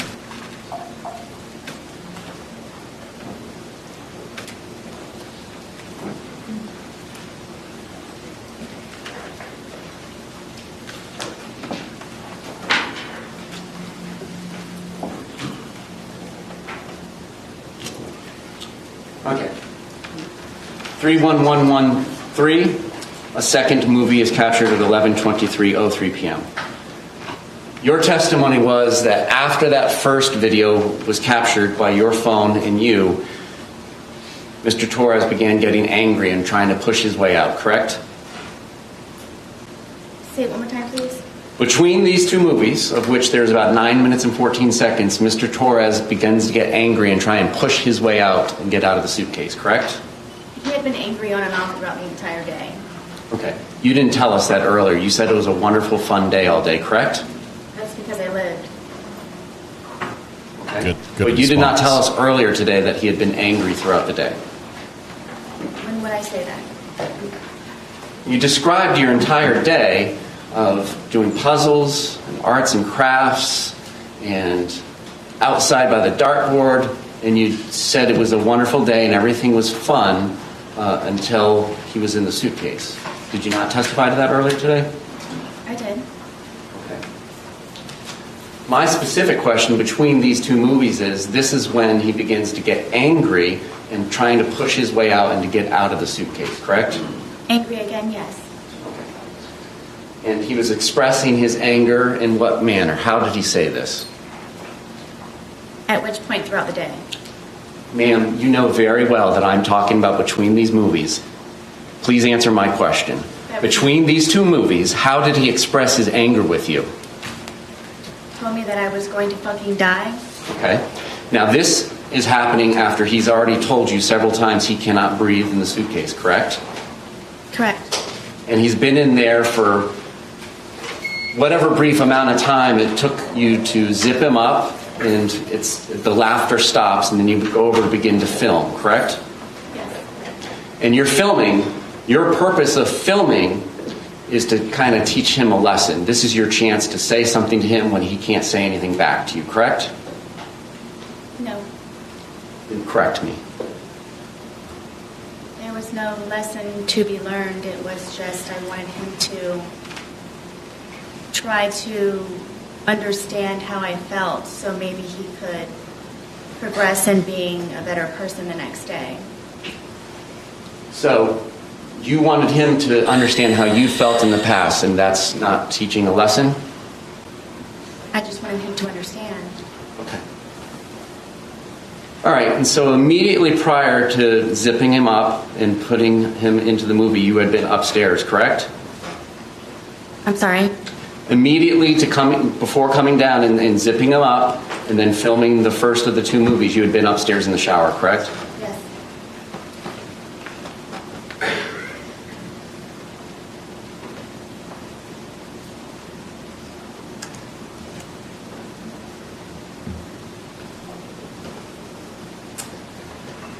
I'm going to publish what has been labeled as image_1061, which according to the timeline was captured at 11:03 p.m. 31 seconds with her device. This is the suitcase picture, the still image.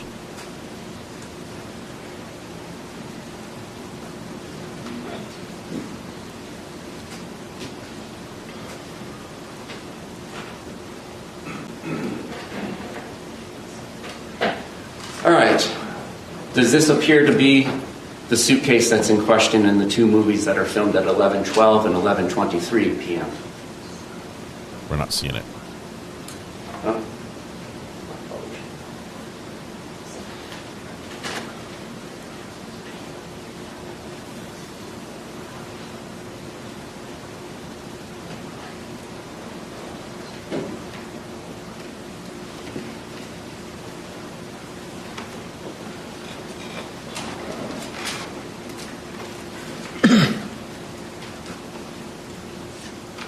I love technology. This is image 1061 taken at 11:03 p.m. 31 seconds. Does this appear to be the blue suitcase that's in the two videos that were captured at 11:12 and 11:23 p.m.? Correct. Did you take this image at 11:03 p.m.? I don't remember if I did or not. And again, we had, and by we I mean you and Mr. Torres, two 1.5 liters bottles of wine and plus whatever was left over from the day before, correct? That's correct. So you don't remember taking this photograph? I don't. Do you remember whether or not Mr. Torres was in here? I don't remember taking the photo. Okay. So, what is your memory of what happens between 11:03 p.m. and 31 seconds when that image is captured, and then when the movie starts at 11:12:45? What do you remember? I don't. Okay. Do you remember anything from that night? I do. You told the police on February 25th, 2020, when they first showed you the video, that you didn't remember taking that. Do you remember that? I do. And your testimony is you do remember taking that video, I do. but you don't remember taking that photograph 9 minutes prior. Correct. Is there something? Did you have more to drink in those 9 minutes? I did not.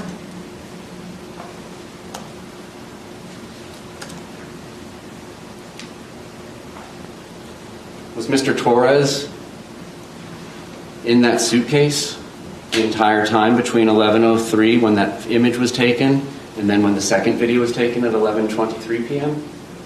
I believe so, yes. So for 20 minutes? Yes? However long the time frame is. Did he begin telling you that he couldn't breathe before the video, or do you not remember? I don't remember.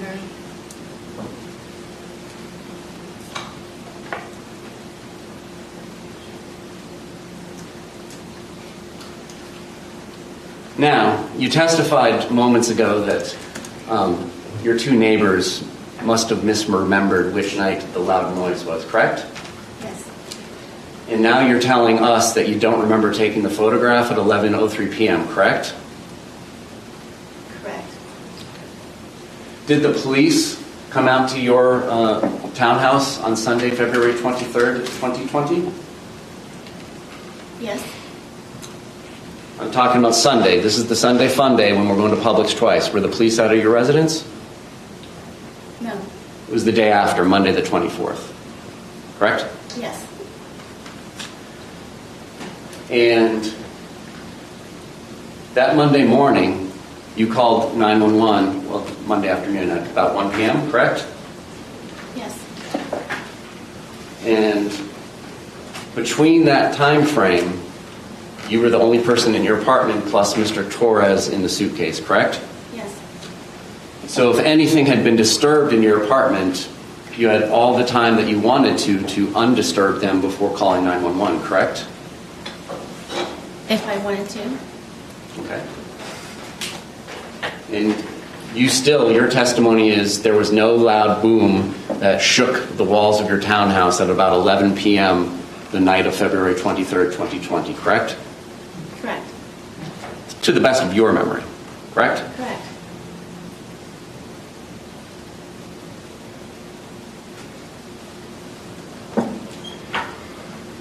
Now, that second video, the 22 seconds where you just hear him say Sarah and you don't say anything, or you're familiar with that video, correct? Yes. It's after that you go upstairs, correct? Yes. How quickly is it that you go upstairs after that? It was pretty quick. Can you grab the dogs? No, the dogs were upstairs already. Okay. Did you call 911 and let the police know that you had zipped somebody shut in a suitcase and they had not been able to get out for 20 minutes? I did not. Did you go to Brian's house and tell him, I had to zip Mr. Torres up in a suitcase shut? We need to do something about that before he passes. I believe that's what the phone call was. Okay. Well, what do you remember now about the phone call with Brian? I know that I called him. I don't know specifically what it was about.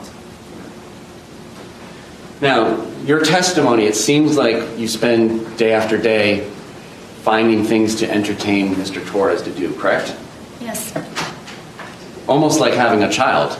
You have your own child, correct? I do. What you described sounded like having a small child. Would you agree? That's your interpretation. Okay.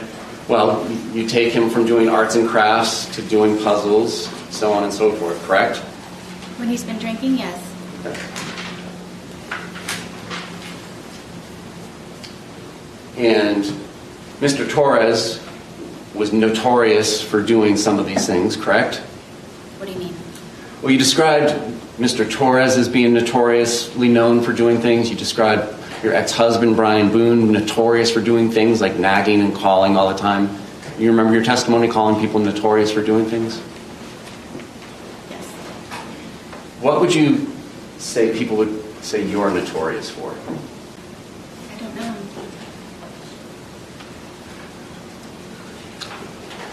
And you would not answer Brian Boone, your ex-husband's phone calls just so that you could let him know that you're busy and you have things going on, correct? I knew that at whatever time it was that he was calling me, that he could wait for the few moments of me getting up to where Lucas gets out of school at 3 o'clock. Okay. But you wouldn't return his call. You would let him call several times, correct? That day, yes. Okay. How about other days? Would he have to call to remind you to get Lucas on other days? He wasn't reminding me. He was just making sure that Lucas was covered for a pickup or drop-off. All right. You didn't mention to the sheriff's office on either February 24th or February 25th about going to Publix with Mr. Torres at noon or 12:17, did you? I don't recall. So the best evidence of that would be the recording of those interviews? Correct.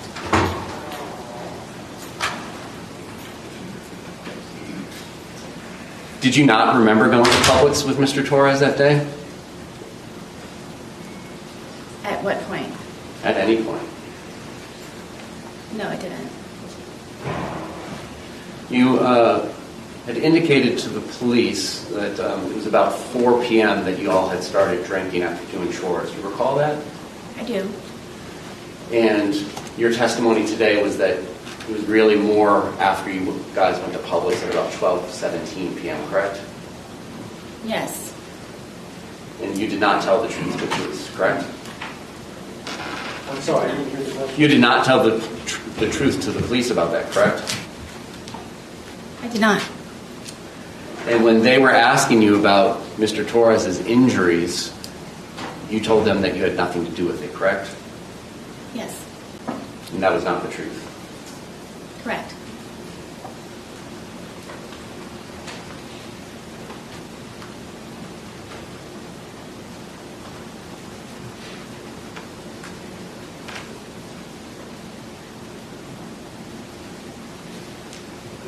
What did y'all have for breakfast on the 23rd? I don't remember. Did y'all have lunch? I believe we had leftovers from, I think, something that we had in the fridge. And do you recall what those were?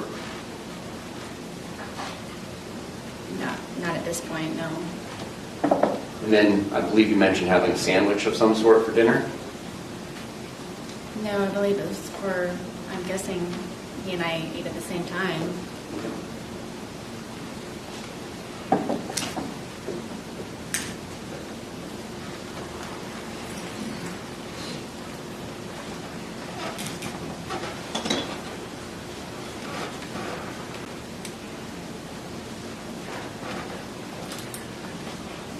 And at one point, Mr. Torres called his brother Juan, correct?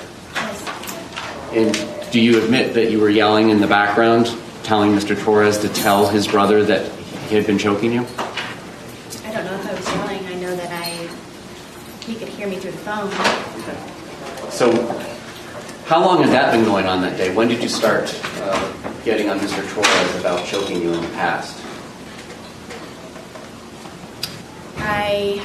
He and I had conversations about it because he didn't remember doing it to me. And the next day and the day of. Is it fair to say that there are just points in time where you don't remember what you do either, correct? Are you talking about almost 5 years ago? I'm talking about from drinking. Is it fair to say that you don't often remember things that you did while you were drinking? I would not say often. Okay. In the course of your relationship with Mr. Torres, are there things you don't remember happening that happened the night before between you and him? I can't say that at this point. But you said that you don't remember taking that photograph at 11:03 p.m. on February 23rd, correct? Yes.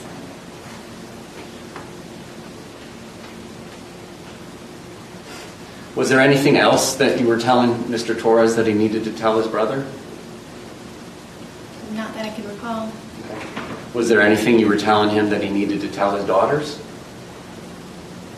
Not that I can recall.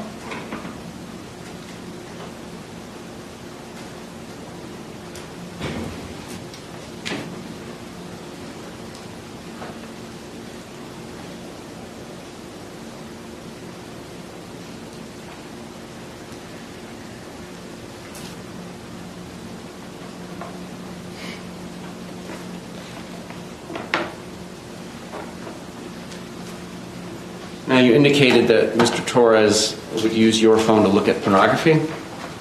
Correct. Were there ever any points in times when it was you that was used looking at pornography? If I was, it was to go back and look to see. Content warning.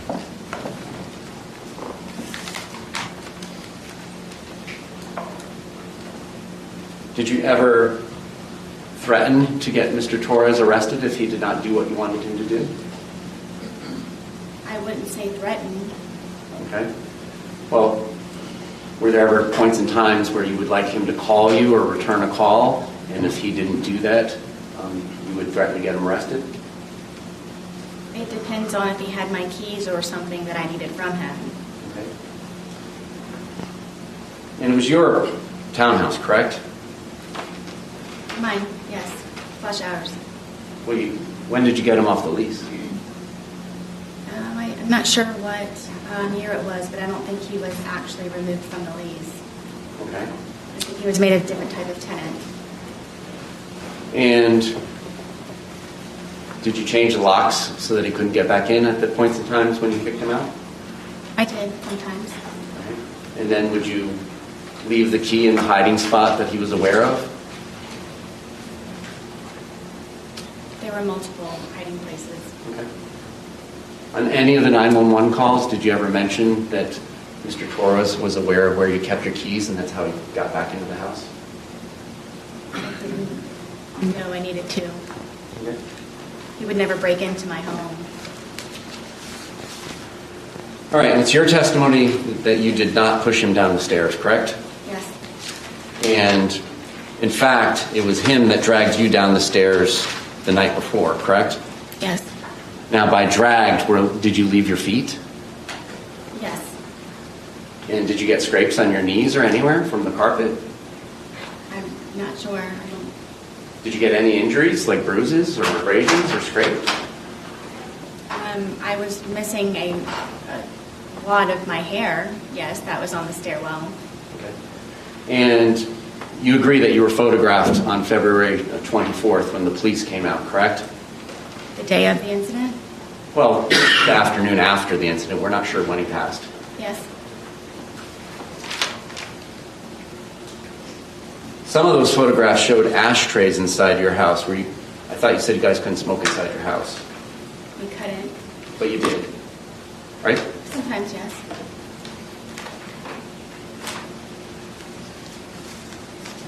And you agree you would go to the hospital and tell them things that were not true, correct? Yes. There were times where you would go to the hospital and leave without getting treatment, correct? Yes. And is it fair to say that you often had alcohol in your system when you were going to the hospital, correct? Sometimes.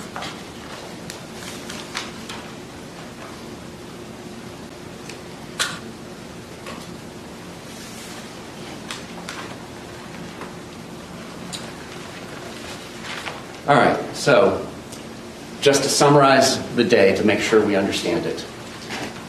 You all wake up sometime in the morning, but it's an unknown time, correct? On February 23rd. or early afternoon.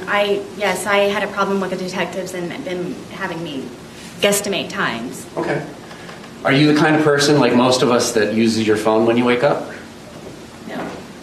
So the first activity on your phone may have nothing to do with when you woke up. Is that fair for you? Yes, other than looking at the time possibly. Okay. So, at some point you wake up, it doesn't sound like you have breakfast, correct? Correct. You do some chores, correct? Yes. So that is true. That part of it is true. You did do chores before going to Publix at 12:17? Yes. All right. After chores, you go to Publix and you get that 1.5 liter Magnum bottle of Woodbridge Chardonnay, correct? I'm not sure what Magnum is. 1.5 liters. Instead of the 750s, it's the double size. It's like 2 bottles of wine. Okay, yes. So you got a 1.5 liter, right? Yes, it is the larger bottle. And you got home, and you at 100 pounds and Mr. Torres at 103 pounds began drinking this wine, correct? I'm guessing so. I'm not trying to guess times. Well, don't guess. I mean, you got home from Publix. When was your first drink? I'm not sure. I mean, we could have continued to do whatever was left over from what we didn't do before we went to Publix. Okay. So you may have started drinking even later, correct? Then 12:30 when you get back from Publix? I don't know. Okay. Was it 1:30 or 2:30 when you began drinking? I don't know. All right. Was it before any of the phone calls to the brothers and his daughters? Yes. And so you drink what's left in the bottle of wine from the day before that's halfway labeled, correct? At some point. And then you drink 1.5 liters of wine, and he goes out and gets another one on his own without your permission or suggestion about 5:30, correct? Correct. And then you all consume that one as well, and it ends up in the trash can at the end of the night, correct? Apparently. Okay. At what point in the night does your memory tape stop? Because you described that it wasn't on at 11:03 p.m. when that photograph was taken. What's the last thing you actually do remember prior to these videos being made? I don't recall it at this point. I don't remember. All right, and so it ends in hide and seek after arts and puzzles, correct? Yes. He says, tag, you're it, but you run and go upstairs and hide, right? Yes. So does that mean he's it and he's supposed to come find you? No. Okay. So you both hide? No. Okay. How does this work? I don't know how to tell you. Okay. I was it, and I went and hid. I mean, my understanding of the rules of hide and seek is one person will be it, cover his or her eyes, and count to like 20, and then go find the person that's hiding. Is that your familiarity with the rules too, or do you guys have house rules? House rules. I understand how the game of hide and seek works. So, explain to me, what was your expectation? You go up to the shower. Were you expecting him to come find you? I was. Okay. And after a while, he did not come find you? Yes. And that's when you return downstairs? Correct. And because of the way your townhouse is set up, you can kind of see over where the suitcase is, and that he's trying to hide in there, but it's not successfully hidden just yet. I mean, yes, you have to come down a good ways in order to be able to do that. Right. But you saw, you testified those before you got to the bottom. Yes. All right. And then you come over there, and thinking that it's funny, you zip him shut, correct? Yes, we both thought it was funny. Okay. May the defendant stand down? Enter into the well? Yes. Enter the well with the suitcase. Here we go. This is the visual. Deputy, could we release her into the well, please? No, we just need a wireless mic. That's all we need.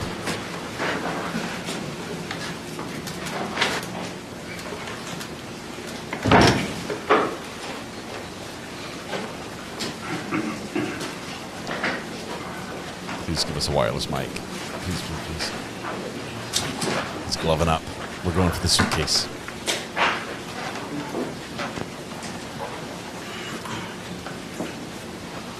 It's going to make her zip it.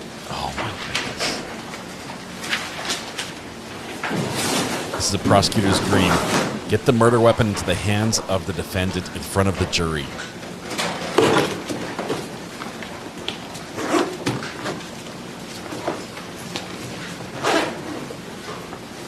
He's struggling with it.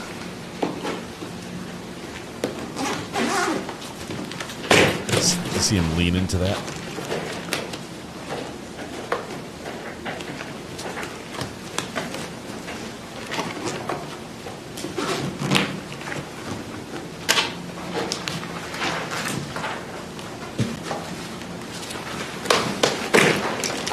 All right. Ms. Boone, can you demonstrate for the jury where Mr. Torres' head was and how his body was positioned in the suitcase, if you don't mind? His back was this way and his head was here. All right, and then is it fair to say his feet are kind of down here, which would be the front left corner from their perspective in the jury box? Yes. And then his knees are kind of tucked up towards his face. If I remember correctly, yes, that's the position. Okay. All right. Can you help me understand how it was that you zipped it shut? Can you show us where you say you left an opening that his hand got out of? Would it be easier to put it down here? I didn't want to make you go down there. If you're happy doing that, I'll let you. Hold up. Does she need to be wearing gloves? Yes. Agreed. If she's going to be manipulating it.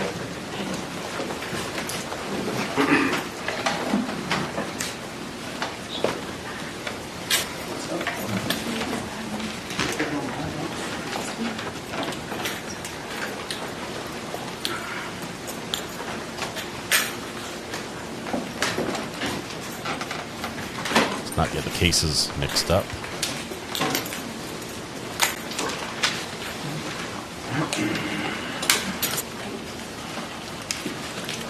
What do you want her to do? Just demonstrate how she zipped it shut. Okay, well, where's the paperclip?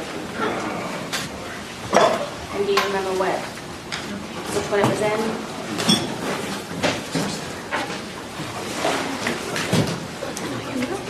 Where's the paperclip?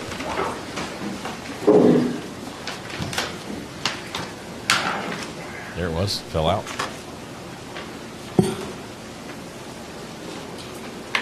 This side.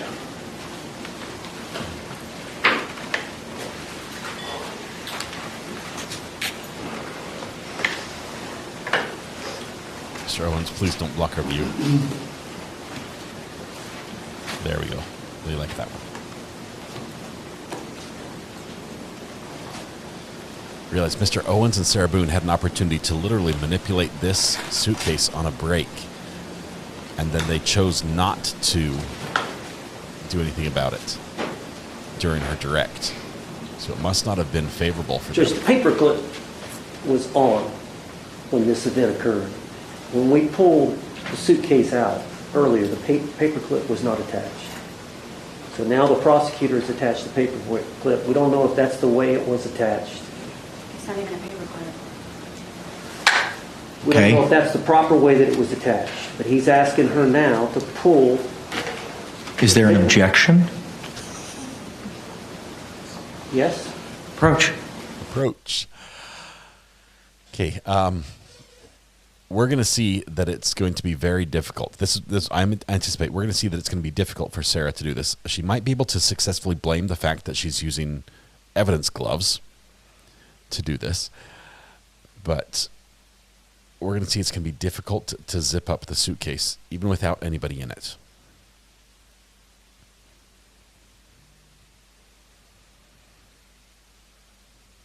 She says there's not even a paper clip attached to it. The judge might shut this down if the evidence is not the same as it was when it was taken into evidence. He might say you can't force them to recreate this. You can't make her redo this as you've recreated it now.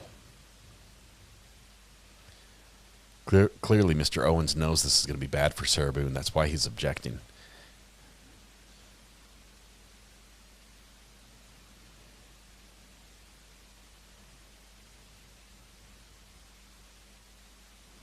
She said one finger unzip.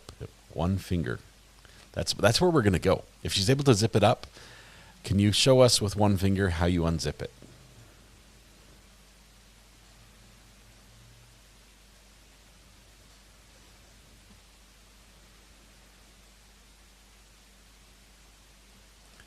It may actually be easier to zip it if the suitcase is weighted down so it doesn't move.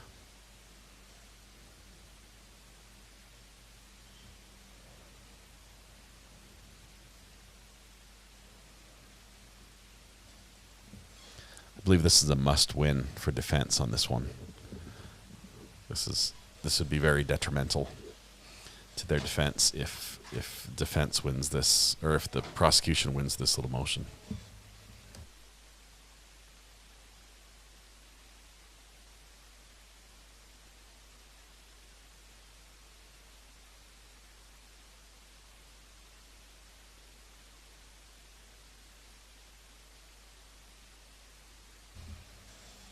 My amazing wife made me dinner. It looks like a beef stroganoff with maybe spinach in it. And it smells delicious. Objections overruled. She has to go. All right. That's the board. Madam Clerk, are you ready?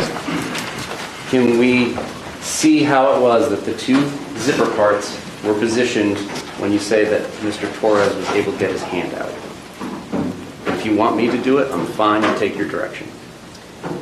From what I remember,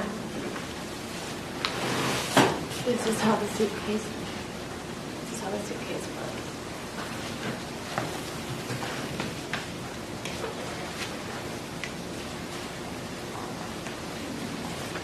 This was up here.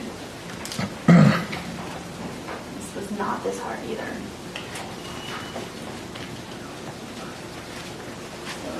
This was like here. Okay. Right here.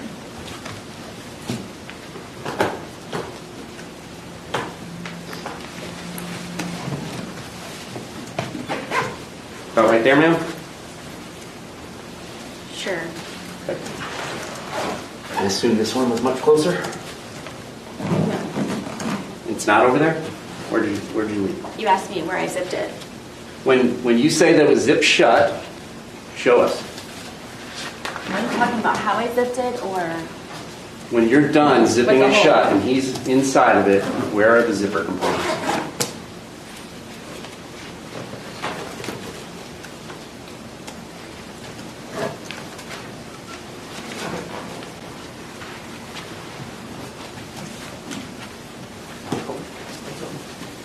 Just tell me where it's at. I mean, it was the corner. I mean, it's the corner was right cut here? open. I mean, In here? it's not.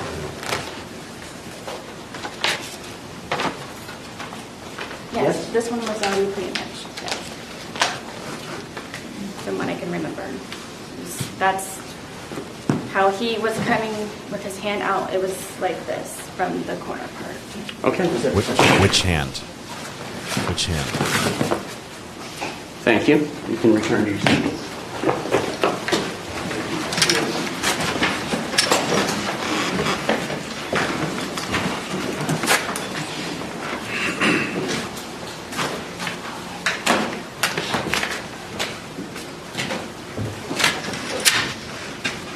Did you ever change the position of those zippers once you put it in that position? I did not.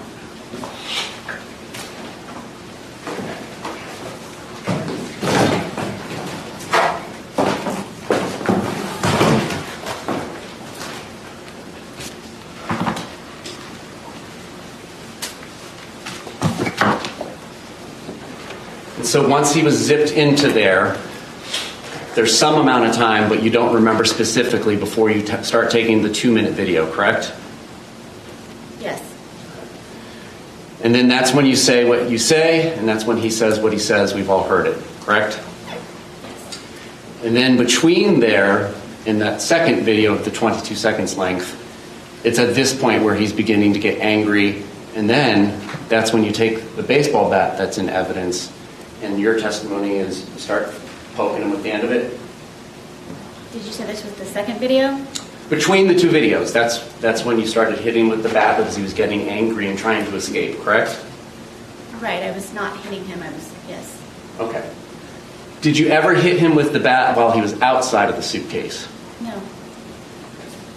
So each time that he is hit with the bat, it's through this suitcase. And that's what leaves the marks on him because you didn't hit him with the bat outside the suitcase, correct? Yes, if you'd like me to demonstrate. No, that's okay. The suitcase will speak for itself. And then you take the second video and you go upstairs and go to bed, correct? I apparently went upstairs and I used the phone to make a phone call. Okay. And then I fell asleep. All right. And at the point in time when you left and went upstairs, he was still inside the suitcase, correct? Correct. Was he still asking for you and calling your name? Not that I can recall. Did you say shh to him again? I don't remember. Did you tell him that this was his problem and it's on you again? I don't remember. Did you do anything to help him escape from the predicament that you zipped him up in? No. No other questions?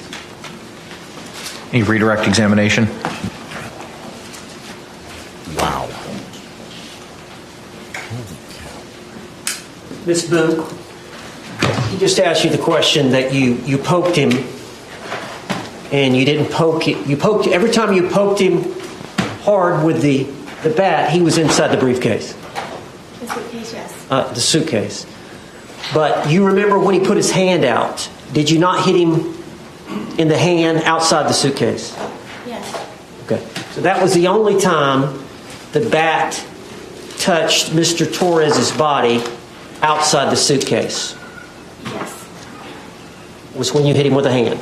But all the other injuries were with you poking him pretty hard. I mean, you bruised your hand, correct? Doing that. Thank you. That's all I have. Ma'am, you can return to counsel's table. Judge, can we approach her? Just a moment. Let me get her situated at table, and then we can approach.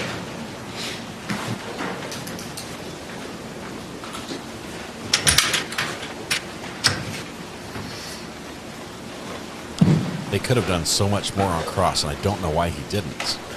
All right, come on up, y'all. Come on up, y'all.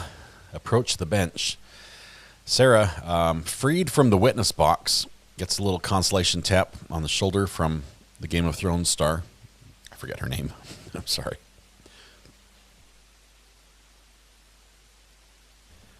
Did you find the Apple tag when he was pulled out of the suitcase? What? I don't know what. I didn't hear anything about an Apple tag. You should have shown her the video and made her point out the hole. That was already pointed out in the interrogation. It was done pretty well. I think the judge might have sustained an asked and answered on that one.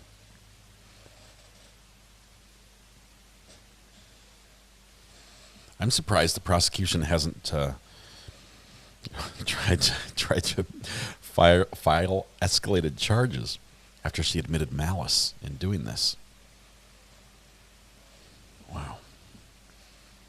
That's the hardest point to prove.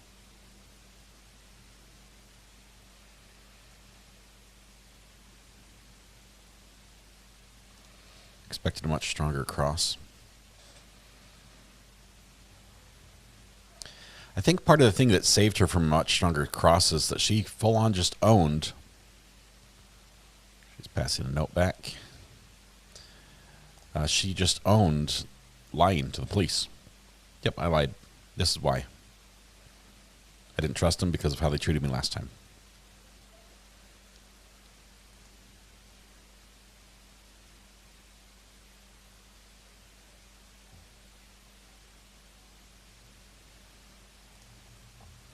$200 studio. I don't know what you're referencing.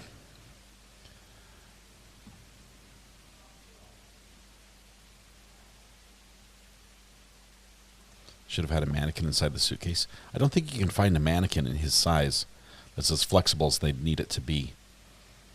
A lot of mannequins have straight legs, but I mean,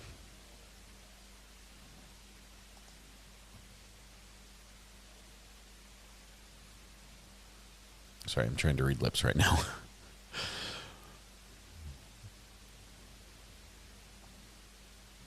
All right, members of the jury, thank you so much. It is 5:42. At this point in time, the court's going to go into recess for the evening. I thank you again for your continued service and your attention in this matter.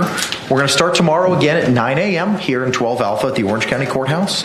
I'll read you another instruction. I know you've heard it. I'm sure you're sick of it, but I got to keep reading it, so thank you.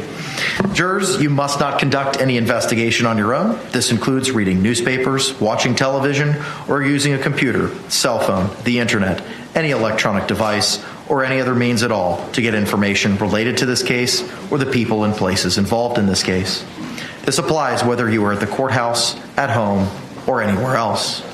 You must not visit places mentioned in the trial or use the internet to look at maps or pictures to see any place discussed during the trial.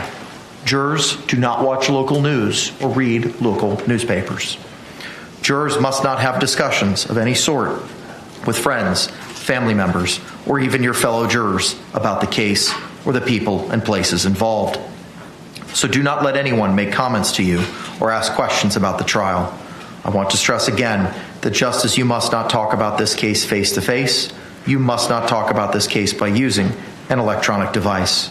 You must not use phones, computers, or other electronic devices to communicate. Do not send or accept any messages related to this case or your jury service. Do not discuss this case or ask for advice by any means at all, including posting information on an internet website, chat room, or blog. With that, members of the jury, I'm going to excuse you for the balance of the evening, and thank you so much. Big thanks to the jury. Cat's pajamas. I don't know if they're lesser included on this. What would it be? Reckless? A lot of times we find out about lesser includeds on the jury instructions at the end of trial. I haven't heard anything to this point. It's already second degree. Her note says, who will play me in the movie for TV? Thank you. With regard to these medical records, the court previously today had required by 5 p.m. to address those. Unfortunately, they have not yet been addressed. It is imperative that the state knows what it is we're culling down or redacting. And I understand that you may want to be seeking those into evidence maybe tomorrow, and the state needs to be advised as to what it is that you're seeking to utilize. So where are we in figuring that out? They missed their deadline. 1 minute with the client? Yes, sir.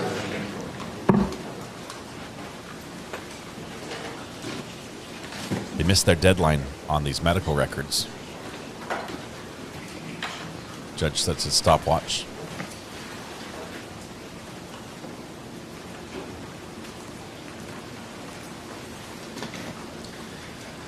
In the video, Bunty, you cannot see the hole. You can't see where the hole is, where she says there's a hole.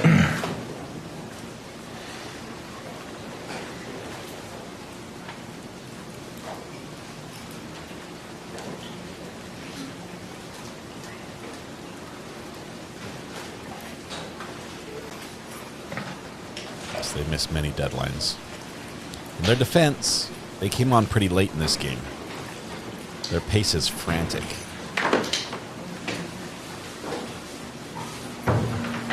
Judge, we've had discussions with Ms. Boone, and she claims that every time that he went to the hospital and the medical records would show that it was in relation to some type of domestic violence involving her, we've expressed to her that we do not wish to pursue it and introduce those records of George Torres, of his medical records of the different times he went as it relates to their... And she wants it.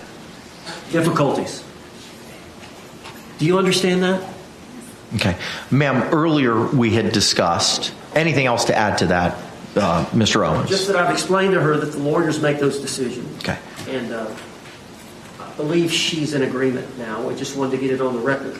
Understood. All right, so ma'am, I just got a couple follow-up questions, similar to other conversations we've had over the last couple of days. I don't want to know about the specifics of any conversations you've had with you and your attorneys, just whether or not you've had them. You recall earlier today I'd asked you questions about certain rights that you had the ability to decide. Do you recall that conversation that we had, ma'am? It was before you testified. Yes. Okay. Do you recall that I advised you that the lawyers get to make most of the strategy determinations at trial? Do you recall that? I do. And do you recall that you said you understood that? Yes. And do you also recall that I advised you of certain rights that you have? Do you recall that? I do. And one of those rights was the right to testify or remain silent. Do you recall that? Yes. And did you understand that? Yes. So this decision is a trial decision as to whether or not there's certain evidence that your lawyers are going to seek to utilize in your defense. Do you understand that? Yes. Do you understand that they are exercising that trial strategy at this time not to pursue those medical records? I do. Okay. Do you have any questions about that? I don't. Are you on board with that strategy? I am. Are you still on board with the strategy utilized in your defense? All of it, yes. Are you satisfied with your lawyer's representation of you in this matter? Yes. All right. Thank you. State, anything else we need to address before we I got all of them right. My retire for the evening? Sorry. That's okay. My understanding is the last civilian witness they intend on calling is arriving at MCO at 9:03 in the morning tomorrow. It was either 9:03 or 9:05, yes. And plan will be to depose her in the evening at 5:30. Okay. And then, just scheduling purposes, we're trying to figure out when we would need our rebuttal expert, Dr. Werner, to appear. I know Mr. Owens had said they were endeavoring to finish by Friday, but I don't know if Dr. Harper's availability issues for tomorrow is going to change that anticipated time frame. I'll try to reach out to her by text. That's usually how we communicate. But Well, assuming she testifies on Thursday, are you still in a position to rest on Friday, or would that kick us to the next week, sir? well, no, I want to finish this week if at all possible. If I'm hoping that Dr. Harper could be here tomorrow when Dr. Brannon is here, but let's just say she's tied up in Bay County. Let's do worst case scenario. Okay. She's here Thursday morning. I think we would try to finish our case right then and give the state a chance to rebut. I would say Thursday. I would have.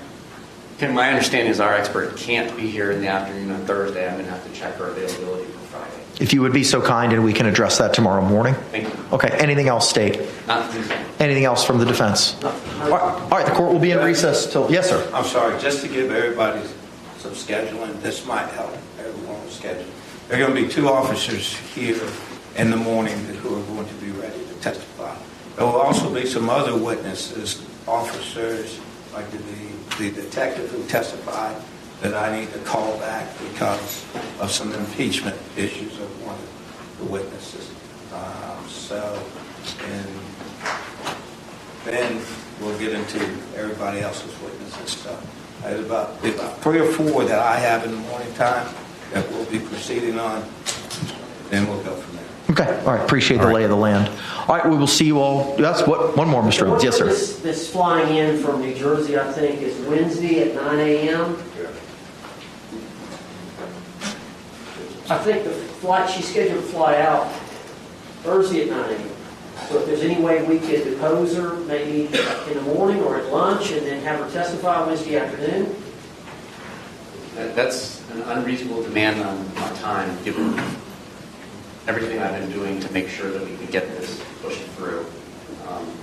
I need to do things like get ready for expert cross-examinations, and other things need to get accomplished at lunchtime. Happy to do it in the evening. My understanding that she was supposed to be coming in today so that we could do it tonight, and that didn't happen. But I don't think I should be forced to accommodate a lunchtime deposition. Anything further? I'm just telling you what our plans were. Deposition will be at 5:30 tomorrow, or at any other. If we got to have it later, depending on how we go, we'll address it at that time. All right. Thank you both very much. We will see you tomorrow morning at 9 a.m. Court's in recess. So we wrap up another day. Sarah Boone took the stand, testified. Cross-examination was not the fireworks we expected. Although there was some heat, it wasn't all it could be. I think it's probably because they didn't need to. Maybe it was a strategic move on their part.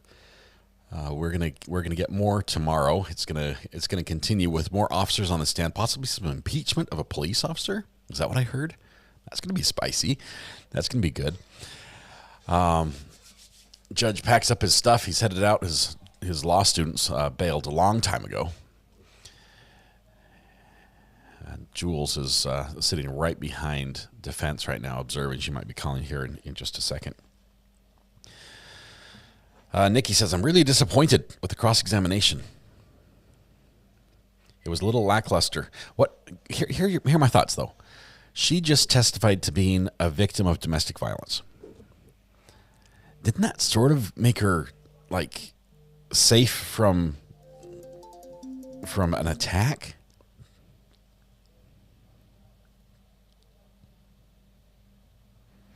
Come on, where's my phone? It's working on it. It's working slowly. But no, lost the call. Sorry, I don't know who that was. Might have been Jules. There's a line that any lawyer has to be very careful about when they're in court. And when you come off as a bully against someone who looks vulnerable on the stand, the jury can turn on you, and you can lose them. Jules, I missed your call. Do you want me to call you back? The call did not connect. We'll try it one more time. There she is. Call from Jules.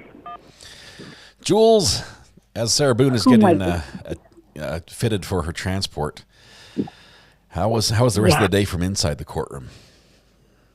It was still wild. I mean, everybody, I got to be careful because George's daughters are behind me. Okay. Hopefully they'll go a different direction than I'm going. And yes, they are. Okay. During the part when Mr. J pulled out the suitcase, I was like, oh no, he's not. But yes, he did. Every juror stood, as well as all of us in the gallery, watching her struggle. Do the zipper. She did. She did. Yeah. Wow. But everybody was on their feet. Everybody. That is amazing. It was. I think it was great. We've seen this before. It's great when the prosecutor takes the defendant, if they take the stand, and has them demonstrate how it happened. Right? If you can put them in front of the jury and say, show us, my hair is a mess. Holy cow, I've been running my hands through my hair. This has been a crazy day. So don't look at my hair, everybody. Yeah, well. Show us exactly how did it happen? Recreate, show us, where was his head? Where was the zipper? How could he put his hand through? What? It is great. It is amazing. I think that was good lawyering. We were expecting a little bit more on cross from him. I did too. I was very disappointed. I even tweeted that out. I expected more on his cross, but maybe he's going to drill it home in closing. Although I think while he had her up there, he should have taken the time and did it then. But, and in her defense, I thought she handled cross pretty good. She did. She did I can't remember, slow to answer. Are you sure? What are you talking about? What's the time period? She stalled, which gives you time to think of your answer, make them ask it again. True. She did a little bit of that. Her tone got quiet. She backed off the mic, but she didn't get hostile. She didn't get angry. There wasn't that much of a flip that way. I do think that part of what the prosecutor did was just limit how much he made her, made him be the bully and her be the good person in the cross. If he got too spicy with her after we just watched what I would say are real domestic violence pictures from altercations she's had with George. Allegedly, according to her testimony, the time periods match up, and he had to sort of tread carefully around that. He can't just go and attack and say you're a liar about everything, because we've seen the stitches, we saw the scars, we saw the blood, we saw the pictures, and we heard the words. We heard all the words. as Right. that was recounted. Man. Yes, sir. You She's done, and it's as far as Sarah goes, she's done. Now it's a matter of some deputies. They're calling back, but Mr. Owens still said when we only left the courtroom today, I was like, "Are you still on schedule?" And he goes, "Well, I want to be, but it's up to Mr. Day." He goes, "I want to be." That one expert witness of theirs that's flying in tomorrow, the state has the right to have a deposition. Yeah. They've got to do the deposition, and it's not going to happen until after court is over. So even though she flies in the morning, her deposition's at night, then she's going to testify the next day, which means it's a long night for the state. You'll probably hear them complain about it Friday morning. Like, we were up all night going over the deposition and everything, and here we are again.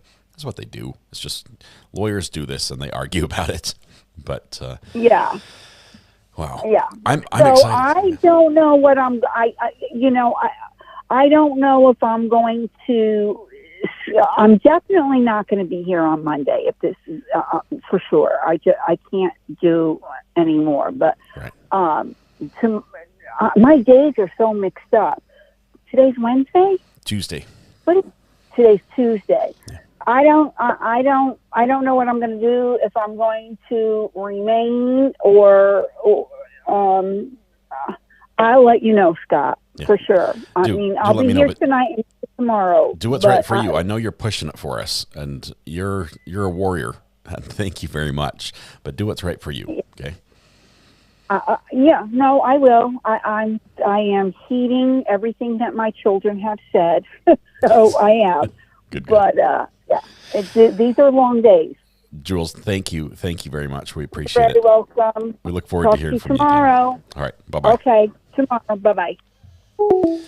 That was Jules, our reporter in the courtroom, our eyes and ears on the ground, giving us the scoop about everything that happened today. We've had a long day, and I've got dinner here. Oh my goodness, you guys, look at this. This is like I'm not sure why it's blurry, but autofocus, there we go.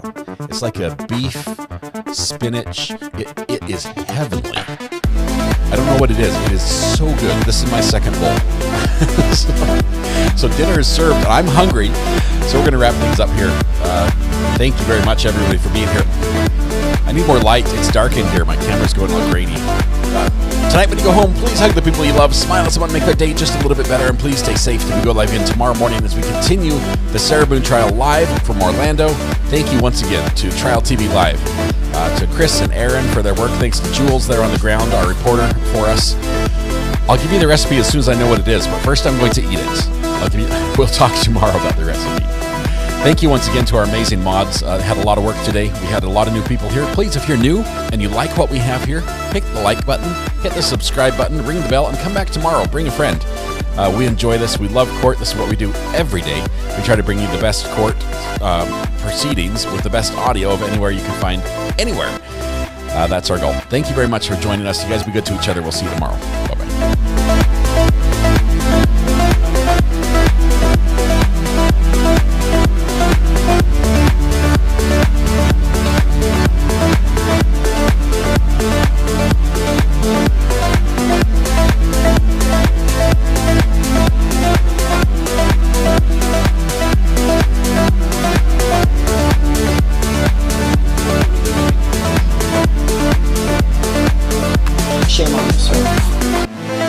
Squirrel!